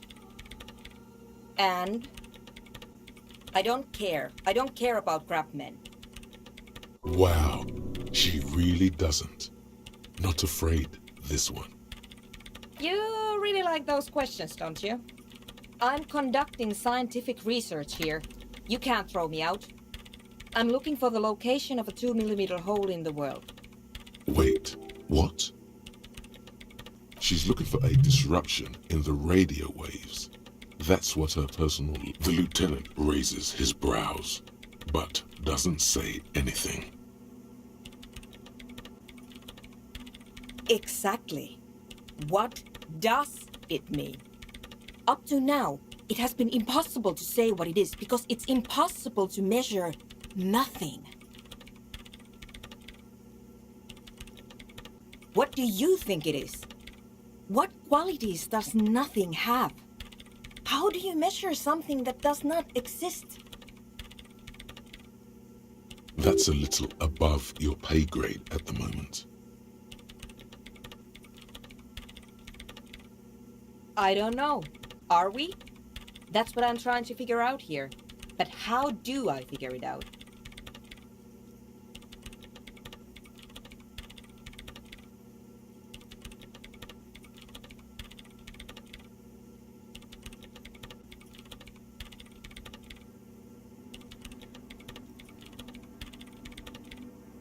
You measure it by its surroundings, by that which does exist, which is what I've been trying to do. I've tried using hydro transducers to record the silence, to find out where it begins.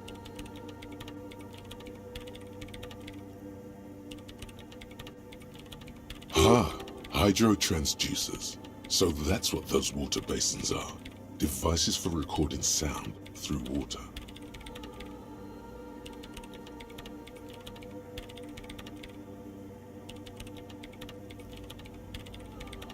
But honestly, it's not progressing very well.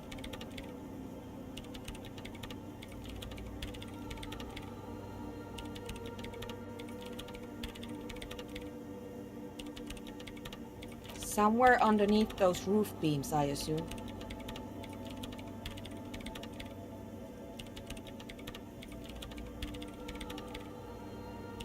There's this place at the back of the church. A place where all audible vibrations seem to decease. I've named it the Swallow. And the higher you go, the less you record.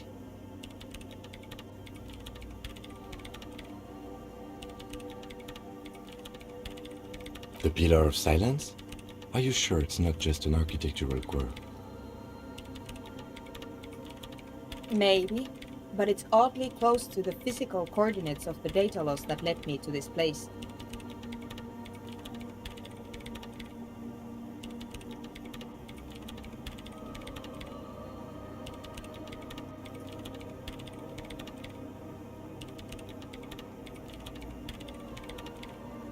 I know. No, I don't.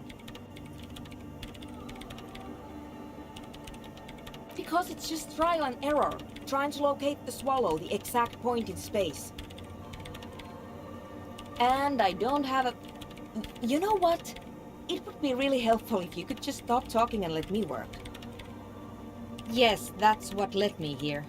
But I suspect it might be something a bit more complicated than that. Great. Thanks. The swallow, you mean? What about... Great. Thanks. What? I hate it. I bet she hasn't even heard it. Yeah. Like all the time. My tent neighbors don't really ease up with their partying, do they? Maybe I'd have to be on drugs to get it, but to a sober mind it just sounds like uninspired rug whipping. No idea what it has to do with either dancing or music. This is about those speed freaks in the tent, isn't it? I've got some news for you. It's not a nightclub they want to build here. Take a guess, why don't you?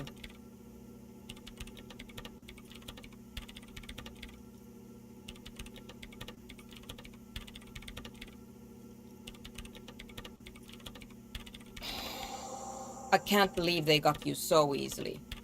Go have another talk with those up-and-coming entrepreneurs, will you? Good luck. I'm not coming in there.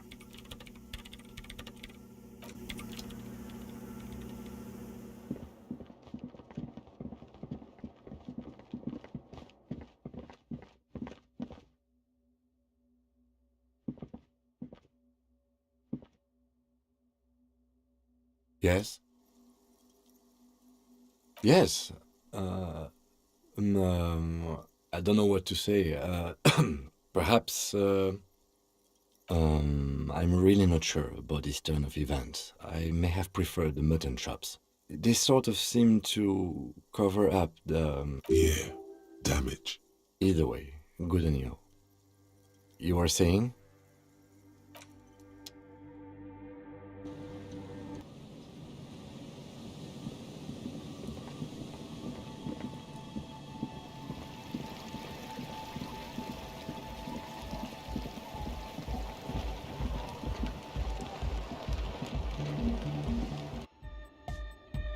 The young man with the tape recorder acknowledges your return.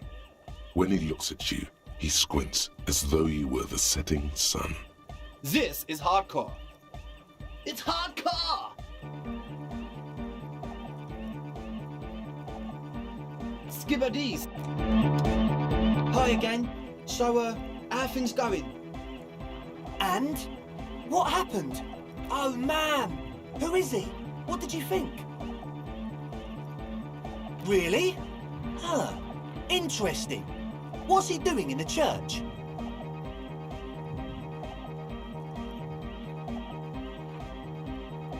No matter. Is he gonna be a problem? Yeah. Noid is right. Let's get back to the point.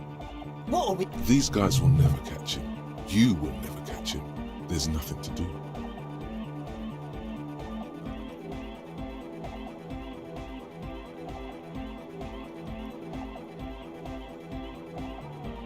I don't know, man.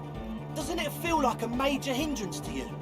A spooky guy climbing around when all... I guess it's not a massive problem, now that I think of it. Everyone is welcome to dance till the morning light! Yeah! Maybe. I guess we'll figure something out. Okay, but what about the other spooker? The one in Grandma's clothes? Did you see her? A programmer? That's odd. What was she like? Did you ask her about the nightclub? Come on, man. Who will you trust? The spooky programmer or us? We just want to make the world... Feel the love! Get down and feel it! A half-hearted sell of something which does not seem worth buying. You'll get there, believe me. When we've got our gear set up, things will be flowing and pumping. Anyway, now that it's settled, how did she seem? I mean, disposition-wise. About the dance... Come on, feels... A half-heart... You'll get there. Anyway, now that it's settled... What a pity! That's my favourite thing in the world! A shame. What can we do now? Do you see a way out of this jam? Unity! Dance! And you can't just evict her?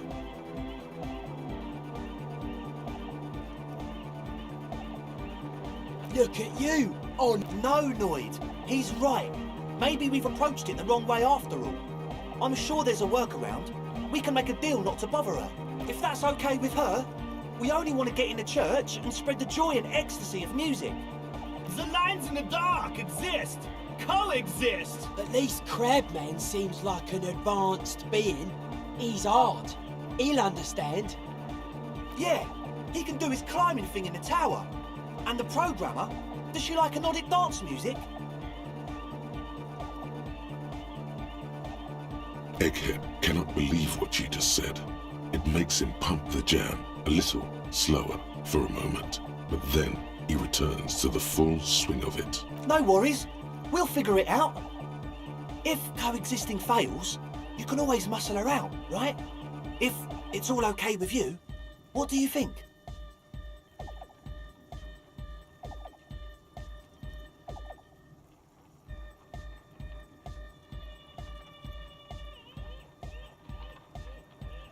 Excellent! Good luck, my friend. Goodbye.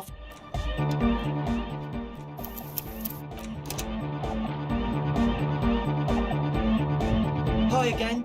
So, how are things going? Nothing jumps out to you. Nothing out, haven't they? How about you get out and breathe? The air in the tent is too...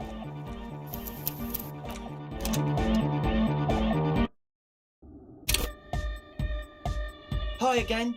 So, how are things going? Nothing jumps out to you.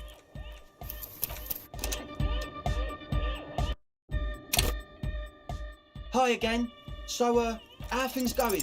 Haven't they?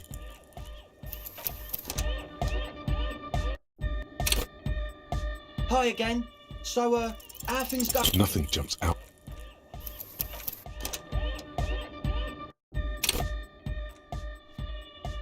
Hi again. So, how are things going? A number of things don't add up. Let's take a look. How about gather around, kids? The young speed freak puts down a busted capacitor and looks at you. The one with the large head seems very enthusiastic about whatever you have planned. Their would-be leader is less amused.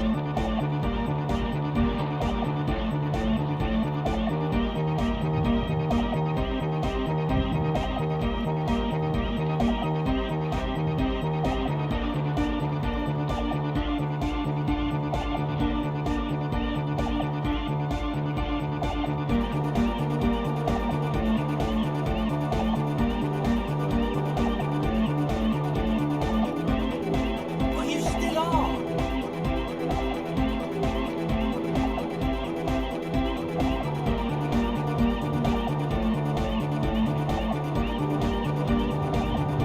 What happened?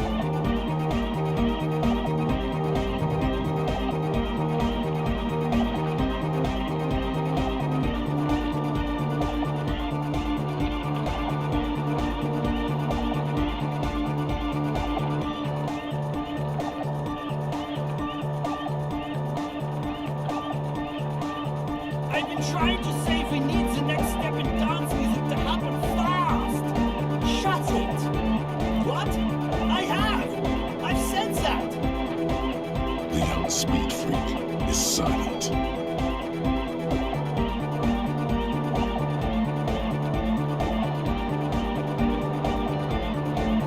Fuck, man. It's difficult to get along with some people when we're trying to make an effort. We are on a mission here. I have no idea how you arrived at that conclusion, but it's wrong. Look, we even have speakers. One speaker. They have one speaker.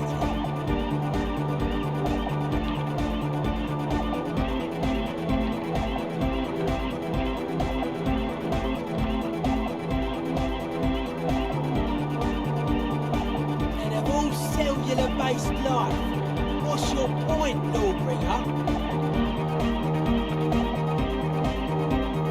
What do you know about spinning tape? Nothing. I'm sorry, but there is no lab equipment and no drug ingredients.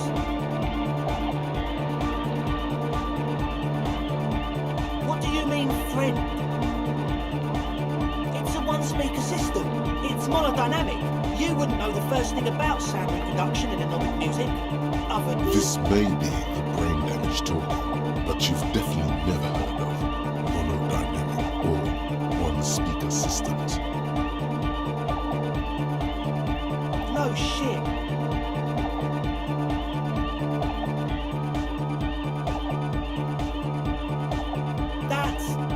Come on, that's...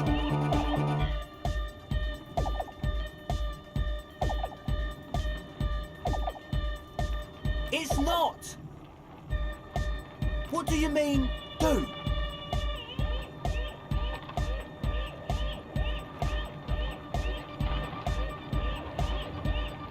What do you mean by lenient?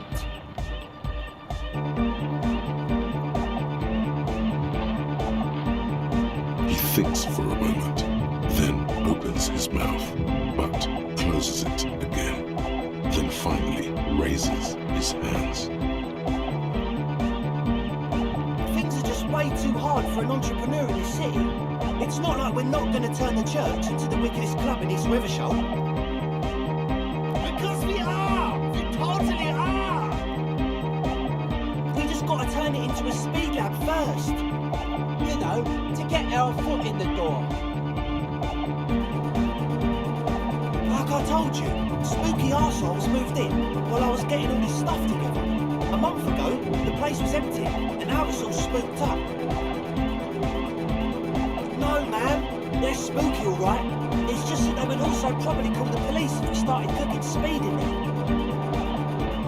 But the sign was way off too.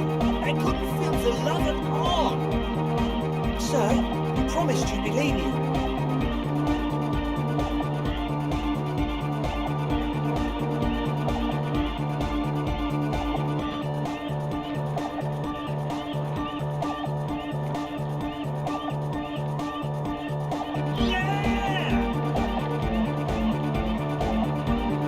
I knew it. It's impossible now. No, Andre, it's harder now. This hardcore has come to show us how much the fish is, and the fish is always so much more. We all know there was never going to be a club for erotic music with the Speed Lab. Now it has a fighting chance.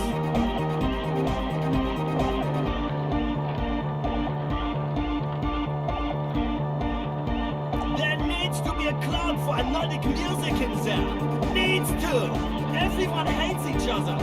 Everybody hates it here. It's all just drugs and we're slaves and I can't. We are running out of time. We need a win, Andre. I promise this will be a win. We won't cook speed in there. We'll do it clean. We'll do it true. We'll do it sober and real and beautiful. This will be a victory for the light. This will be nothing. You can hear the ice crack underneath you. Outside, the last century waterfront development is crumbling in the wind. A grape-shot row of falling houses. And so is Rue de Saint-Jérôme and all the houses on Main Rue. The old cinema is sinking underneath Villa Lobos.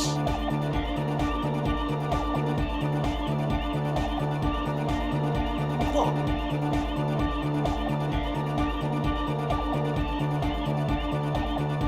Okay, we'll try to do it without the drugs. We'll do a straight club up in there, spinning the maddest reels, and nothing but, I swear to God. Okay, Egg? From here on, it'll be straight all the way. Goodbye, officer.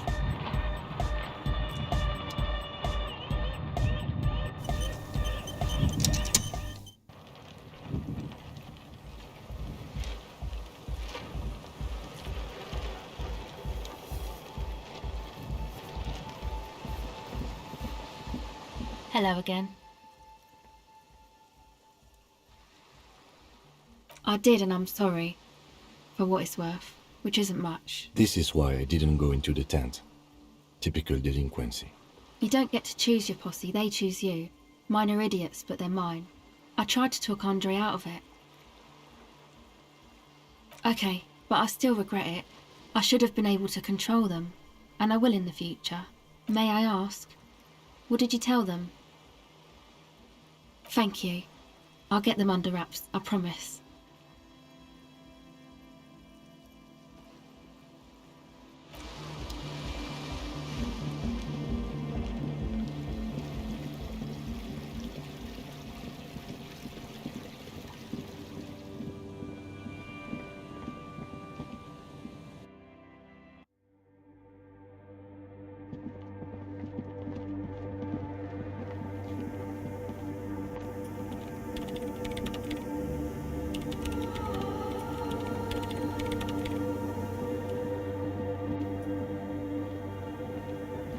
Yes, what is it?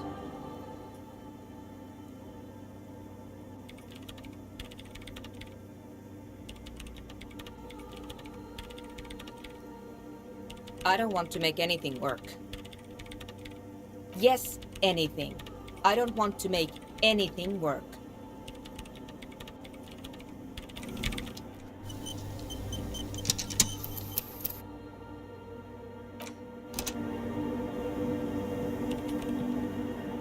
Yes, what is it?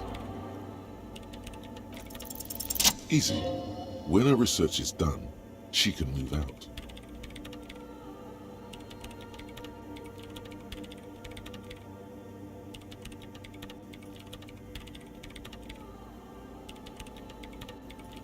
What? No, I don't really need any help with the project. She thinks about it. A glassy look in her eyes. A gust of wind brings more snow in from the broken gallery. It touches her hair. Alright. Bring me the game's off-site copy from my old workspace, if you really want to help. It's stored on a filament memory and I'm unable to go and fetch it myself. It's a backup of my former employer's project, the radio game we were working on. It's stored on a filament memory, just like the one inside this radio computer.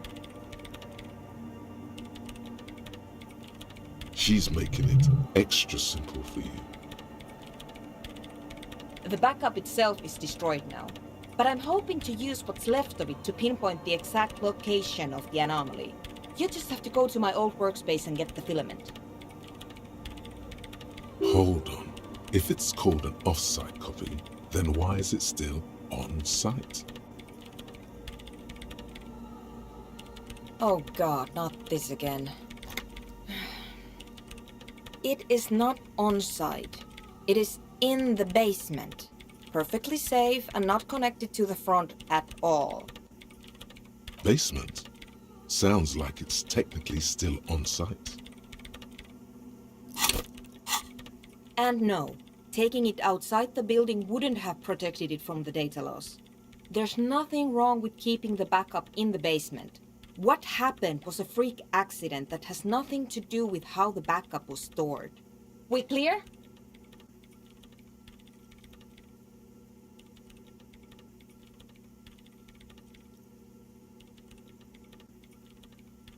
Yeah, that's the one. You can get in through the bookshop. You just have to do some explaining to the bookstore lady. That's her name, I believe.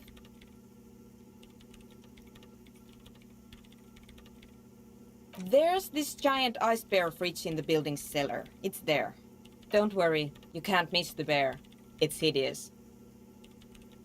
But you've been to the fridge and it wasn't there. There was a note saying,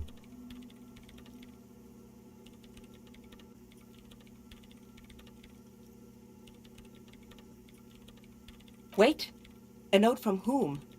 Did it specify where they took the filament memory?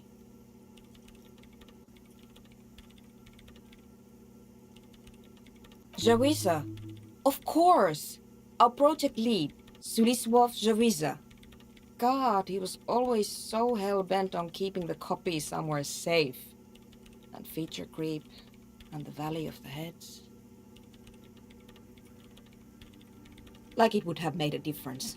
The offside copy was perfectly safe when the data loss happened. That data loss was anomalous. And the heads... I won't even get into the heads. Millions of them. Go find that copy from that ice cream maker, will you? Thanks. Valley of 1,000 Heads. You like the sound of that. The bookstore lady hates me. Says I'm part of the curse, whatever that means. Of course not. Anyway, I don't have my keys anymore and she won't let me in. Because she's from Martinez, and people from Martinez have never ever seen a radio computer. She thinks it emits elemental evil. Yes, but she literally started praying for the higher powers when she first saw my Reim Civic. I'm not making this up. The lieutenant coughs like he's amused. Once I came in one morning, only to find that my terminal was full of those strange trinkets and amulets. Wards. It looked like some Semenine magic. So what I need you to do here is go have a talk with her, say that you're a policeman and need to get to the building's basement. Then bring me the offside copy, alright?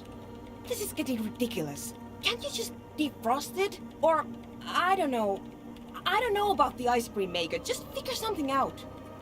No, that's the production schedule you stole and accessed without authorization. I don't need it. In his defense, it was simply lying in the desk drawer of an abandoned cubicle. Okay, but still. Thanks. And here's my Qualzone multi-tool. You might need it to hack loose some ice. It opens everything. If you get me the offside copy, then you can keep the Qualzone. Yes? Thanks.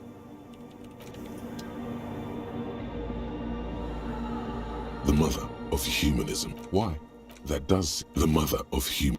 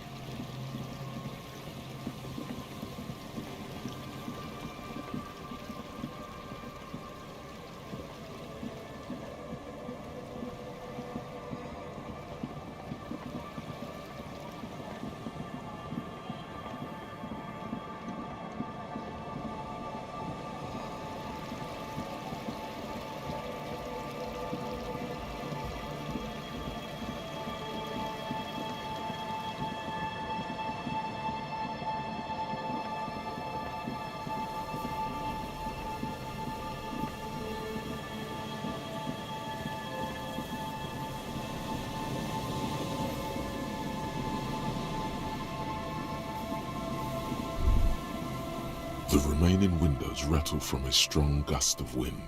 They're covered in a thick layer of grime. They must have been like this for 40 years. Dripping water falls from a high place. All you can see is the shadow of a collapsing staircase. There's rust and corrosion on the bars. No, I won't even try. You know, I had a partner once. They called him Eyes, because he had to show me things. It's that bad. Well enough, actually. It's odd how that works. I'm no sharpshooter, but I passed my shooting courses 7 out of 10.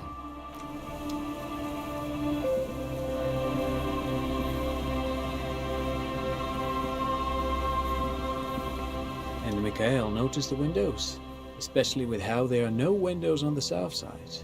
This was to deal with. You officers, come to investigate the historic subtext of West Martinez? I'm Tran Heilostam. You must be Kim Kitsuragi, right? I was just telling my son about this building. Not a lot of people realize the historic significance here. Very rich in hypertext. Nice to meet you. Yes, hypertext. Young Carp and the collection of cultural hyperlinks. Oh yes, so Mikhail.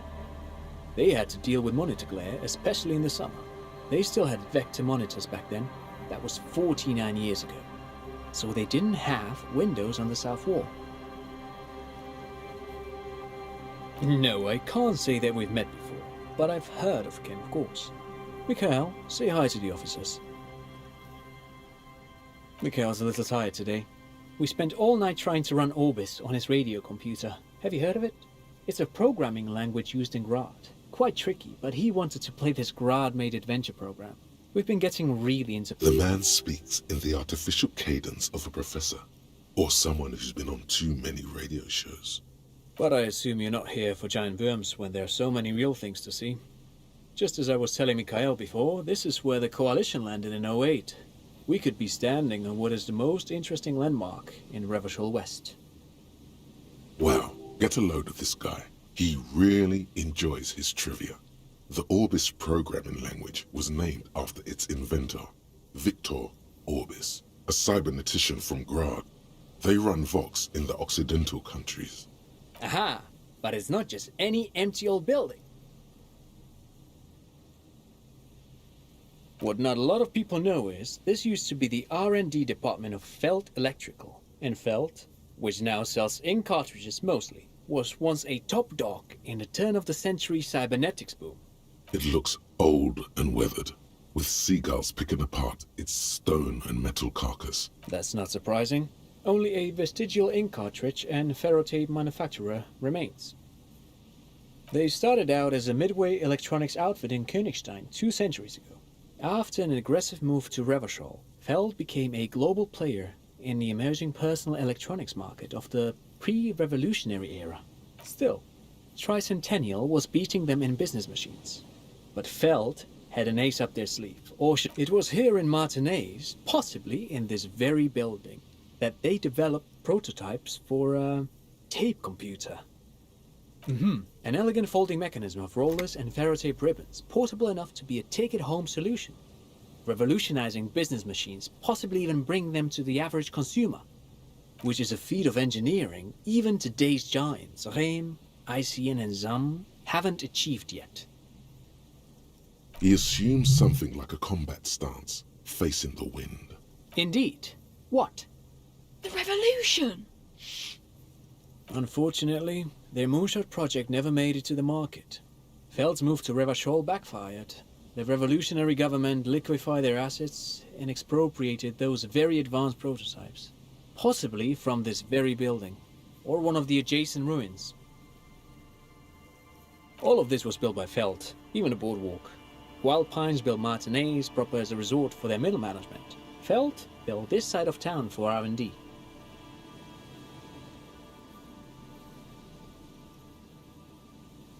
They used them for military communications, but also to write and send out press releases, the most notorious example being Le Décret de Mars.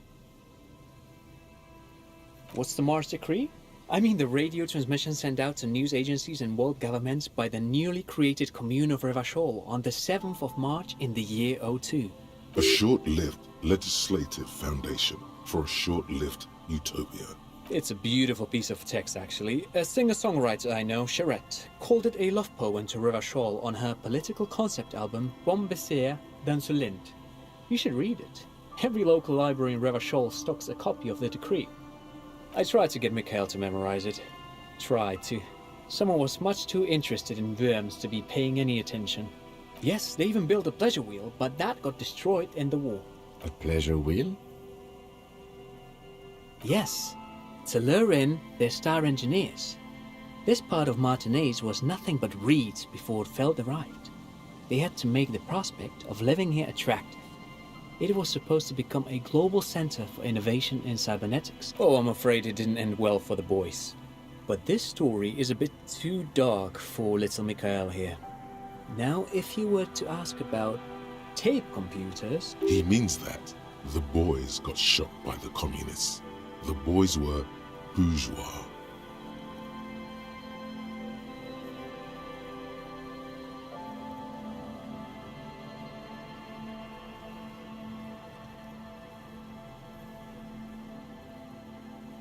Tape computers.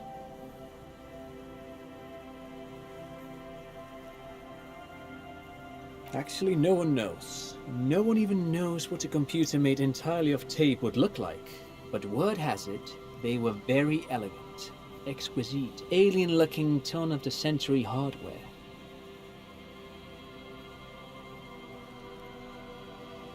Buckle up. 10 years ago, I did a little freelancing, I guess you could say. I was a special consultant for an exhibition at the Humpty Dumpty Dum Center in Vredefort, Oranje. It raised the same questions, and we had lengthy discussions with Paul Ockerman, who was head curator at the time. This was before the twins Keith and Guy Juice joined the team, trying to... Wait, did he just say Humpty Dumpty Dum Center? What the hell is a Humpty Dumpty Dum Center? And who the hell are Keith and Guy Juiced? The Humpty Dumpty Dum Center for Contemporary Art. The exhibition itself drew on Lagerman's notion of memory, and so there were some parallels. That's why the head curator, Paul Ockerman, chose to...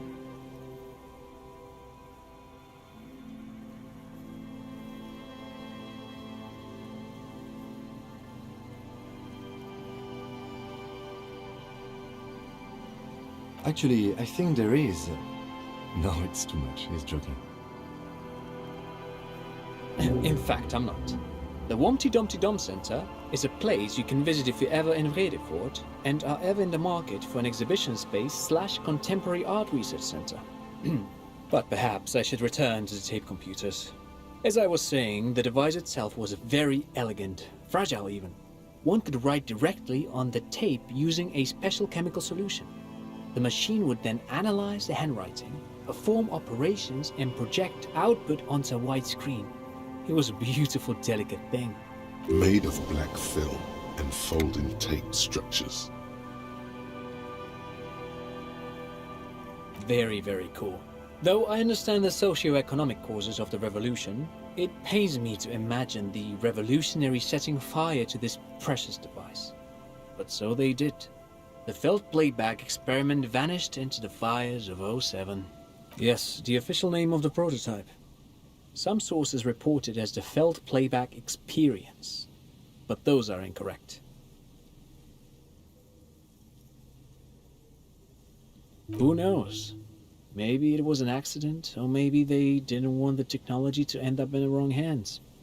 Either way, they're all gone now. All 3 versions of the prototype. Nothing but debris and ashes remain inside that building. But of course, what else? Sure, what's on your mind? But of course, what else? I do have some money, yes, but that's not what's really important here. No, I mean, come on. You need the money.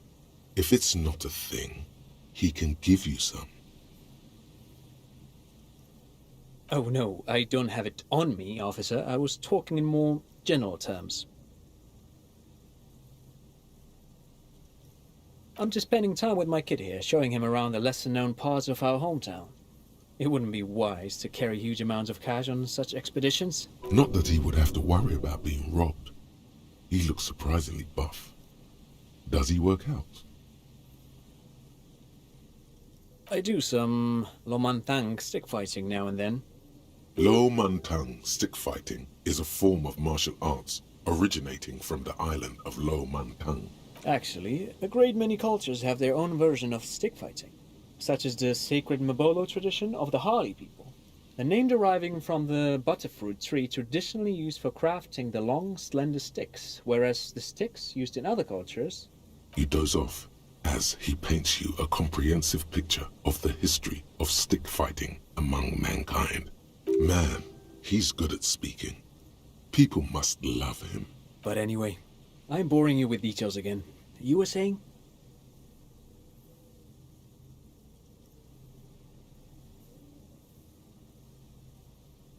Lomantang stick fighting is a little like a Berolidin addiction. I've been practicing it for nearly 20 years now, so you could say that my doses have grown a little peculiar. Dad's fighting with sticks every night after dinner for 4 hours. He has a special room for that, and a special costume. That's right, Mikhail. It also has a meditative quality, helps to clear my head. But anyway, no, thanks to you for having me and little Mikhail here. Pick your brain. If anything, this was rather...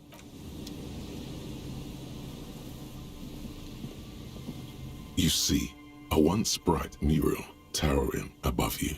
The signage has peeled off over the...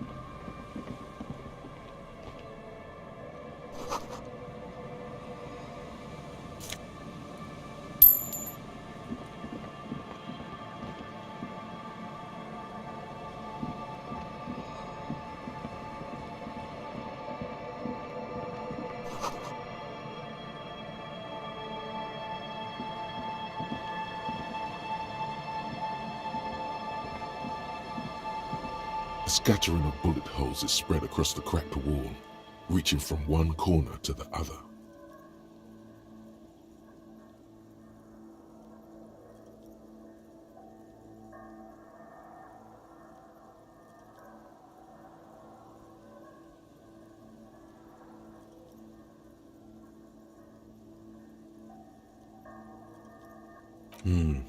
Correct. The density of the bullet holes is unusual. Even in a general, average bullet hole frequency in Martinez sense. Grim affairs. Meaning, this is a lot of bullet holes. Looks like fully automatic rifle fire. Something you don't see these days. The manufacturing and sale of automatic rifles was curtailed after the revolution. The destructive power of such tools proved to be too much. We do need to retain some humanity in this world.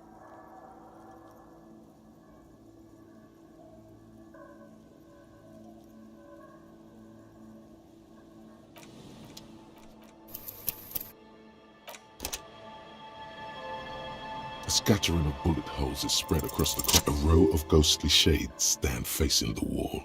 There are many of them, a dozen at least, their heads lowered and eyes blindfolded. It's quiet. No sound, no movement. 10 meters away, other shades are lined up in an orderly manner, automatic rifles primed. A gust of wind blows by. The coats of the firing squad flap slowly in the breeze. A single person stands on the side. Snowflakes fall on the wooden planks and the surrounding sand dunes, covering the land with the white of innocence. A long time has passed since the moment of this fusillading. Rain and brine have since washed all the blood away.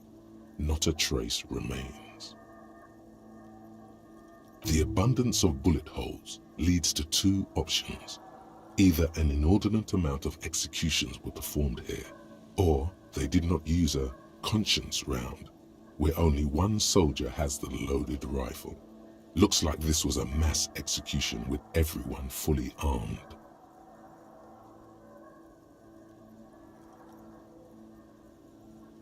A host of men, probably in everyday clothes, ragged from the conflict and covered in dust.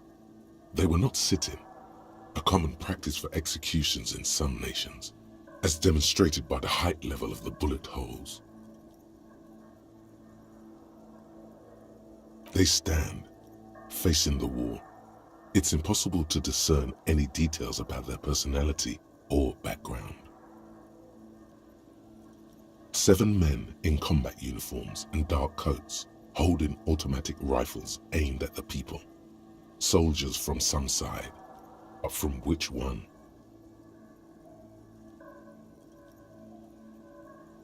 The commandant, the one who gives the order. Machine gun fire crackling through the air, the lights of the muzzle flashes dancing on his face.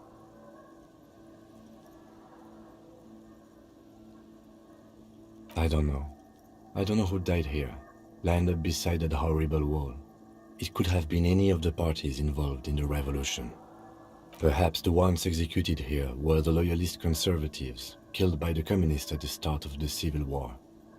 Or it could have been the communists, put to death during the last stretch of the conflict by the coalition forces.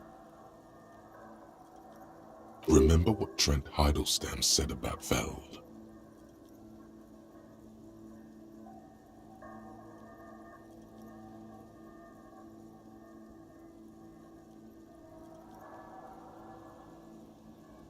Another likely scenario. Or maybe. Yeah, it's very unlikely the coalition forces were the ones who died here. They were always the last ones against the wall. To be honest, if a coalition member was anyone in this situation, it was a commandant, the superior giving the orders. A cold sea wind blows away the figures.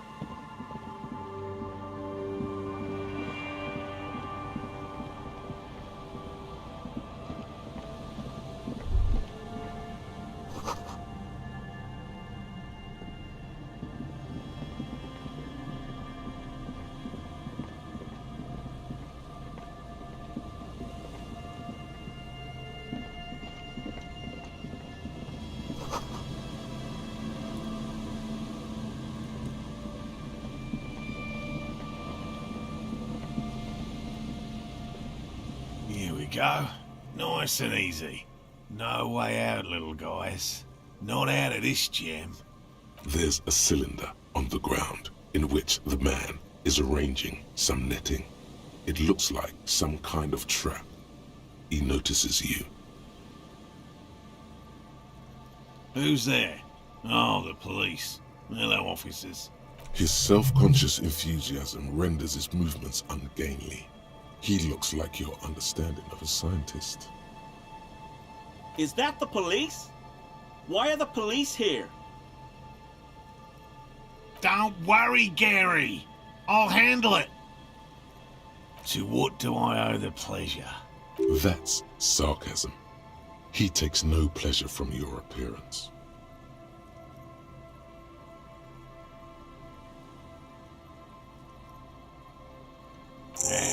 Of course. Thank you for passing along the message. That damn water lock is broken, and we can't go all the way around the 881.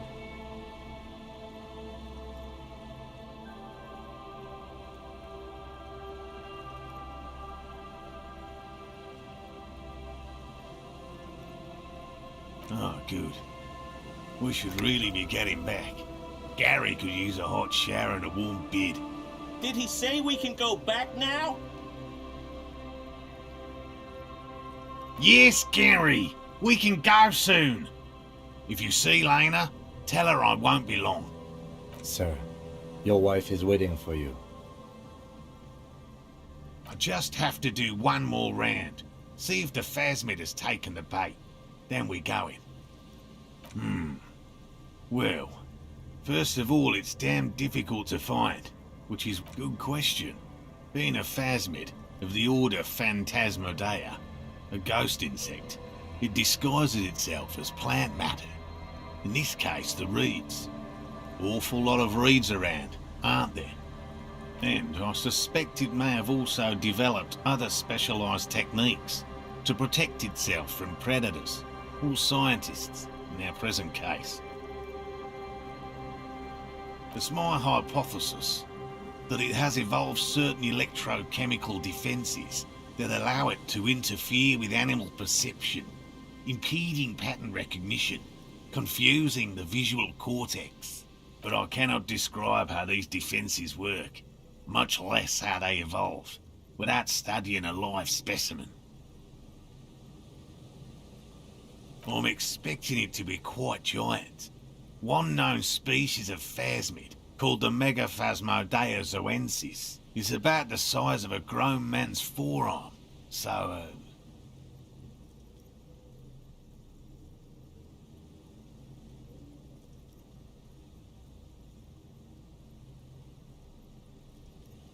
typical rookie assumption. Insects are much more sophisticated creatures than those unversed in zoology give them credit for. Even simply catching a glimpse of the Insulindian phasmid would be the apex of of any cryptozoologist's career. But to study it and its defences, find out how it stayed hidden so long. Very little, I'm sorry to say. No one's ever captured a specimen, so all our information is based on first and third-hand accounts. Not yet. That's what makes it a cryptid. Just out of curiosity, if there's no proof of its existence, how do you know it's real? I know it's real. It's clear that his obsession with the phasmid is driven by something more than the pure pursuit of scientific advancement. By which I mean, I've heard enough first-hand accounts to believe quite firmly that the Insulindian phasmid is more than mere superstition.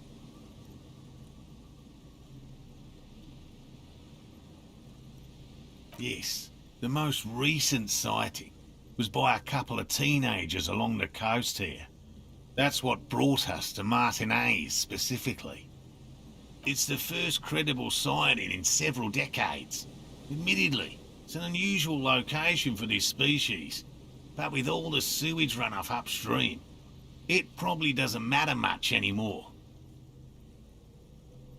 I have to resist the thought. Such an extraordinary creature is doubtlessly highly resilient. After all, it's generally thought to be capable of parthenogenesis. He means asexual reproduction. The females of the species don't need to mate to produce viable eggs. This makes it easier for a species with a small population to survive.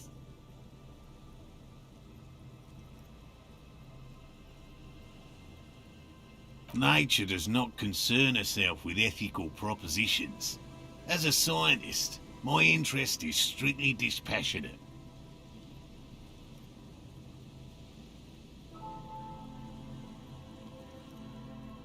Well, they may not look impressive, but Lena designed them quite cleverly, so I'm sure they'll do the trick. Yes. Simple. Attracted by the locusts, the phasmid crawls down the funnel and, having eaten its fill, can't get back out. At least, that's the intention. The net isn't a perfect solution, but we didn't want to use anything that might damage the specimen's delicate exoskeleton. Locusts. Nearly all known phasmids are herbivores, of course, but we've hypothesized that the Insulindian phasmid might occasionally prey on other insects. Inside the traps, a number of locusts crawl and tumble over one another in a tiny, chittering swarm. A meat-eating stick insect? Does it pretend to be the reeds as part of its ambush behavior? This seems unlikely. Thank you for your opinion. We have also included plant material in the traps to satiate your skepticism.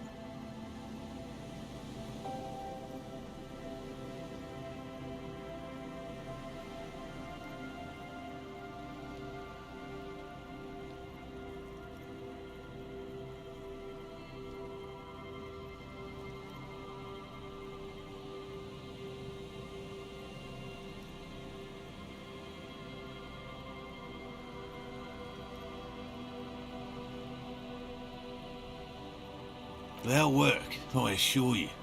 The predatory hypothesis, using locusts as bait, accounts for the failure of previous efforts by other teams, which use plants. We have given this some thought.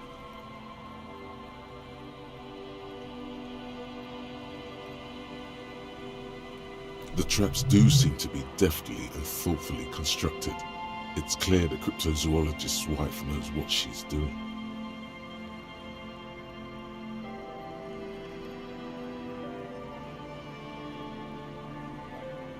Yes. What? And I'm eager to return to her, I assure you. But I can't leave before we finish with these traps. My wife understands that just as well as anyone. Come on, Morale. We've been soaking out here for days. It's time to go back. And leave the traps? Absolutely not. I won't let Lena down. Come on, she wants us back. I'm soaked up to my nuts over here. We'll both catch reed crabs if we don't dry out soon. Of course it's important to her. She's seen it. A verified sighting, on record. One of only 4 this century, and it's hers. She's seen it? Yes, that's how we first came to know one another, in fact. But that's her story to tell, not mine. Suffice to say, it's long been our dream to find proof of the Insulindian phasmid together. I can't abandon course now.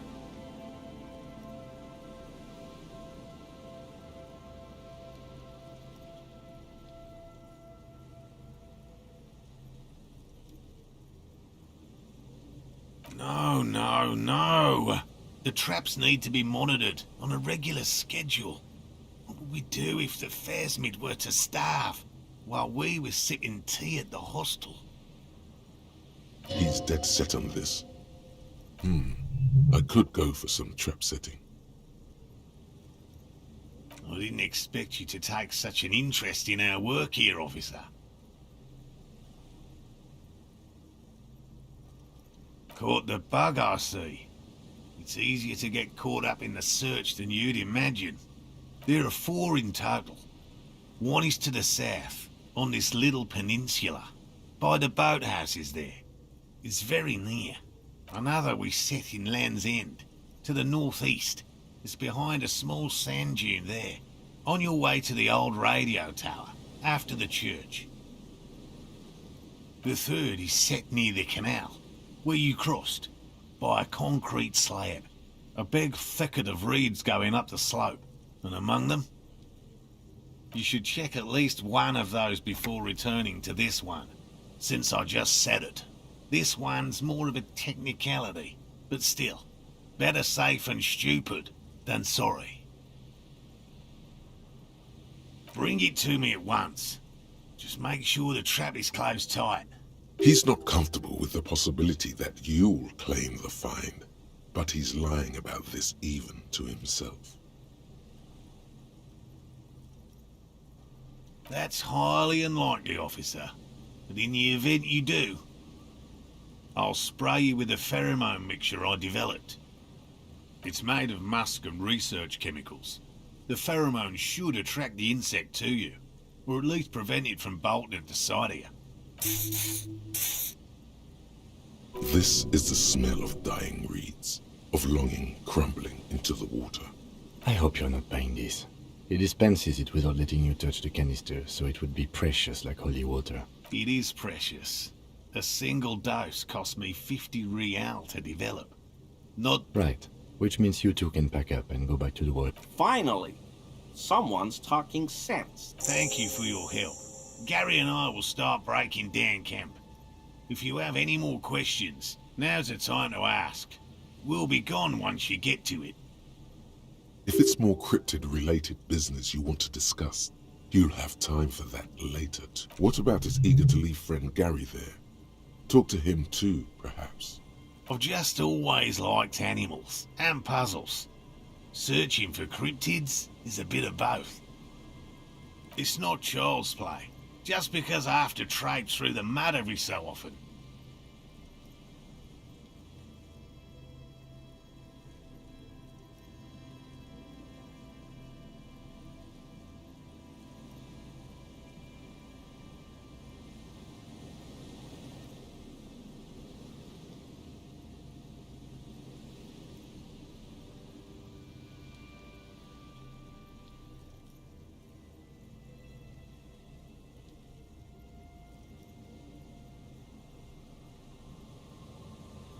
Real. I know you think one is a respectable profession, while the other is superstition. Everyone does.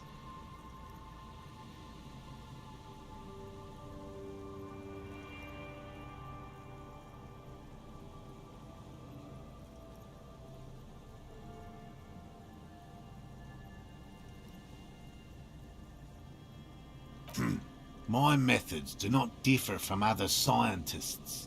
I simply draw upon a wider variety of evidence.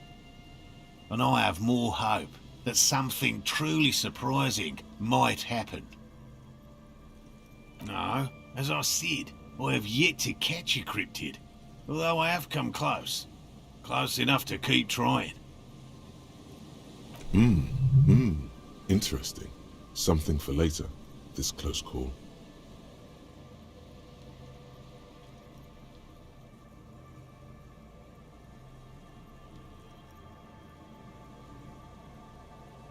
Everything from forgotten regional lore to newspaper accounts, like the one that brought us here, to look for the Phasmid.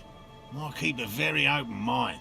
He's interested in things that people believe that scientists don't. Most establishment scientists only care about reputation and remuneration, not real research, and certainly not the truth. They're a cowardly lot. And both the field and basement archives can be dangerous places. No, very few cryptids are ever discovered, and not for a lack of trying. To stay hidden is a cryptid's primary quality. It's even in the name, cryptid.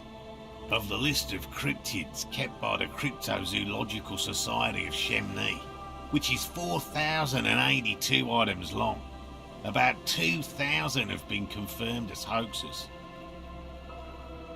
2 are categorised as confirmed discoveries.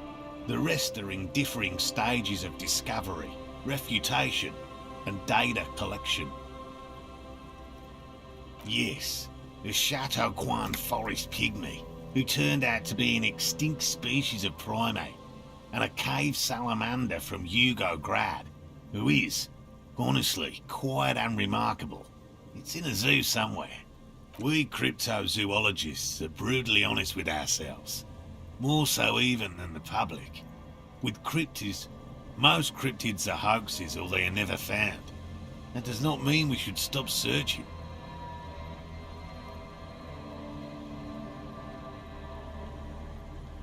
Indeed. If our expedition is successful, every paper in the world will report on it. From Revachol to Dushantu. It will be a zoological miracle. The hair on your arms stand up. Electricity. Sounds like reeds hissing. He has clearly done his math on this. There is no surprising him or swaying his opinion. Yes? All right. What cryptids precisely? I usually discuss these things with specialists. We would have to discuss. He wants to say, but decides against it, since you've offered to help. A willow person. It's a long story. One non-specialist would find rather dull. Willow people? Not at all. They're not people, really. Some argue they aren't really animals, as they seem to have evolved directly from trees. They're very, very thin, almost flat in fact, and can camouflage themselves easily, wrapping themselves around trees and blending in with the tree bark. In that way, they're not too dissimilar from the phasmid we're looking for here. You probably have. Gary and I painted an entire grove's worth of trees in slow-drying paints. It was a bright lavender colour. I was hoping one of the willow people would get paint on it and not be able to camouflage itself. After waiting in hiding for hours, I saw a figure slip from one of the trees, a lavender shadow, dashing through the grove. I chased it with a net. Not very elegant. You can't be elegant in the field. And, well, it was faster than me. A lavender shadow. I know you think we were snacking on funny mushrooms. It's easier to mock someone than to admit that the world might be more interesting than you've imagined. Furthermore, I'm not saying it was a confirmed sighting. I'm painfully aware of what goes into verifying such things. There is a serious possibility that I saw a squirrel or a trick of the light. I am my own harshest critic. He makes it a real point here to sound falsifiable. Confirmed. It's 100% verified and meets all the standards of an authentic cryptid sighting. I see you've been talking about cryptids with Lena. The kind green ape is one of her favourites. We travelled to South Safra to look for it once. Gary and I got stuck in a rainstorm though, and had to spend most of our time there in a little village. The search was fabulously unsuccessful, but the people were very nice. I'm glad they didn't understand what Gary was saying about them. What? South Safra? They're just on a different rung of the ladder, Morel.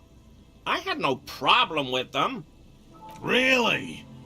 You kept complaining about how dirty everything is, but we digress. They're a nascent culture. I just didn't feel comfortable. And let's change the topic, okay? Talk about your critters. Or what? Formerly the most dangerous, yes. But do you know the most dangerous living cryptid? Believe me, you won't guess it. You either know or you don't. The most dangerous cryptid is a carnivorous ruminant, known colloquially as the dread moose. Yes, the dread moose subsists entirely on flesh. It has even been known to dig up fresh graves in search of sustenance. Human remains have been found deep in the forest, torn apart, then trampled into the mulch by large hooves. Infer from that what you will. Just like an ordinary Arden moose. You can't. That's what makes it so dreadful and hard to identify. A moose that looks like any other moose. What's going on here? He's kidding, right? Of course you do. The bodies found in the forest are just one piece of physical evidence. There's more. Sightings in Vasa, reaching back 4 centuries. But, of course, nothing satiates the skepticism of... A detective. Pardon me, I did not wish to seek conflict. It's simply my training to question things. Understood, Lieutenant. That's impressive, I guess. But have you seen it with your own eyes?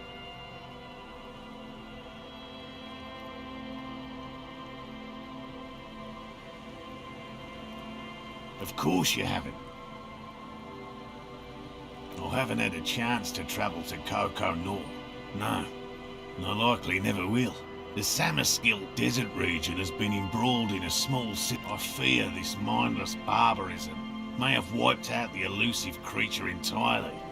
Sightings of towering luminosities have grown rare recently, while they once used to be constant. Yes. Sightings of mirages are constant. A mirage is a constant phenomenon that people have no time to report when a war is going on. It remains unclear what this has got to do with you seeing it, as he was inquiring before. He was... Oh, everyone knows about that one, thanks to Professor, although probably because her life ended as a result of her work in Gutler. No one remembers her contributions to the search for the Nongok. A flightless cursor owl found in the Seminine Isles. Its long legs permit the Nongok to run faster than any other avian, perhaps any other animal, who knows? When it's not hunting its prey in this manner, the Ock hangs from tree branches, like a bat, waiting to dive on hapless prey below on the jungle floor. Bijanu liked extreme animals, you see. One of the few figures of the academic establishment I respect. Really a shame she disappeared. Oh, decades ago. In the 30s. I didn't know her personally, of course. The chasm of academic pretension still stood before us, even though she had a... No offence, officer, but I'm not much of a pedagogue. I don't know what I would have done if Lena hadn't persuaded me to go back to field research. You should ask her if you want interesting stories. Me? I'm not a people person, by all means.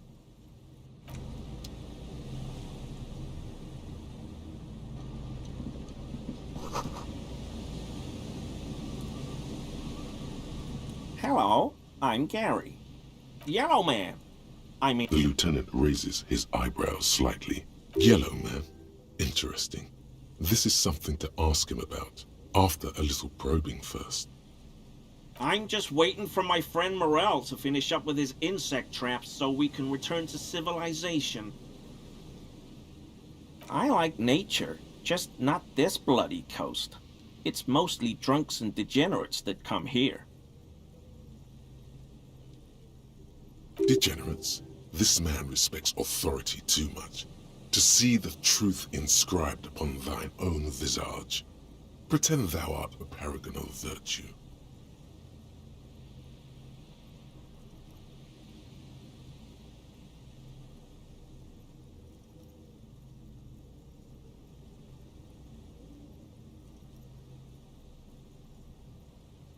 I've been tempted on occasion, but someone has to stay strong for Revacol.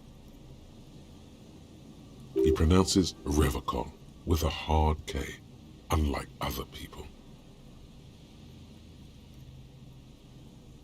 Oh, so that's what the RCM in Martinez is about. Great. Great to hear someone's finally taking care of that. So you do know something about it? No. Nothing. He was some kind of mercenary. But everyone here knows that. I'm just glad to hear you're looking into it. That's all. He's not feeling very comfy in his clothes, is he? Strange. He didn't kill him or anything, but there's something going on here. No. I help Morel with research sometimes, and I've learned some things along the way, but I don't usually go in for picnics like this on my own. There probably is a follow-up to this, but you can't think of any. Doesn't matter. Not many Sealites here, or anywhere, other than Sale. I meant no offense, truly. No problem at all. Sounds like some conspiracy topic. You might be able to discuss it with him when the lieutenant isn't here, if you can remember it. Return without the lieutenant. For this, your balance organ thinks it's a waste of time. I like to pronounce it the hard way, the old way, the Vespertine way. It's a secret rite. A very fringe nationalist handshake, probably. My mug? Why would you think that?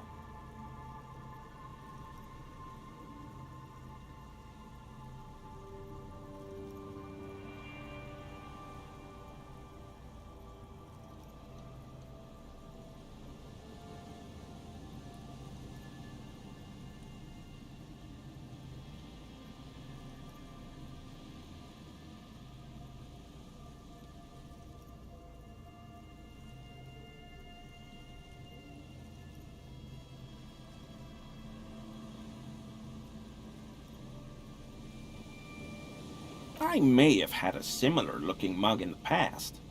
That's all.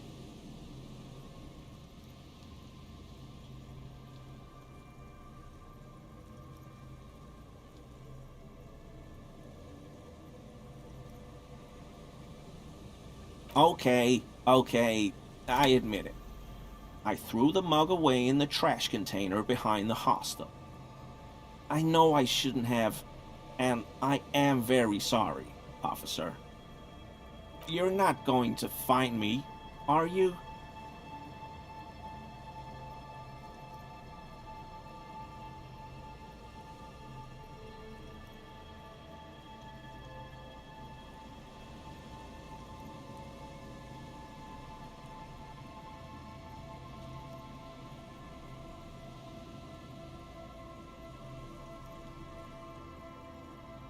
Whew.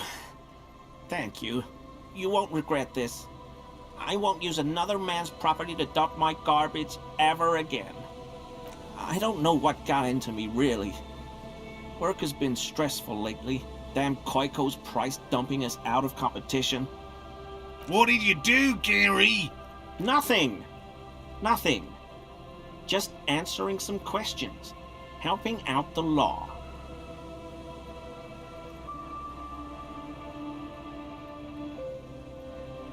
I know a guy who works with the trash collection services, CS Municipal. He gave me a master key for the trash containers of Martinez.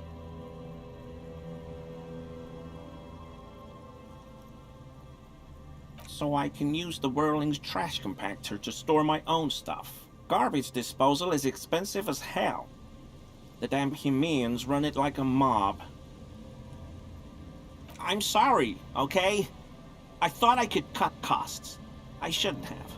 I shouldn't have disgraced myself. Disgraced? No need for the histrionic, sir. It was, after all, just a trash container. He studies his reaction. Gary doesn't answer. Officer, please. Let me explain. It's not like that. I was only cleaning up. I live right across the yard from where he was hanged, and I saw him stripped naked. All the clothes lying around in the yard, smelling. People are animals, you know? Then I came out to clean up the rags because no one else would. I put them into the Whirling's trash, along with a broken mug, admittedly. Okay, I was coming to throw the mug away, and, well, I threw the mug there and the clothes too. Right. It was just civic duty. Exactly. That's exactly what it was. Civic duty. Armor? No. I mean, yes. Of course. I know he was wearing armor, but I don't know anything about it. An infant could see he's not telling the truth, but he's too scared to admit more wrongdoing. There's something going on here. You should observe him more closely after this topic is concluded. I hope I could help your investigation, in my small way. Does this mean you were in his apartment, admiring his colonial mug collection? Sure do, officer. How?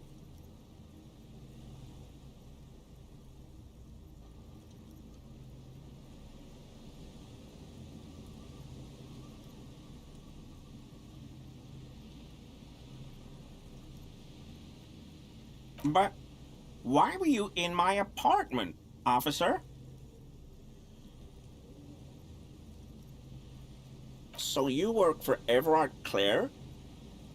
Officer, please tell him we're good.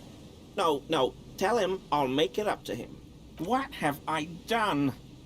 He'll send the muscle after me. As he lowers his tone, he hunches his back.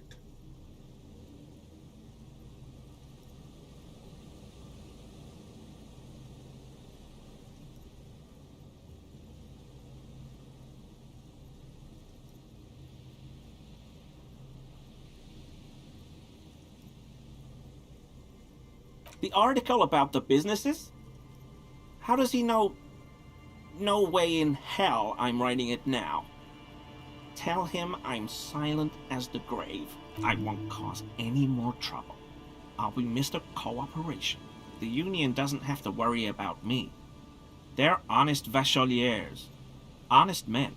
This scared him proper. He's positively melting from fear. Has to prop himself up with a lot of anger to keep it together. The weather vane has turned. He cannot be unturned.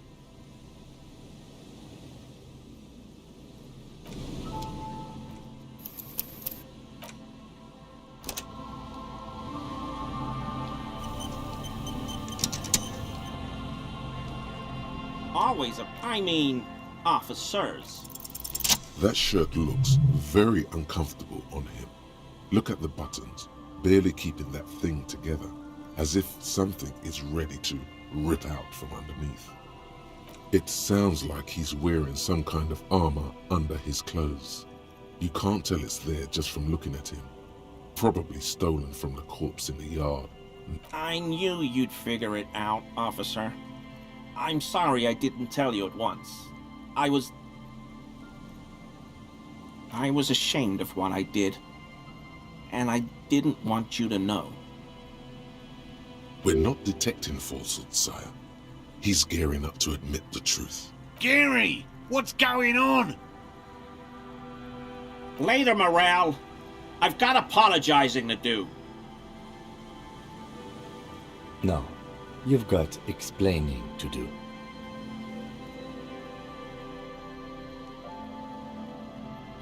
Because I was weak. I should have told you the moment I saw you, but... The hell, Gary? You in trouble? I'll explain later. Everyone was picking those pieces off him, and I was watching them do it. And they'd scattered his clothes all over the yard. Everything was smelling.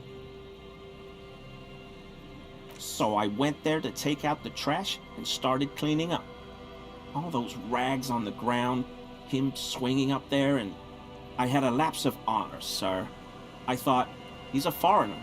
They all say he wasn't from here. Only the cuirass was left, so I stripped it off him. It was early in the morning. No one saw me. I took it with me. It was a mistake. Had I known it'd give you guys trouble, I wouldn't have... Fuck. We're detecting sincere contrition here, sire. He's not trying to flatter anyone. It's okay. It was a loose end, and you are tying it up now. I'm so fucking sorry I called you Yellow Man. Sealite officers commanded the suzerain's navy. Most of them sided with the king when... They were thoroughly conservative men, he realizes suddenly. He sighs again, hangs his head, and unbuttons his shirt fully. A cuirass that matches the dead man's boots comes into view. Soon it is in your hands, smelling of his sweat. But so light to hold, like a bag of cotton. I always thought it was the Union, but I sure as hell won't go around saying that anymore. You have my word. I don't know, and I won't be running my mouth on this subject anymore. This is all he knows. Yes, absolutely. I will never do anything like this again. I won't mess with Mr. Clare either. You have my word.